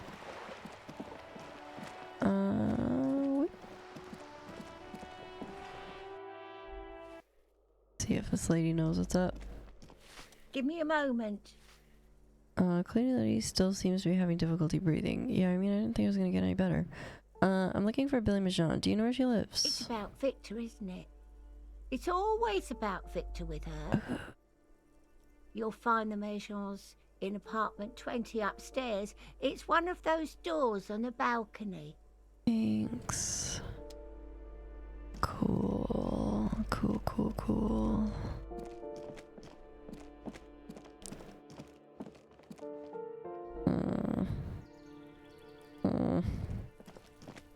This one? A weathered brown door. Yep. The number reads 20. Something smells good. Allons-y. Ooh. The lieutenant motions to you to go ahead and knock. This is the door. You already know it's the right door. This is going to be so hard. Hold on, Kim. Should we discuss before we move on? What should we expect? You're right. Let's talk this through. He looks at the apartment door and lowers his voice a bit. You hear light footsteps passing by the door and some folk music playing on the radio. We have our first preliminary identification. In all likelihood, the deceased is the husband of Billy Majon. We need to confirm this, as well as deliver the death notification to Billy herself. Now, delivering a death notification is never an easy task. There's a reason why it's often called the most stressful part of our job. No, you do it. This is why it's usually done in pairs. You got this. I'll be monitoring reactions, ready to act if necessary. Super. You have any advice on to tell her he's, Dead? Just don't say that you know how they feel. You don't. Okay. Good advice. Alright. The lieutenant motions to... Hold on. Before we do this, I have a feeling... What's our shit at over here? I know we had some pretty, like, empathetic stuff. I feel like that would be good to wear. Yep. Like these glasses. These super sick glasses.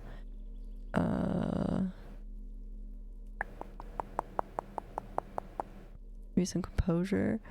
Stock up on healing items if you don't already have a bunch. Sure don't.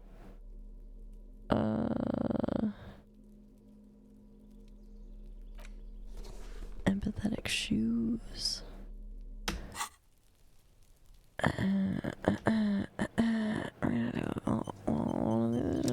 Just in case. A weathered brown door. The number reads, something smells good. The lieutenant, this is the door. Hello? Who is it? A voice calls out from the other side of the door. And someone turns down the radio.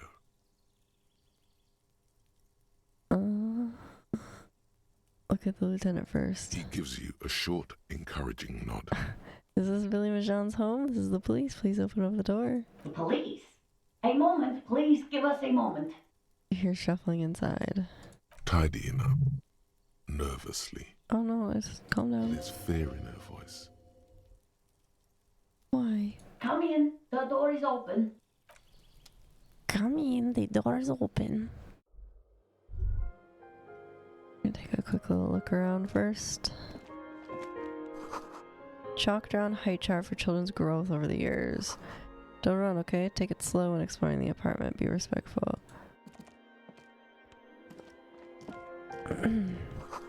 Textbook for high school mathematics, trigonometry mostly. Clock is ticking away with odd cheerfulness. Posters of contemporary pop stars adorn the walls. Ticking makes you anxious. Rings hollow in the room. I'm not trying to run. Empty pack of red Astra cigarettes hidden under the bed. Interesting. Packages of humanitarian aid macaronis. Leftovers kept warm on the stove. Smells like buckwheat and onions in here. Windows covered in old newspaper clippings. Why is she hiding the pack of cigarettes? That's kind of weird. Same brand of cigarettes she found in the trash next to the deceased.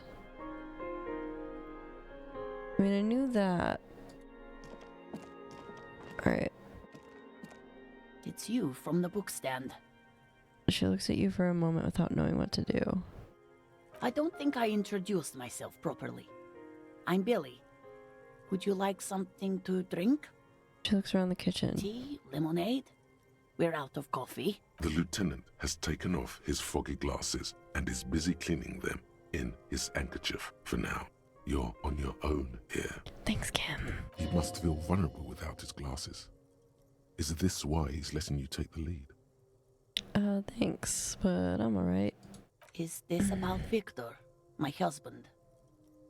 Is he in some kind of trouble again? I can come pick him up in the station if that's what. She stops, her eyes trying to read answers from your face. No, this is something much worse. Is he in the hospital? How bad is it? Okay, this is good. So, how have you been? No. We're gonna do this empathy thing here. It's a red track, can't be retried, but we got a pretty high score.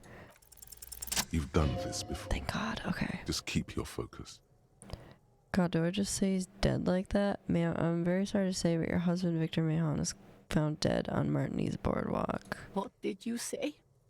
Don't make me say it again, please. A great and terrible spike. The blood freezes in her veins. Your husband, Victor Mahon, is dead. I'm very sorry for your loss, ma'am. Oh. She touches her neck, eyes pale like pearls in seawater. Oh. But he was just... She looks at the kitchen table where 2 cigarettes butts are still in the tray. But he was just here. Alive. We understand this comes as a huge shock. I want you to know that me and my partner are here for you if you have any questions. Take your time, ma'am. What happened to him? She turns to you. Her neck and cheeks are covered with red blotches. Her double chin is shaking. Did you have to word it like that? Still early to say, but at first glance it seems he slipped in his head. It was an accident. He fell through a hole in the boardwalk and hit his head. Still early to say. I mean, we do think it was an accident. This would give us more information, though. It's still early to say. Was he drunk? Alcohol may have played a role, yes. I see. And you just found him there, lying in the cold. Yeah. How long had he been there? If you say 2 days maybe, it will be etched in her mind forever. It's hard to say at this point.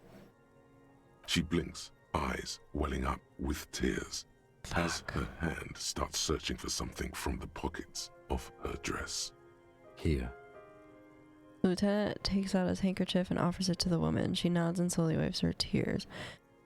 Is there anyone we could call for you? A friend, a family member, someone who could be here for you? No. I just need to tell my girls. The air gets sucked out of her lungs suddenly. It burns like acid. God, should I call them? Should I tell them to come home? No. A day. Yes, they should know. Do you want us to call them and ask them here? No, take a day to recover. You'll be better prepared when they come home tomorrow. Take a day to recover. Good. That's probably the right thing. Thank you. I love that you're delivering this terrible news while shining a flashlight directly in her face.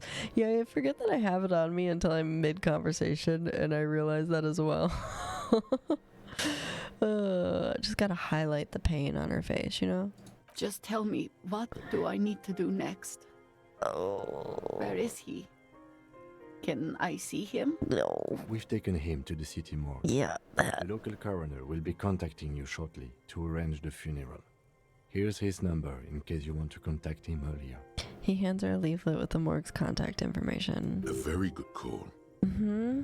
Is there anything else that the RCM could do for you? Please let us leave. No, I'll call you if something comes up. I'm still... She rubs her face, runs her fingers over her cheeks that have become numb. Thank you. Thank you for telling me. I'll call if... She runs out of breath. Again, I am very sorry, ma'am. We should step outside and talk. Yeah, we should. Set the library card by her, leave the room. Ooh, that was fun. Super fun. What's up, buddy? You did well. Thanks. Lieutenant says as soon as you left the apartment, the balcony feels cool and quiet with a stunning view over the district. What now? I'll call the station when we're finished with the day, and let them know the name of the deceased. What about Billy and her kids? They'll manage. Oh, okay. They have to. It's not your place to live their lives. That's it? That's it. We should get back to our case now that our duty here is done. Right, this is close then. Let's go. Cool. Level up. New skill point. Fuck yeah. I feel like I want to save the skill point until I know something better I could use it for. Or upper pain threshold, honestly. Okay, I'll wait. Ooh. Never hurts to keep one banked. Yeah, that's kind of what I'm thinking, like in case I fail a check and I can try it again. I think I'm gonna keep it. Keep her in the bank.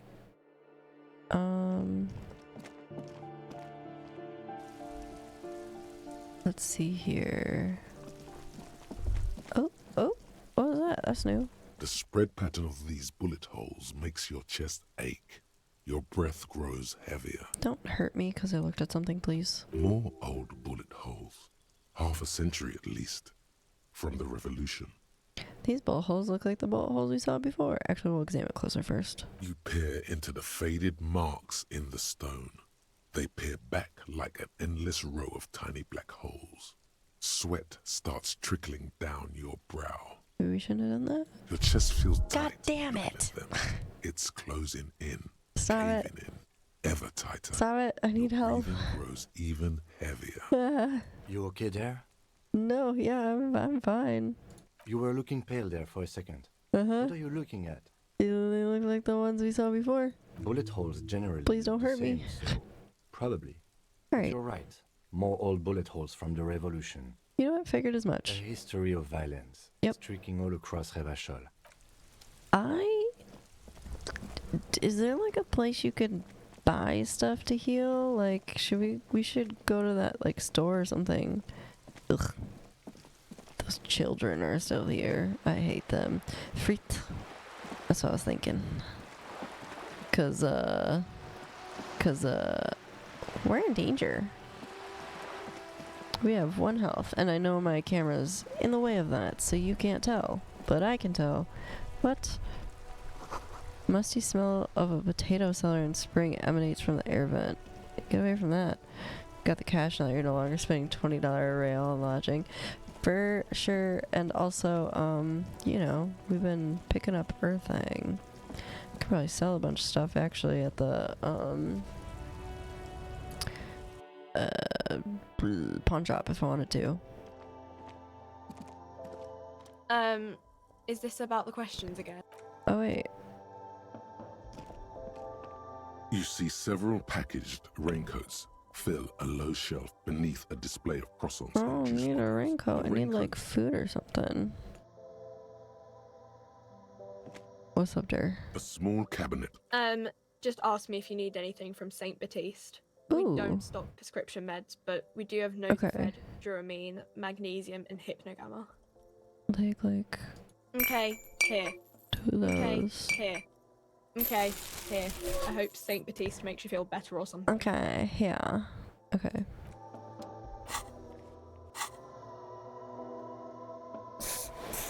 Okay. You know what? Is this about the question? Oh shit. I was gonna say, let's do one more just for good measure. A small cabinet on the wall. Okay, here. Okay, cool. I was gonna say, because I have a shit ton of stuff for morale boost, but let's talk to Gareth. See if he wants this weird bird.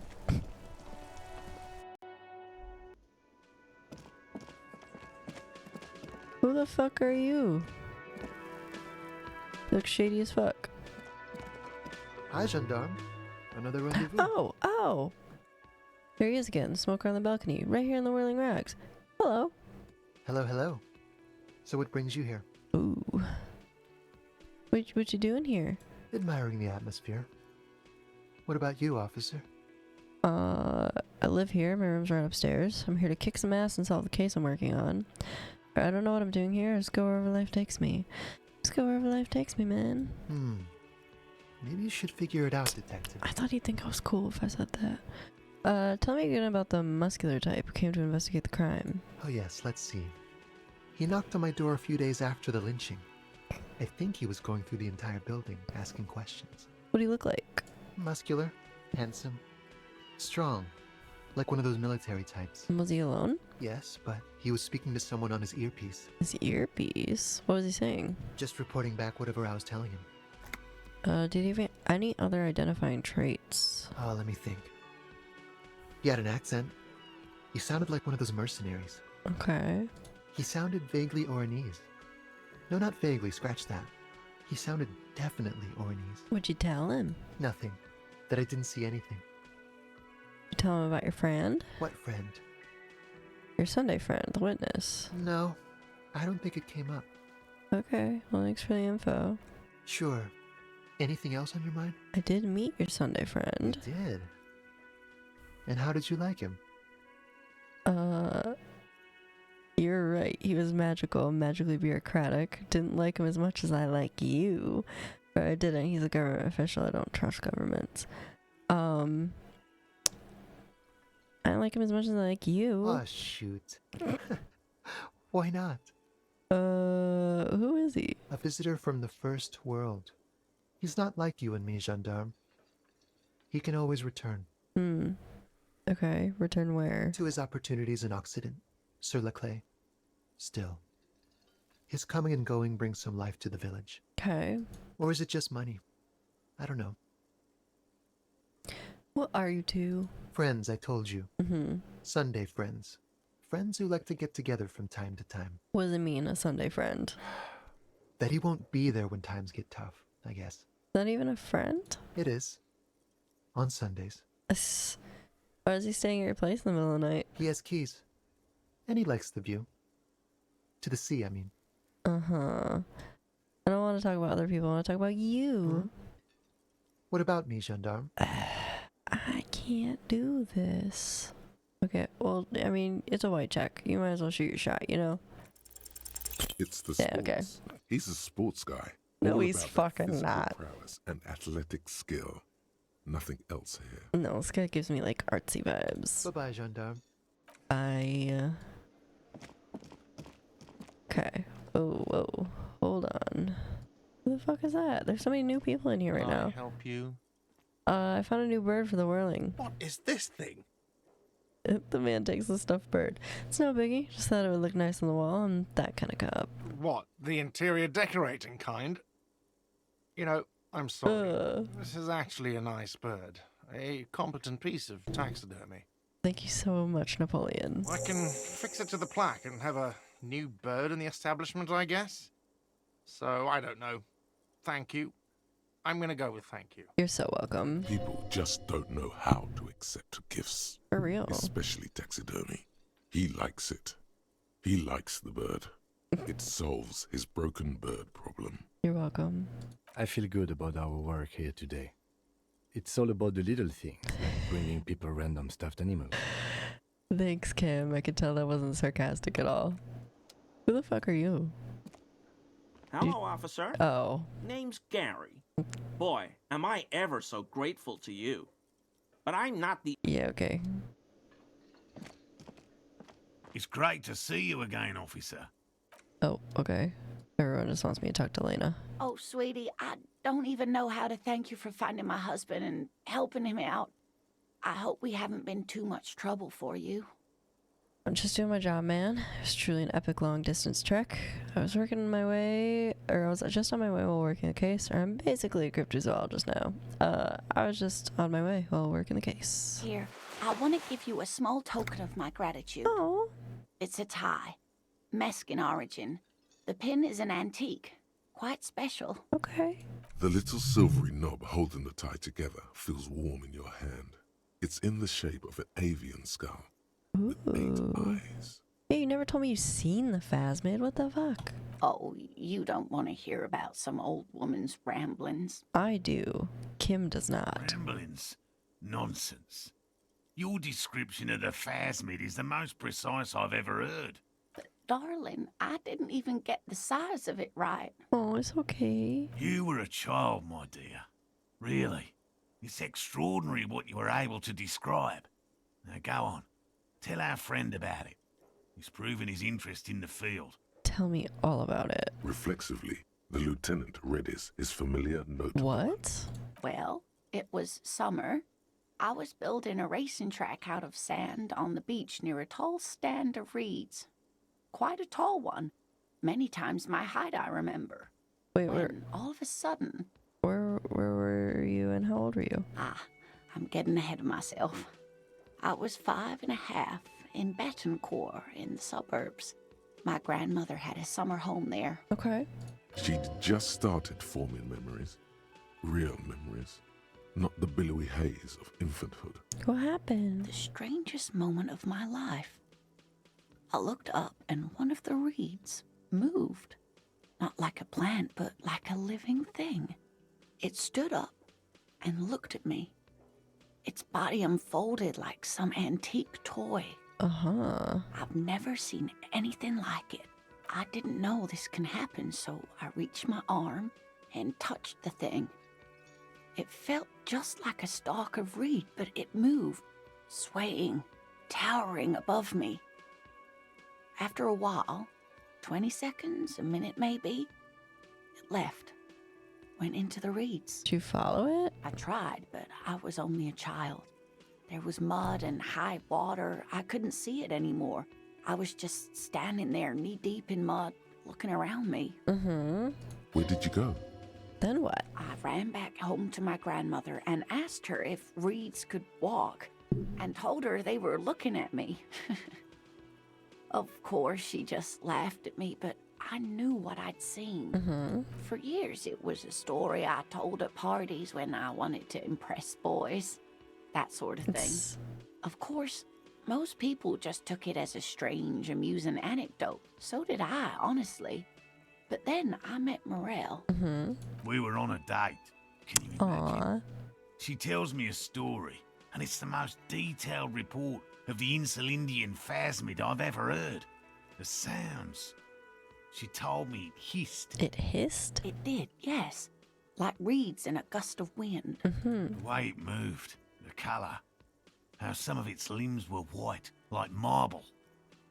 It matched perfectly with what I know from other accounts. It was amazing. If it weren't for Lena, I might have given up hope years ago. It's no exaggeration to say that she restored my faith in my profession. Its limbs were white? Not all of them. There is some white coloration reported, along with beige, where the camouflage ends. How big was this? It's hard to say how big things are when you're quite small yourself. To me, it seemed to be taller than I was then, but that's probably not the case. Kim, what do you think? I thought it was a wonderful story, man. He closes his notes and gives a simple smile. But I don't believe it. A child left unattended on a warm day.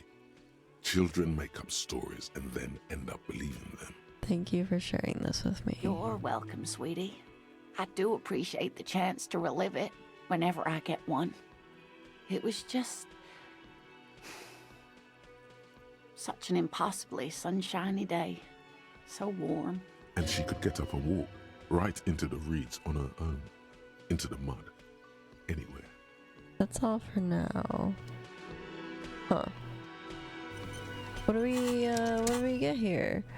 Oh. Cool. Hell yeah. Pretty sick. Pretty sweet. We talk to him now? Nothing. He tries to play it cool. Remain professorial. So I checked all the traps. Good. Okay. And? And one of them was empty. Completely empty? The cryptozoologist's eyes grew wide. Yes, there was nothing in the trap. No locust, no phasmid. No locusts? No phasmid either? That's not ideal, but... The empty trap was the one at your campsite. Maybe this factors in somehow? Definitely left that one stocked. Right from the campsite? Just means the Insulindian phasmid is even more clever than we thought. Of course, more clever. Yes, the Phantasmodea picked off the locusts and escaped. This is good news, though we'll have to reconsider the design of the traps. Make them more secure. Another trip to the reeds. Yes, that's exactly what it is. What a deft hunter, this phasmid. Of course. Be sarcastic. Oh. Unless you have an alternative hypothesis you'd like to venture. Mine stands, okay? Actually, no. Excuse me for getting emotional. This is a big deal for us. You've helped us twice now. And brought some great news too. My gratitude and the gratitude of the Société Cryptozoologique de Ravachol is yours. Heartfelt gratitude. You're welcome. But does it feel like closure? What really happened? Some kind of foul play might be afoot. Theft? Theft of locusts? Thank you, it's an honor. We should probably return to our main investigation here. This has been refreshing, but... Calm down, Kim. Helping Live a cryptozoologists little. isn't really a priority for our organization, is it? The lieutenant looks out the window, impatiently. Develop an alternative theory about the missing locusts. Consider the way the empty trap was disturbed, as though shaken. Most likely the hands of a young person. Hands small enough to fit inside the trap, too. You should ask the red-headed boy, Kuno. I think a little hooligan called Kuno may have stolen the locusts. A little hooligan?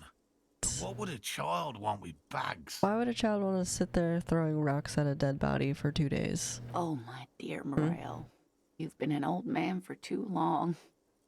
Kids love to torment insects almost as much as they love to torment old folks. I'll talk to the little gremlin and see if anything comes up. Delinquents. My favorite. Doesn't really sound like it's his favorite. Oh, you've been such a dear to us. Please, let us know whatever you turn up. I have a feeling we're getting so close. Well, I see you've got all the help you need. I'll see you tonight at my place.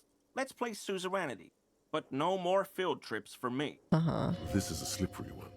He may respect the law, but mostly wants to pass under the radar. You won't get a chance to talk after you walk out of here. To He hasn't Gary? been particularly forthcoming before. He may well still be hiding something. After he's left, it's too late. Really, Gary? We're getting somewhere here.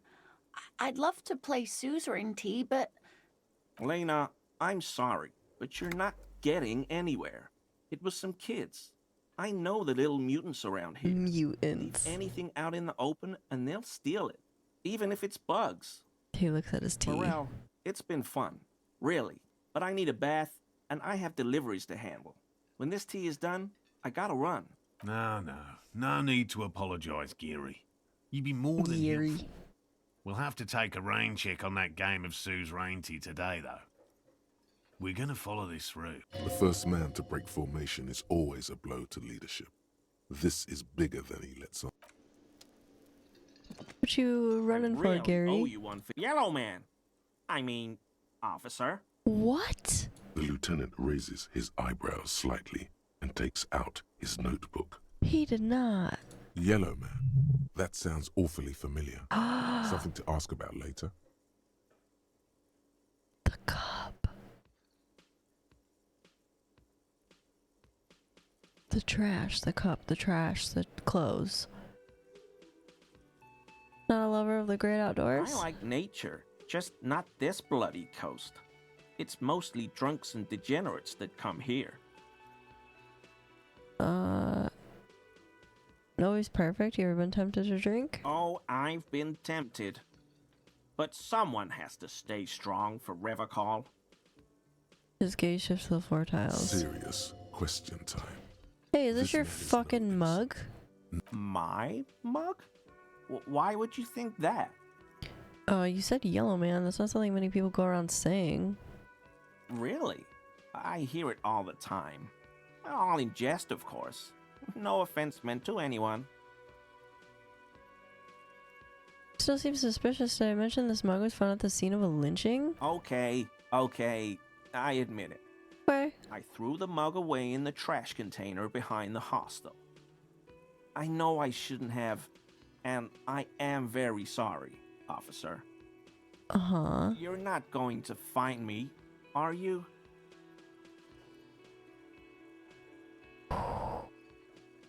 No, Gary, I just want information. Whew. Thank you.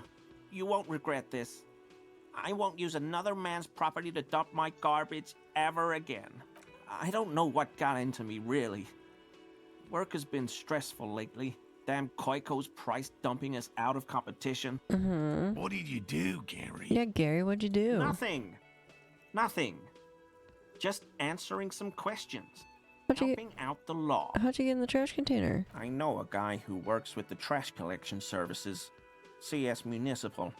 He gave me a master key for the trash containers of Martinez. Why would you need to get in everyone's trash? So I can use the Whirling's trash compactor to store my own stuff. Garbage disposal is expensive as hell. The damn Hemians run it like a mob. I'm sorry, okay? I thought I could cut costs. I shouldn't have. I shouldn't have disgraced myself. No, you shouldn't have, Gary. Disgraced? No need for the histrionic, sir. It was, after all, just a trash container. No, you should be ashamed. He studies his reaction. Gary doesn't answer. Gary, did you put the clothes of a murder victim, the man who was hanged behind the whirling rags, into that trash container? Officer, please. Let me explain. It's not like that. Do. I was only cleaning up. I live right across the yard from where he was hanged, and I saw him stripped naked.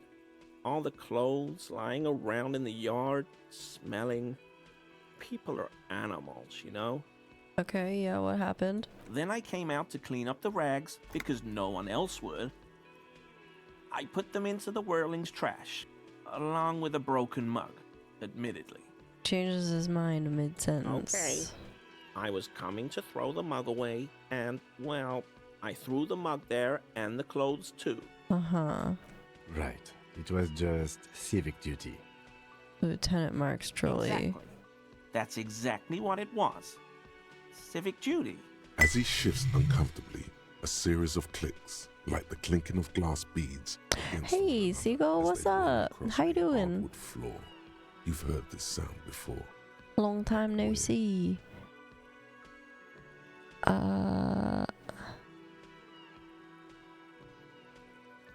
What's that strange sound? What sound? The clicking I just heard when you moved. Really? Been a minute, missed you. We missed you too, Seagull. We're playing some Disco Elysium. It's, interesting.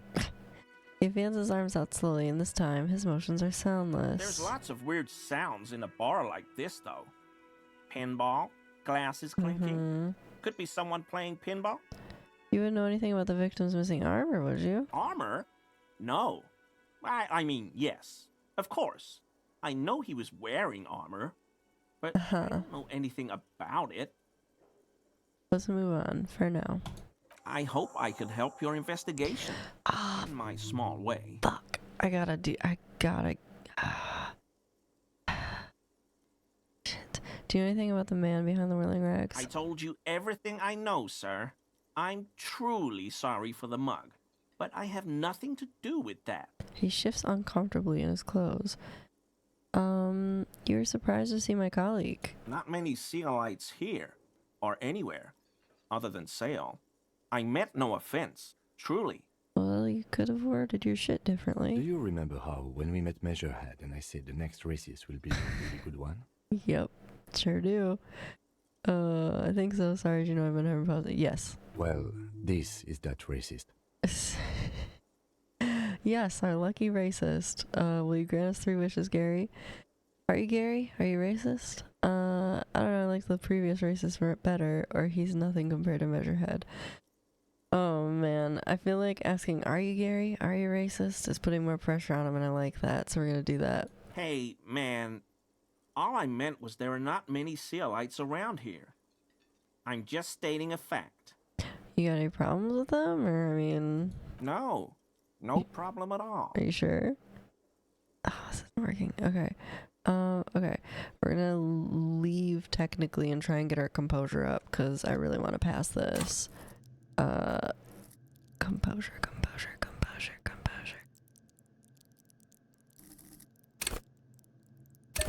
Okay, composure's up. And then let's see if we have anything in our inventory that'll help. It doesn't look like we have anything knocking it down, which is good. Composure.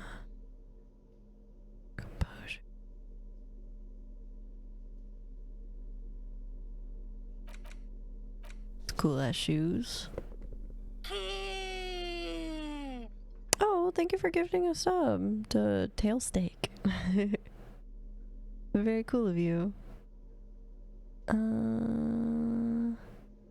Okay, we're gonna try this again. Hear that? Magnesium. That's what you're lacking. The lack of magnesium has you slouched. There's a lack of magnesium in me. Yes, and it's critical. Look at yourself. You're practically devolving into a fish due to the lack of magnesium in your bloodstream. I need to mag it up, or so I need to mag it sideways? What? You need to get so magged up. You've probably had 2 heart attacks and a minor stroke already. And the only prescription is insane amounts of magnesium. You're saying I need to become a magnesium-based life form?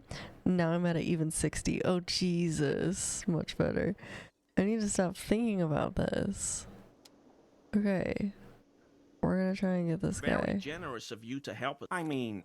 Once more, you hear that okay. clicking sound coming from Gary. We're gonna ask about this first and then see if that gives us any more points towards this. No. Oh. I help Morel with research sometimes, and I've learned some things along the way. But I don't usually go in for picnics like this on my own. Okay. There probably is a follow-up to this, but you can't think of Come on. Waste of time anyway. I have to get this, because he's gonna leave. Fuck, please. Dice gods. Dear dice gods. Please roll in my favor for once. You killed me in D&D yesterday. Just let me have this. That shirt looks very uncomfortable on him. Look at the buttons, barely keeping that thing together, as if something is ready to rip out from underneath. His massive musculature? Something worn underneath it? Yes, like a piece of ceramic armor, for example. You fucker. One that makes a clicking sound when the plates meet each other, resembling pearls or marbles, stolen from the corpse in the yard near where he lives. See, you're a connoisseur of high-quality combat gear. I knew you'd figure it out, officer. I'm sorry I didn't tell you at once. You little fucker. He unbuttons the shirt. I was ashamed of what I did. And I didn't want you to know. You see gleaming white ceramic shine underneath. A thin layer of interlocking plates covers his gaunt torso. This shame is surprisingly sincere. Oh, Gary. Bro. What's going on? Gary's a piece of shit. That's what's going on. I took the hangman's cuirass. I didn't mean to. I didn't mean to steal the fucking armor off of the dead body and then accidentally put it on my own body. God damn it, Gary. Yeah, god damn it, Gary. I know. I know. Shame on you. Yeah. Give the cuirass to the officer at once. The woman looks at you, her eyes soft and pleading. Gary didn't mean to interfere with your investigation officers. He's just thick-headed and poor as dirt. Jesus He's Christ, always Gary. helped us, given us a place to stay, and he's followed Morel into God knows what jungles. He's a loyal friend. Give me the armor now. He sighs again, hangs his head, and unbuttons his shirt fully. A cuirass that matches the dead man's boots comes into view. Soon it is in your hands, smelling of his sweat, but so light to hold, like a bag of cotton. Why'd you really put those clothes in the trash? Everyone was picking those pieces off him, and I was watching them do it. And they scattered his clothes all over the yard. Everything was smelling. He looks at his feet. So I went there to take out the trash and started cleaning up. All those rags on the ground, him swinging up there, and I had a lapse of honor, sir. I thought, he's a foreigner. They all say he wasn't from here. Okay. Only the cuirass was left, so I stripped it off him. It was early in the morning. No one saw me. I took it with me. It was a mistake. Had I known it'd give you guys trouble, I wouldn't have... Fuck. Yeah. It's okay. It was a loose end, and you are tying it up now. Mm-hmm. I'm so fucking sorry I called you Yellow Man. Now you are. Sealite officers commanded the suzerain's navy. Most of them sided with the king when... He shakes his head. It's difficult to say what the lieutenant thinks of this historic apology. His face does not belie emotions. Why'd you fucking lie to me, Gary? Because I was weak. Yeah, you are. I should have told you the moment I saw you. But he's a scaredy cat. Mm-hmm. Woman looks at Gary, her eyes motherly. Do you know who killed the man? I always thought it was the Union. Some Union hardasses lynched him because of the strike. But almost everyone in town knows that. I wish I could tell you more. Are we done here, Gary? Yes, absolutely. I will never do anything like this again. You dumb motherfucker. Thanks for your cooperation. God damn it, Gary. Pain threshold, volition, and empathy. I mean, we could wear it though. Looking like a G. We got +1 for thicker skin, +1 for borrowed confidence, and mania of invulnerability. Okay, cool. Jesus, Gary. Alright. Oh, right. Those guys. I don't think we're gonna be able to pull that check off still. Looks like the circus left town, but the clowns are still here. He does not look particularly happy to see me. I am not particularly surprised. Found someone who saw the hanging, a witness. A witness? Mm-hmm. You ain't got shit. The locals would never come to you with this. Okay, Titus. That's just tactics, Titus. Next, he's gonna tell you one of us already rolled on the others, and he's in witness protection. The witness isn't a local bitch. Well, let's hear it then. Who is your mystery fella? You think I'm gonna fucking tell you? He's not alarmed by the sudden appearance of a witness, but he is surprised. Let's just say he's a high-ranking government official and leave it at that. Who he is irrelevant. It's like you said, Al. Copper's coming up with this on. I've seen this shit a million times, Titus. Fly fishing. They are desperate. Tell us, Copper, what wacky claims did he make? Oh, fuck. The witness said the hanging went down very quietly, no shouting, no commotion. I don't remember what he said. Two people... He said, well, he didn't say he saw it. He didn't really see it.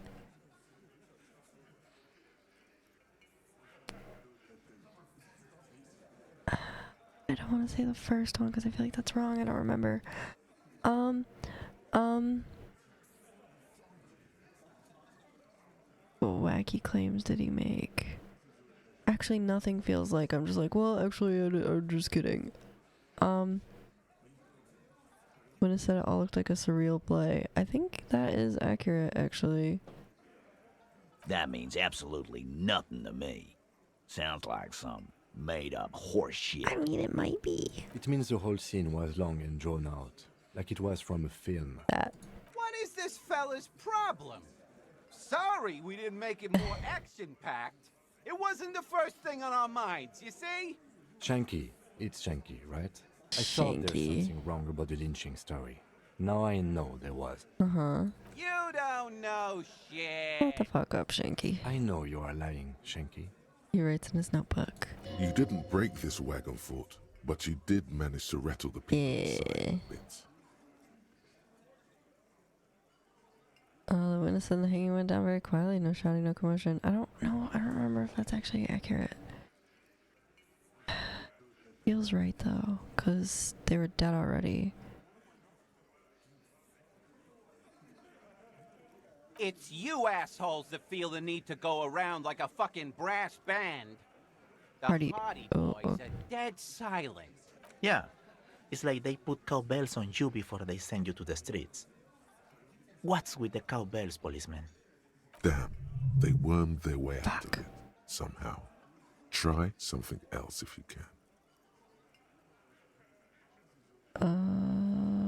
I guess I could try this. Arab guy? Boss, I think he's trying to say me and Theo. Well, yeah. What is confusing you? Eugene, Theo, and Elaine were there too. I already told you. We were great witness. Okay, actually that did help though. They didn't like that. Okay, hold up. Because we can try that check again. I want to see if we have anything in our inventory that can make our authority go up. Because if not, we're going to have to up it again anyway. At some point. Do we have anything making it go down?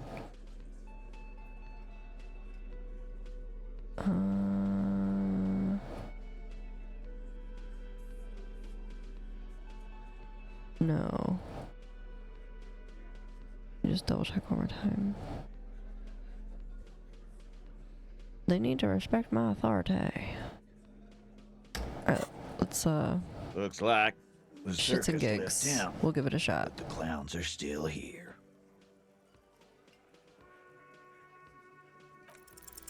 Establish okay. authority. Yes. Authority. Feverish thoughts race through your mind. Kim, I need your gun.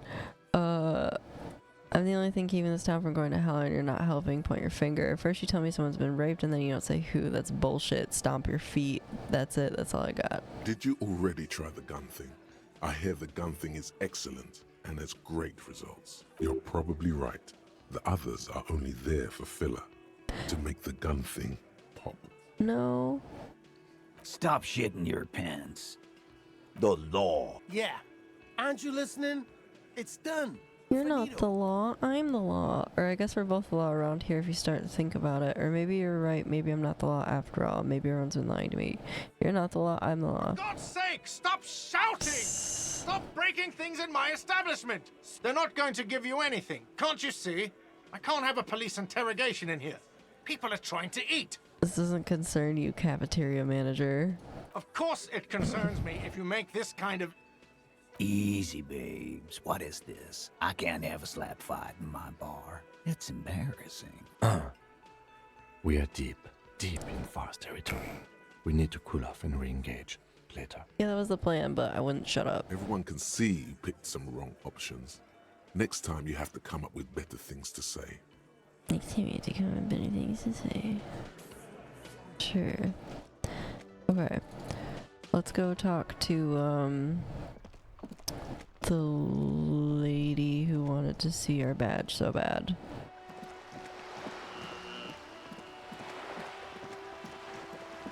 Do do do do do do do. We cruising, we cruising.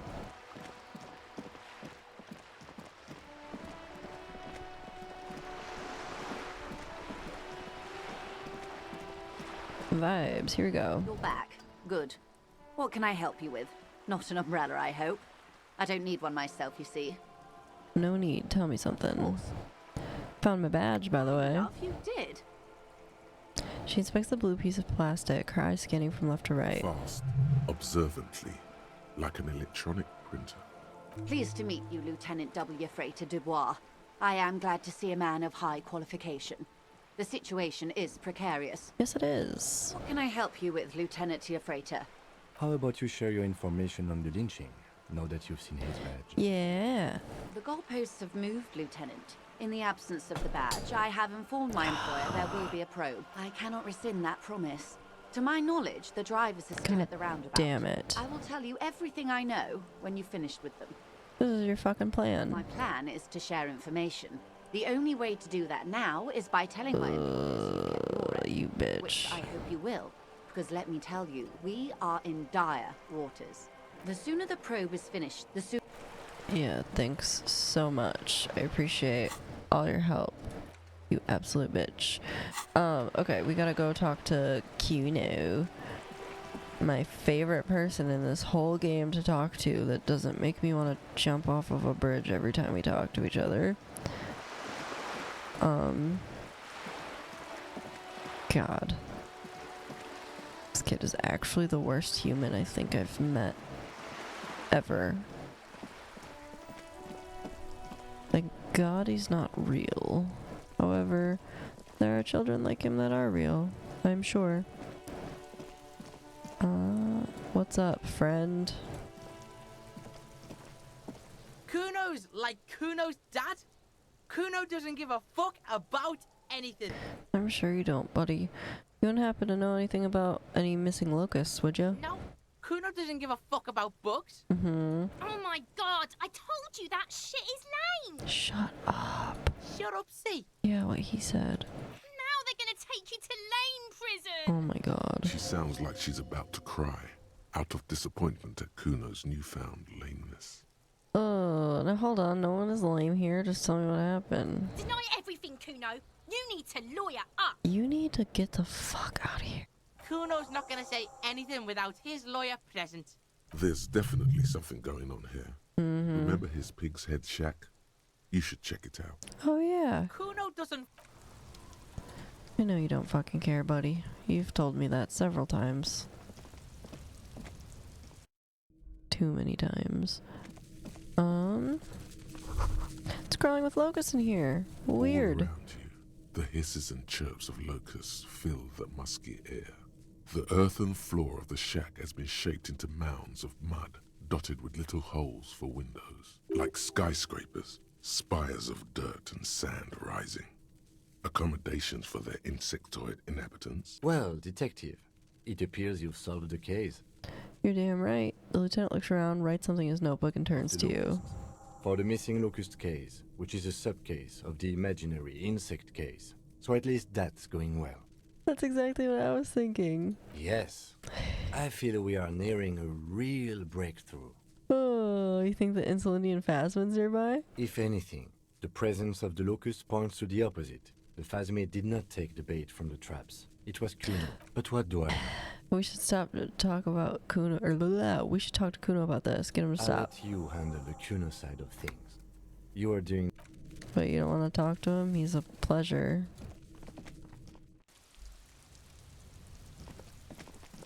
Alright, bitch boy. Hey, hello, Fox. Kuno's like Kuno's dad? Kuno doesn't give a fuck about anything. I know you took the locust from the trap. Yeah? Kuno took the books, so what? You just lied about it. So it wasn't the Phasmid. A wave of disappointment washes over you. You say you don't give a fuck about bugs and then you go build a whole bug town? It's not Bugtown. It's the city of locusts. Locusts aren't just bug shit. They come out of the sky like a fucking shadow. Shit descends. You have a way with words. Stop! She wails from behind the fence, then buries her face in her hands. You stop. It's like their fucking night. Locust City, Night City, City of Rage. There's a tug of war over the name of his fantastical city. It's almost too big for his imagination. Almost. The girl forces herself to watch again, the corners of her eyes twitching from discomfort. I'm glad you're uncomfortable. The lameness is causing her physical pain. The damage may be permanent. Let's make it worse. City of Rage sounds like a cool place. Kuno, the pig wants to help you. Oh, that's how lame it is. Please just don't say you're an artist. Maybe I am an artist. You hear that, everyone? I'm a fucking artist now. That's great, Kuno. It's cool to make art. Oh my god, Kuno! He's gonna make you totally lame in like 3 seconds. Don't let him, Kuno. I'm not doing anything. Let him live his dreams. Yo, fuck you, see? Kuno can be what Kuno wants to be. Kuno's his own man. Kuno's free. He tears at the buttons of his shirt, trying to rip them open. They don't give way. Kuno made himself into Kuno. Kuno can make himself into anything. Kuno can make himself into a pig if he wants. Kuno can make himself into a... Kuno doesn't give a shit.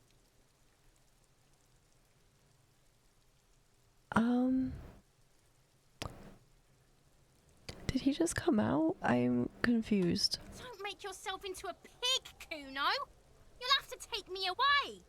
A leaden silence fills the yard. In it, you hear snow melting, dripping from the eaves. Someone closing a window.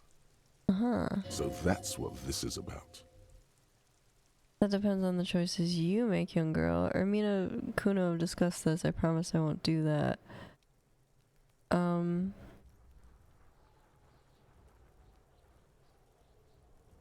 Yeah, it depends on the choices you make. Without a word, she disappears entirely behind the fence. Get the fuck out of here. For once, the boy is lost for words. He turns completely red now, with splotches of white beginning to appear across his face. Use this momentary confusion to take control of the situation. Okay, I need you to stop taking locusts from the traps. They're trying to find something very important. Those locusts are bait. I have to ask, what does the city of locusts mean? What's going to happen to all the locusts? I have to ask, what's that mean? It don't mean anything. It's shit. Kuno just likes to focus. Kuno likes to concentrate on shit. Build shit when he's zipping hard. Fuck. Turns his burning face up to the falling snow. You really shouldn't have fucked with Kuno City. Now it's all fucking lame. I need you to stop trying to take those. I don't give a shit. I don't need the locusts anyway. Shit is all lame now. C was right. No, don't. Just leave. Don't fall for her bullshit. The girl's face appears again above the fence. Just go away, please. With Kuno. What's gonna happen with those? Kuno's gonna let the fucking locusts die. Okay, well, now it's settled. I better be The off. fuck are they trying to catch anyway? With the traps? Oh, the Insulinian Phasmid. He recognizes the name. Wait, you know what it is? Bitches think Kuno doesn't know shit. The fuck out of here. Kuno's tired of this shit. Oh my god. There's silence between the two children. They're not saying anything to each other, nor looking in each other's direction. What's happening here?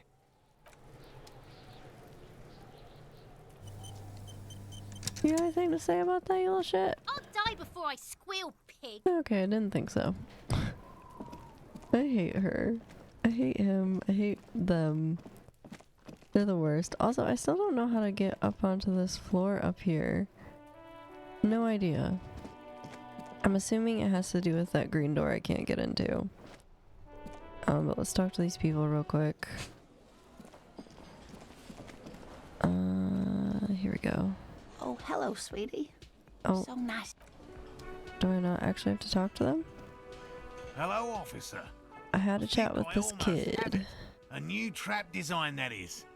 I know you're skeptical, but I have a good feeling about this.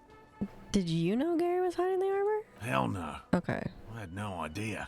And I'm still cross with him, to be honest. Me too. It's not like him. He's got his quirks, but dishonesty, disloyalty are not one of them. I don't buy that. I don't know what got into him, officer. Thank you for letting him off easy. He won't forget it. We'll make sure he won't. I believe that. I had a chat with this kid, Kuno. He promised to stop stealing the locusts. So he was just a child. Yeah, sorry. Thank you for telling us, sweetie. You're so welcome. This is good news, right? Hey. It means we can try again. Sure do. Something is secretly gnawing at her confidence. It's not this Kuno kid or the missing locusts. It's something else. Yeah, you're right. We just need to restock the empty trap. Then we'll need to inspect the traps one more time. And then maybe we can. Oh no.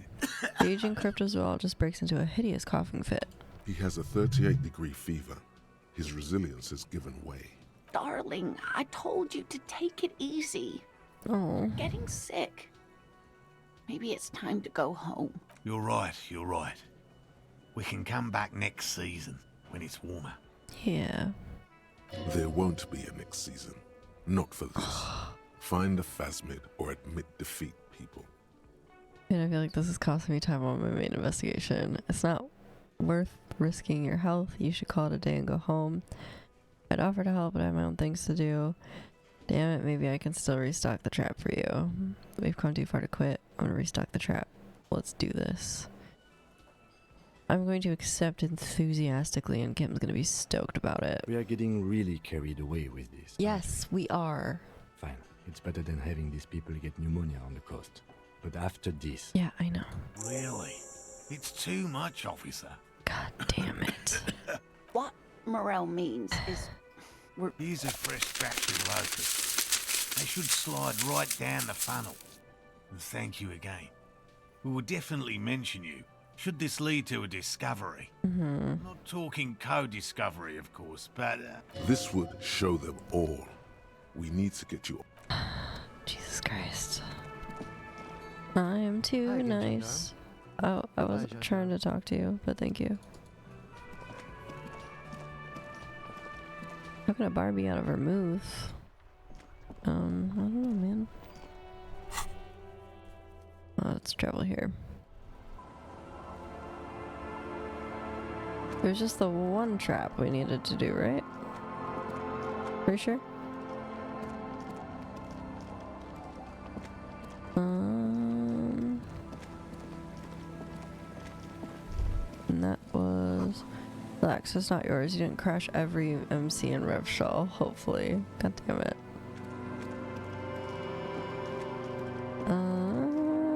Right on this side of this?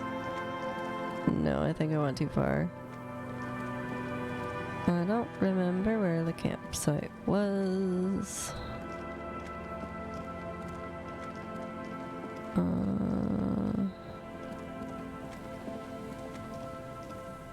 Where the fuck was the campsite? Shit. Shit. I have spent entirely too much time helping these people with this, but I feel bad.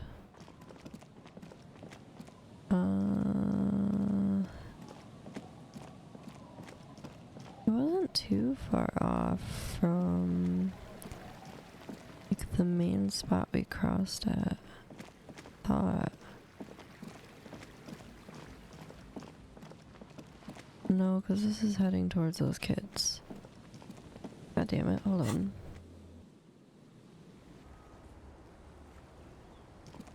Fisherman shacks.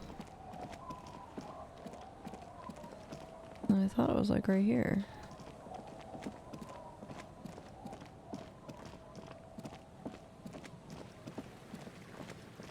Oh man, I don't remember.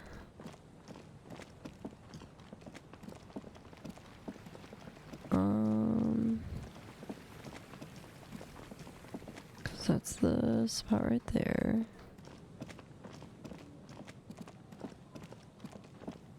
the church.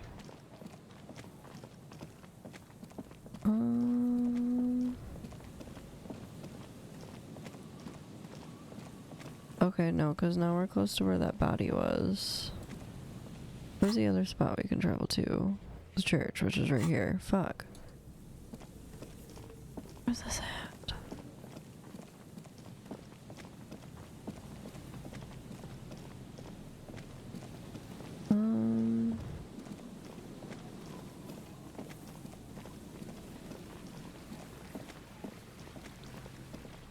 Up over here on this side. Oh, we can't get over there. Fuck.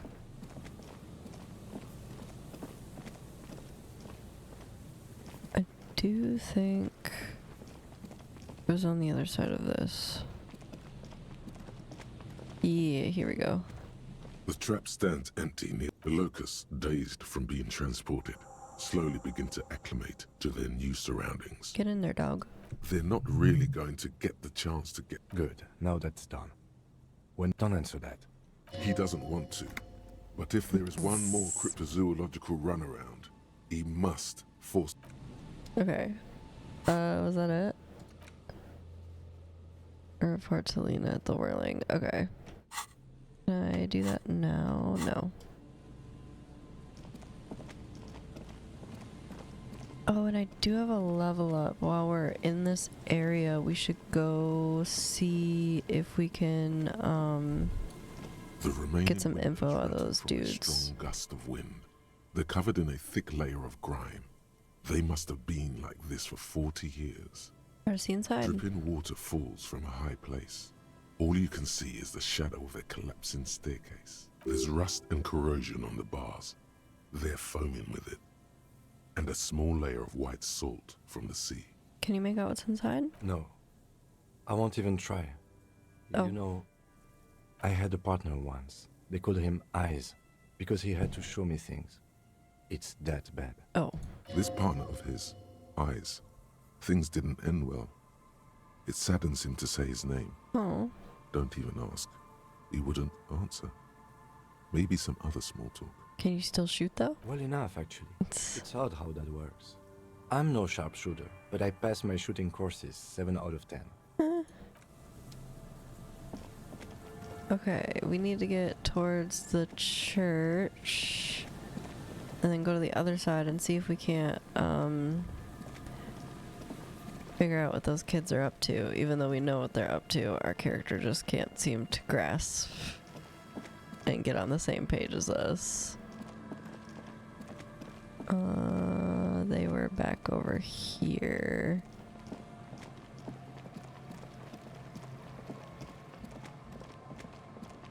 All the way back around here. I get Mancino's tomorrow. I work tomorrow. If you want to.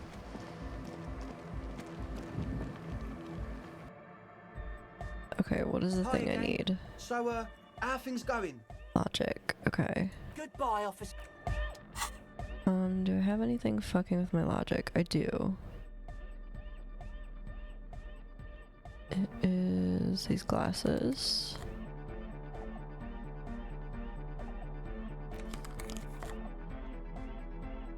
Anything that helps that? No. Okay. But I can do this. Hi again. So, how are things going? Nothing jumps out to you. How about you get out and breathe? Shit. The air... Goodbye, Oh damn, okay, I forgot about that. I didn't, unfortunately. Okay, so that's still not gonna work. We do need to go talk to Lena.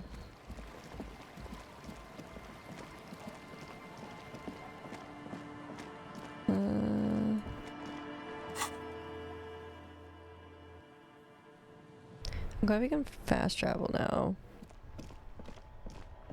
Makes me happy. Alright, girl. Hello, dear. I restocked the empty trap. Good to see a familiar face. Thank you for doing that, dear. I manages a smile for you. The smile is weary, Her earlier ebullience has left her. Why? Morel still isn't feeling well. I convinced him to stay at Gary's to get some rest. I'm afraid the cold has really gotten to him. It's probably for the best. It's awfully cold out there in those reeds. I'm sorry, dear. You've had to drudge through them so many times. Such is field work. A young person's game, as they say. Who's gonna check the traps? Morel will eventually, or we'll talk Gary into going back out, perhaps. Okay. The lieutenant stares at his shoe, caked in mud. He doesn't say anything. God damn it. Good luck with that. My bug chasing days are done. I absolutely understand, sweetie. It's for the best, believe me. And thank you for everything you've done for us, truly. She nods with a sad little smile. Very strange. You get the sense she wouldn't have let you do this, even if you did volunteer. Why? What's wrong? You seem different. Different? How? You've given up on the Phasmid. I'm in doubt, sweetie. That's all. Everyone is now and then. Yeah, about what? It's a strange feeling. I haven't really told this to anyone, but you are a police officer. Mm-hmm. And when a police officer asks, you must answer. Do you ever wonder if some lovely story from your childhood is just that? A story? Or a dream? Hunching her shoulders now. She seems even smaller than she is. Like a sad young girl. Oh. Seeing the Insulindian Phasmid was just a story I used to tell people. I didn't really think about whether it was real or not. When Morel told me you'd seen it, you also told me. Morel's so proud of it. He always tells everyone. A terrible sting in the heart. Regret. Are you saying you made it up? Or you seem to really believe it happened, doesn't it cover something? Or so you haven't seen it, I should arrest you for lying. Are you saying you made it up? No, at least I don't think I did, but Morel was so eager to believe my story was evidence of the Phasmid's existence that I'm some queen of the cryptozoologists. That, and for years his belief made me believe too. That I am a queen? An extraordinary witness to grace. Gotcha. But now we're both getting old and he's still working himself sick out in those reeds looking for it. But what if I was just wrong? I think I was. The lieutenant opens his notebook, but doesn't write anything. He's hiding. These things are tough on him. Matters of love, not violence or deceit. Oh, your marriage has not been a lie. An acorn is not the same as the tree. That requires time, diligence, and care. And I need something good here. Wrong or not, your relationship with Morel isn't just about the Phasmid. That one. But it is. We've spent years searching for the Phasmid, hunting it together. Without it, what are we? Just another pathetic old couple. That's not pathetic. If I hadn't led him down this path, he could have a steady job lecturing at a university. Normally when I think about stuff like women and marriage, I feel bad. When I think about you and Morel, I feel okay. That counts for something, no? Oh, of course it counts for something. But we've had our hard times too. She looks down at her legs. I was a paraplegic before we met. He didn't know before I arrived. On our first date. If I weren't the queen of the cryptozoologists, if I didn't tell him that story... She has to swallow to relax her throat. It's keeping her from talking. He'd still be into you. That's not how these things work. Maybe. But then why do I not dare tell him? I've wasted enough of your time with this drama. I really must stop talking about it lest I start crying and waste more of your time. Stop it. My point is, the Insulindian Phasmid probably does not exist. And you were right to put your bug chasing days behind you. Thing is, you're not sure you made it up either. Or, okay, it's a false memory. Doesn't mean all cryptids aren't real. Chase another one. Yeah, chase another one. Of course not. I didn't mean to say my situation discredits the field. There have been some confirmed discoveries, and a lot of hoaxes too, but still. She looks to the door. Rising, unfolding from the reeds on a hot summer's day, like a benevolent god. Either way, I should go. Hey, Amity, what's up? Running a fever, and I need to get him home to Jamrock before we overstay our welcome with Gary. Hello there, sir. Are you sure you don't need help? Oh no, thank you, but I can get there on my own. Did you say I've come to take your skin? And then a taxi home. It's not so bad. Okay, I'll check him one more fucking time, dude. Really? Yes. Oh, sweetie. Please don't get stuck on a dream. Take it from me and Morel. Yeah, don't worry about it. I mean, I'm slightly worried about it. No one can stop you from finding the Phasmid. Can I have your address just in case there's news? Okay. It's 1113. A sigh. She doesn't think you'll need it. It's been a pleasure. Likewise, sweetie. Thank you for everything. Truly. Even though it turned out to be a... The sentence remains unfinished. A dream. A fool's hope. Say her lips moving in silence. Like that, she drives off. The gas engine sputters quietly as she gets to the doors, then pushes them open. Man. Outside, it's snowing. We should go too. Yeah, we should. What else do we have to do? Help the River start a nightclub? No. Find the murder weapon? That'd be nice. Prove your authority? We could check this shit again.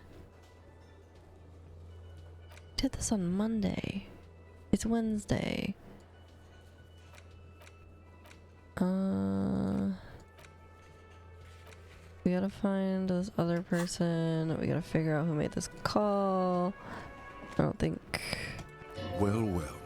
Bringing in that new bird sure Okay.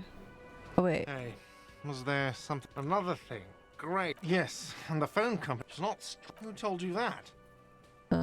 Fine. If you do find out who cut the line, though. Yes? Okay. I still don't know where their phone's even at. I've talked to him about that a couple times. Can't get in this door. That guy doesn't want to talk to us. I would love to get in the door. Did you have a check I could do? Let's try it. It's the sports. Nope. He's a sports guy. Bye-bye, gendarme. Okay. Back. We try talking to these cops again. You look like shit. Thanks. Your ruffled face reflects in the man's sunglasses. And I don't mean that as a metaphor. You look like shit, asshole. Or I don't look like shit. Or I know, it's intentional. Last couple days have been rough. Looks don't matter. It's what's on the inside that does. Or I'm never gonna get this case solved. Looks don't matter. Yeah, I know. That's what I'm going by here. Oh, come on, Jean. It looks like it's been a rough week on him. It has. It's not just this week. What you want? Okay, so this guy is cool. He stands there like a statue, an angry statue, and he does not like you. We're gonna try this. We have 72%. Hopefully it'll be good. There's something that binds you to God damn it. Some kind of an outfit, maybe. A uniform. It's none of these. I know it's not any of these. Animal control? The police of animals, yes. That doesn't sound right. I don't want to say it. Of course, you don't have to. Thank you. You can talk about anything you want. I got some questions for you. I'm a cop, even though I know you are too. About what? You don't look like a cop. You know what you look like? I don't know. Tell me. I don't know. A sad stack of shit next to someone far more proficient. Okay. He didn't answer your question. No, he didn't. Who's this guy? I'm not getting involved in this. Cool. Thanks for your help. It's not my style, he thinks. glancing at the man in sunglasses and the woman beside him. Oh boy, they're mad at him. No wonder. He just doesn't recognize them.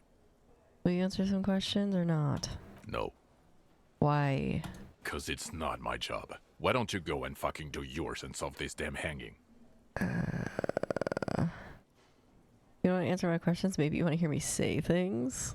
Actually, I don't want to hear you say things. Thank you, man with sunglasses. Come on, Jean. Yes, Jean. Okay, say things. I want to hear you say things. Super. I'm gonna stop being stinky and wash my hair. Go wash your hair. Go live your life. Hear that? He wants you to say things. Say one. Suddenly, out of nowhere, case-related things start popping up in your head. Okay, I'm doing this investigation. Turns out he was shot and hanged. You think he was hanged as a cover-up? Yep. To hide the shooting? Okay, well. He corrects his blonde wig. Why am I telling you this? Wait, why are you wearing a wig? I don't know. Why are you? It gives you an odd look. It's like you felt it would be intellectually stimulating and would lead somewhere. A custom even? Strange. Who knows why we do the things we do? Somehow, bouncing those ideas off the man with sunglasses felt calming. Like you've done it before. Why are you wearing a wig? Oh my god, there's more. You want something more? What is it? No. Watch out for yourself. That voice. So very familiar. Mm-hmm. Did you hear it when calling to your station and reporting your badge missing? Mm-hmm. Your voice, I recognize really? it. I wonder where. Lost my badge recently when I called in to report it missing. You were there. That's the where you remember me from? Yeah. Or, I have a bit of point-ahead memory trouble. That. You don't say. Goodbye then. The voice thing was a coincidence. Run along, asshole. No, it wasn't. I hate you. I hate you. You're an asshole. Why are you so mean? What else do we have here? God damn it. That can't do. That can't do. This maybe, but not doing that. Can't do that right now.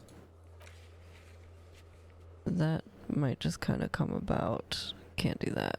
Okay, so we're gonna have to let's see if Alice has done her fucking job yet. Definitely been over a day. Inside, you see a set of steering I know what's in here. This is Precinct 57. How may I Did you assist you? find out about the boots? Still no word, I'm afraid, sir.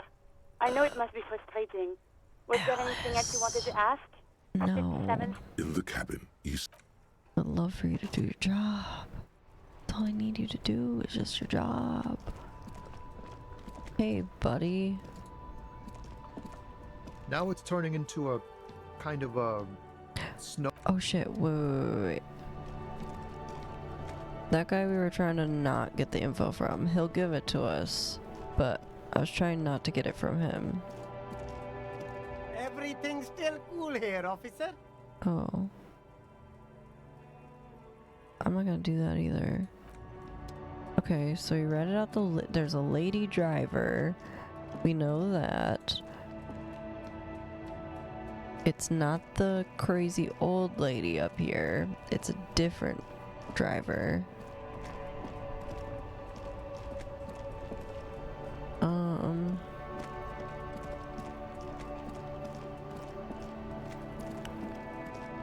Maybe old lady knows something though.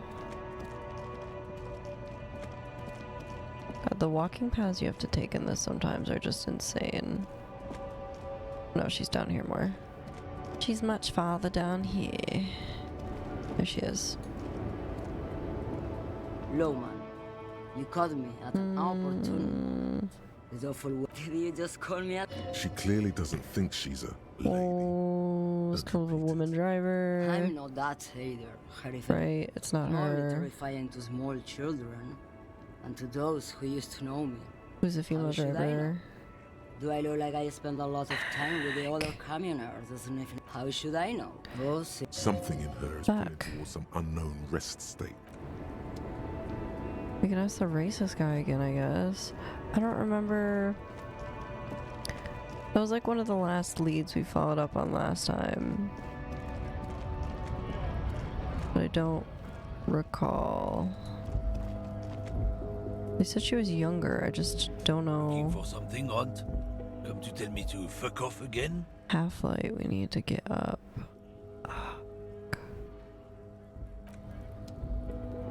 I don't think we can do it without like actually putting a level in there.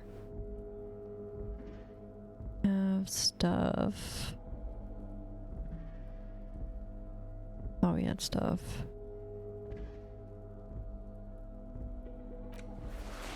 I don't think that'll help. Looking for something, Aunt? No. Shit. I don't have any levels either. Shoot. Well, I like this guy, but we're kind of at a dead end, so we're gonna need to make him talk to us. Hey, friend.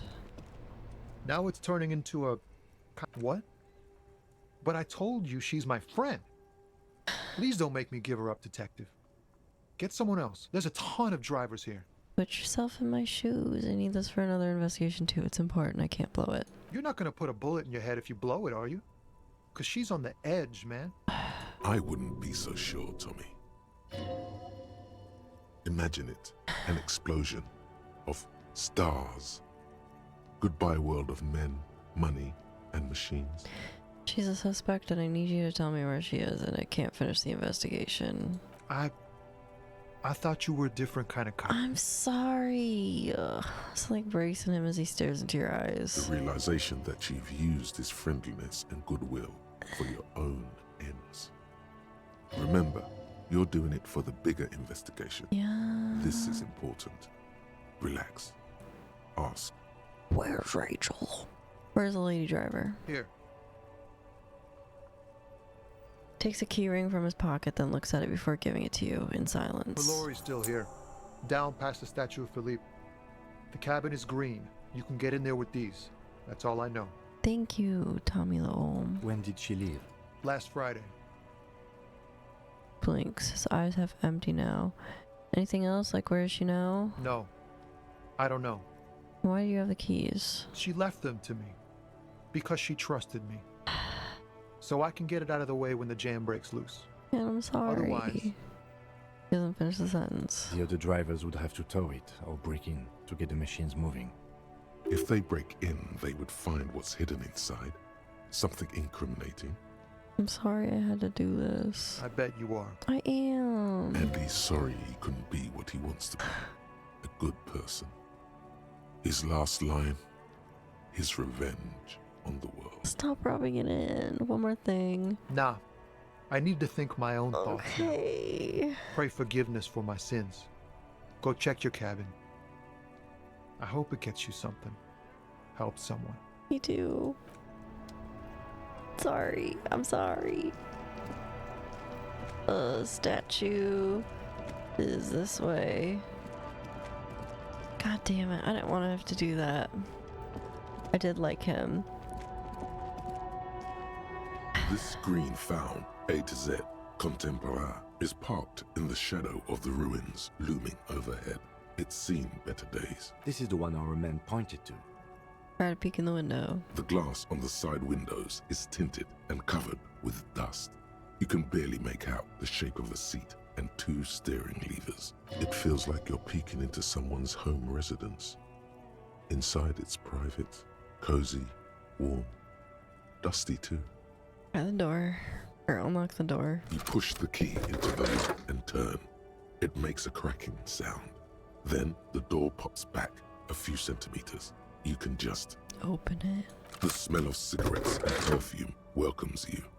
The cabin inside is plastered with old movie posters. Actresses smile from the walls.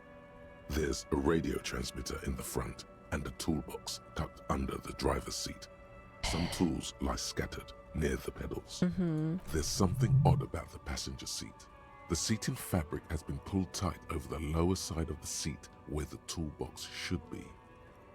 Go off the cover of the passenger seat. Voila. A stack of neatly folded papers has been stashed behind the seating fabric. You see 3 maps depicting a large metropolitan area. It's Revachol. Some of its routes and highways have been outlined with a pen. Bonne prise. Lieutenant commends you as you shift through the treasure well worn and folded into neat squares. Fold open the topmost map. This large map displays the elevated motorway called 881. The intake leading to Martinez is marked with a blue X. There's another X on the off-ramp at a place called the Old South. Toll booths at the intakes are marked with a circle. It looks like there are scant few ways of getting onto the elevated motorway that runs over Jamrock, and this person knows them all. There, hundreds of thousands of motor carriages roar on the 881, high above the mass of brown and red roofs that is Jamrock. The commuters don't even look down. The world ceases to exist outside the windshield. Where does the road lead? To Kuron, through the middle-income neighborhoods there, by the river, and then to Stella Maris and La Delta for work, while the men and women of Jamrock scuttle to their fates below the road. I'm gonna fold open the second map. This municipal map from the 30s displays a complex system of storm sewers underneath a sub-district called the Pox, old military hospital, right adjacent to the 41st precinct. Interesting. No storm will ever drown Revachol.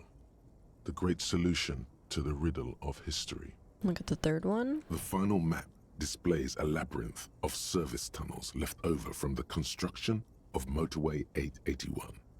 A few routes have been marked with a pen, where the tunnels and sewers surface near the eminent domain and a traffic island in central Jamrock by the lake.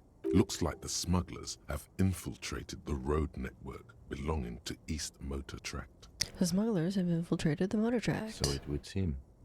Lieutenant examines the maps with a furrowed brow. The RCM patrols most of these auxiliary roads, though apparently not all of them. Where's the contraband end up? Hard to say. This distribution network looks certainly large, yet still vague enough. It doesn't reveal much about the Besmerti behind it. Besmerti? That sounds vaguely familiar. The Besmerti is a Revacholian crime syndicate. They see themselves as the inheritors of the 14 Revacholian Indo-tribes. But really, they're just violent gangs vying for control on the west side of Revachol. With cool names, like La Puta Madre and Aura Masta. It's a dark parody. What do you think's behind this? It's definitely not the Union. They just do some logistics. This operation has spread everywhere in Jamrock. If it's that widespread, then Madre remains the most likely suspect. Here's bad news. There have been attempts at a serious investigation before, but they haven't ended well for those involved. Fun. Lieutenant Kitsuragi is a brave man for saying Madre's name without the winces and whispers that usually I'm going to go to sleep. Have a good stream. Thank you. We're probably going to finish up this little bit here. Return to the stack of papers underneath the seat. Best not to disturb the scene. I'll have forensics go over the lorry and pick this up later. The stack of maps looks just like before, barely noticeable. The movie stars look silently by, and the pull-out toolbox has a rubber handle, worn from years of use. Oh, look at the toolbox. A metallic drawer slides out from the seat. It's empty, except for a folded newspaper. What's a newspaper? An issue of Petit Ferique from last Wednesday. A piece of paper falls out from its pages. What's it say? It looks like an article ripped out from a radio enthusiast magazine. Complex mathematical equations explain the basics of something called the Ulan frequency system. These formulas look oddly painful. Maybe it's the hangover, but they give you a headache. Fair. The Ulan frequency system? I've never heard of that before. I know of FM, AM, UKV, but... Oh, we'll push the toolbox back in. Slides back into its nest. We're gonna mind the rest posters. is as it was. These are movie posters featuring starlets from long-forgotten films from the 20s, the teens, even the 90s of the last century. One of them particularly catches your eye. A centerfold of an ingenue attached right above the back seat. Okay. There's definitely perfume in the air. It's spicy with a hint of amberette, wafting through the bitter air of the cabin. What's the smell? The remnants of a sweet juniper-scented perfume. Probably grenade number 5. Study the centerfold. The actress is draped in a sheathed dress. One of her shoulders bared. A shoulder? The faded remains of an autograph run across the poster. She's looking past the camera. A feeling of tenderness washes over you. A longing even, perhaps. And gentle tragedy. Enough of the posters. The actresses and the rear looks like the frequency dial is absent. It requires a key to work, but the key has been removed. Likely by the missing lady driver. Fair. Strange. There are so many radio stations saved here. Must be over 100 at least. Why would someone need so many radio stations? For contacting an entire fleet of lorrymen, for example. This is all shortwave, UW and UKV. Looks like we are dealing with an impressive organizational tool. The nerve center of a huge operation. With quite a range too. Is there anything we can do with the radio? Doesn't look like it. It's completely inoperable without a dial key. What else is here? Ghostly actresses. You wedge yourself under the steering wheel to get a better look. Seems like the few tools lying around here, a hammer, a pair of pliers, a rusty wrench, have been casually thrown there by the disorganized driver. But one odd detail does catch your eye. A piece of sandpaper has been glued to the throttle. What the fuck? Sandpaper adds extra grip. Looks like the driver's glued a piece of sandpaper to the throttle to offer some extra grip. Sandpaper? A novel technique? Sandpaper would also rub off the pattern from the driver's right boot sole. Yes? He likes where this is going. Do the honors, he thinks. Connect it. Yeah, I already connected this forever ago, but this is just for sure. One of the footprints of the crime scene had an aberration. One sole is smoother than the other. Which means that the missing lady driver was present at the lynching. Yep. The 8th missing Hardy. Looks like her, yes. And she's the one running the drug trade. What a handful. Now we know for certain who's the missing 8th person at the lynching. Do you think that Hardy and his boys could also be involved in the drug operation? I think the entire union is involved. Maybe even all of Martinez. Look around suspiciously. Not necessarily. Lady Driver could have kept the drug trade a secret. This would fit what Joyce told us, but I don't want to make any assumptions. This would fit what Joyce told us, but I don't want to make any assumptions. Understood. We should still go and see what Titus has got to say on the matter. Are we finished with the lorry? Yes. The movie stars are still smiling from the walls. You close the rusty old... Great. I think we got everything. A word, detective? Before we return to Joyce? Yeah. Alright, we've finished here. Let's quickly debrief and go over what we found, so we don't do it in front of the company rep. Seems like something the police would do. What do you think of all this, Kim? Honestly, I'm quite worried by what we've seen so far. The evidence seems to point to a rather extensive and well-organized operation. I'm especially intrigued by that radio transmitter, particularly the sheer number of stations it can connect. Looks like this alleged drug trade casts a wide net. This means it's well-funded. Technology like that, a major player must be financing it. I'm not sure what the ULAN frequencies are all about, but they may hold some significance. Perhaps it's a better way to connect between fleets while avoiding frequency bleed, or maybe it's used to tap into RCM networks. Oh, and the maps we found. They reveal the geographical extent of the operation. Looks like they've used abandoned tunnels and access roads to stay hidden. This is useful info. It is. And last but not least, it looks like the Hardy boys knew this driver, as we know that she was present at 100%. This may be the Union connection we've been searching for. I think it is. The probe and the case converged, he thinks. This was quite the find. So it turns out this is connected to the Union. Like Joyce told us, yes, logistically. But don't expect to bust this open during our stay here. At best, this is an angle we can use against them to other ends as extra ammunition. For sure. Meaning, someone as slippery as Everard won't be caught by a couple of cops and some stuff they found in some cabin. Are we gonna open an investigation? We should return to the murder case. See what Joyce tells us about the lynching. When we are done for the day, I call my station and suggest our narcotics department look into it. Hell yeah. There are more than enough grounds to start an official investigation. Sometime later, when we are done here. We do not want to get caught in that. What you thinking? The fact that one hasn't started already gives me pause. An investigation, I mean. Especially if the Madre grouping is involved, and I can't imagine they aren't. It's certainly worrisome. Corruption? All the same, I don't like the idea of internal affairs descending on the matter. That won't help anyone either. Alright, debrief over. Debrief over. Alright. This feels like the perfect spot to stop. I don't think I did that right. Thanks for hanging out with me, guys. Let me switch screens real quick. Thanks for hanging out. I appreciate everybody. If you are lurking, I appreciate you too. If you guys are interested, I will be back with this maybe on maybe Christmas night. Either Christmas night or the night after. We'll have to see. I don't know what my schedule looks like yet. However, for situations like this, where I'm not sure what's happening, we do have a Discord you can hop into where I post most of my updates schedule-wise and stuff. We run polls for like games that we're gonna play. I think this was actually one of them that ended up winning. We also have some other socials if you want to keep up with me elsewhere.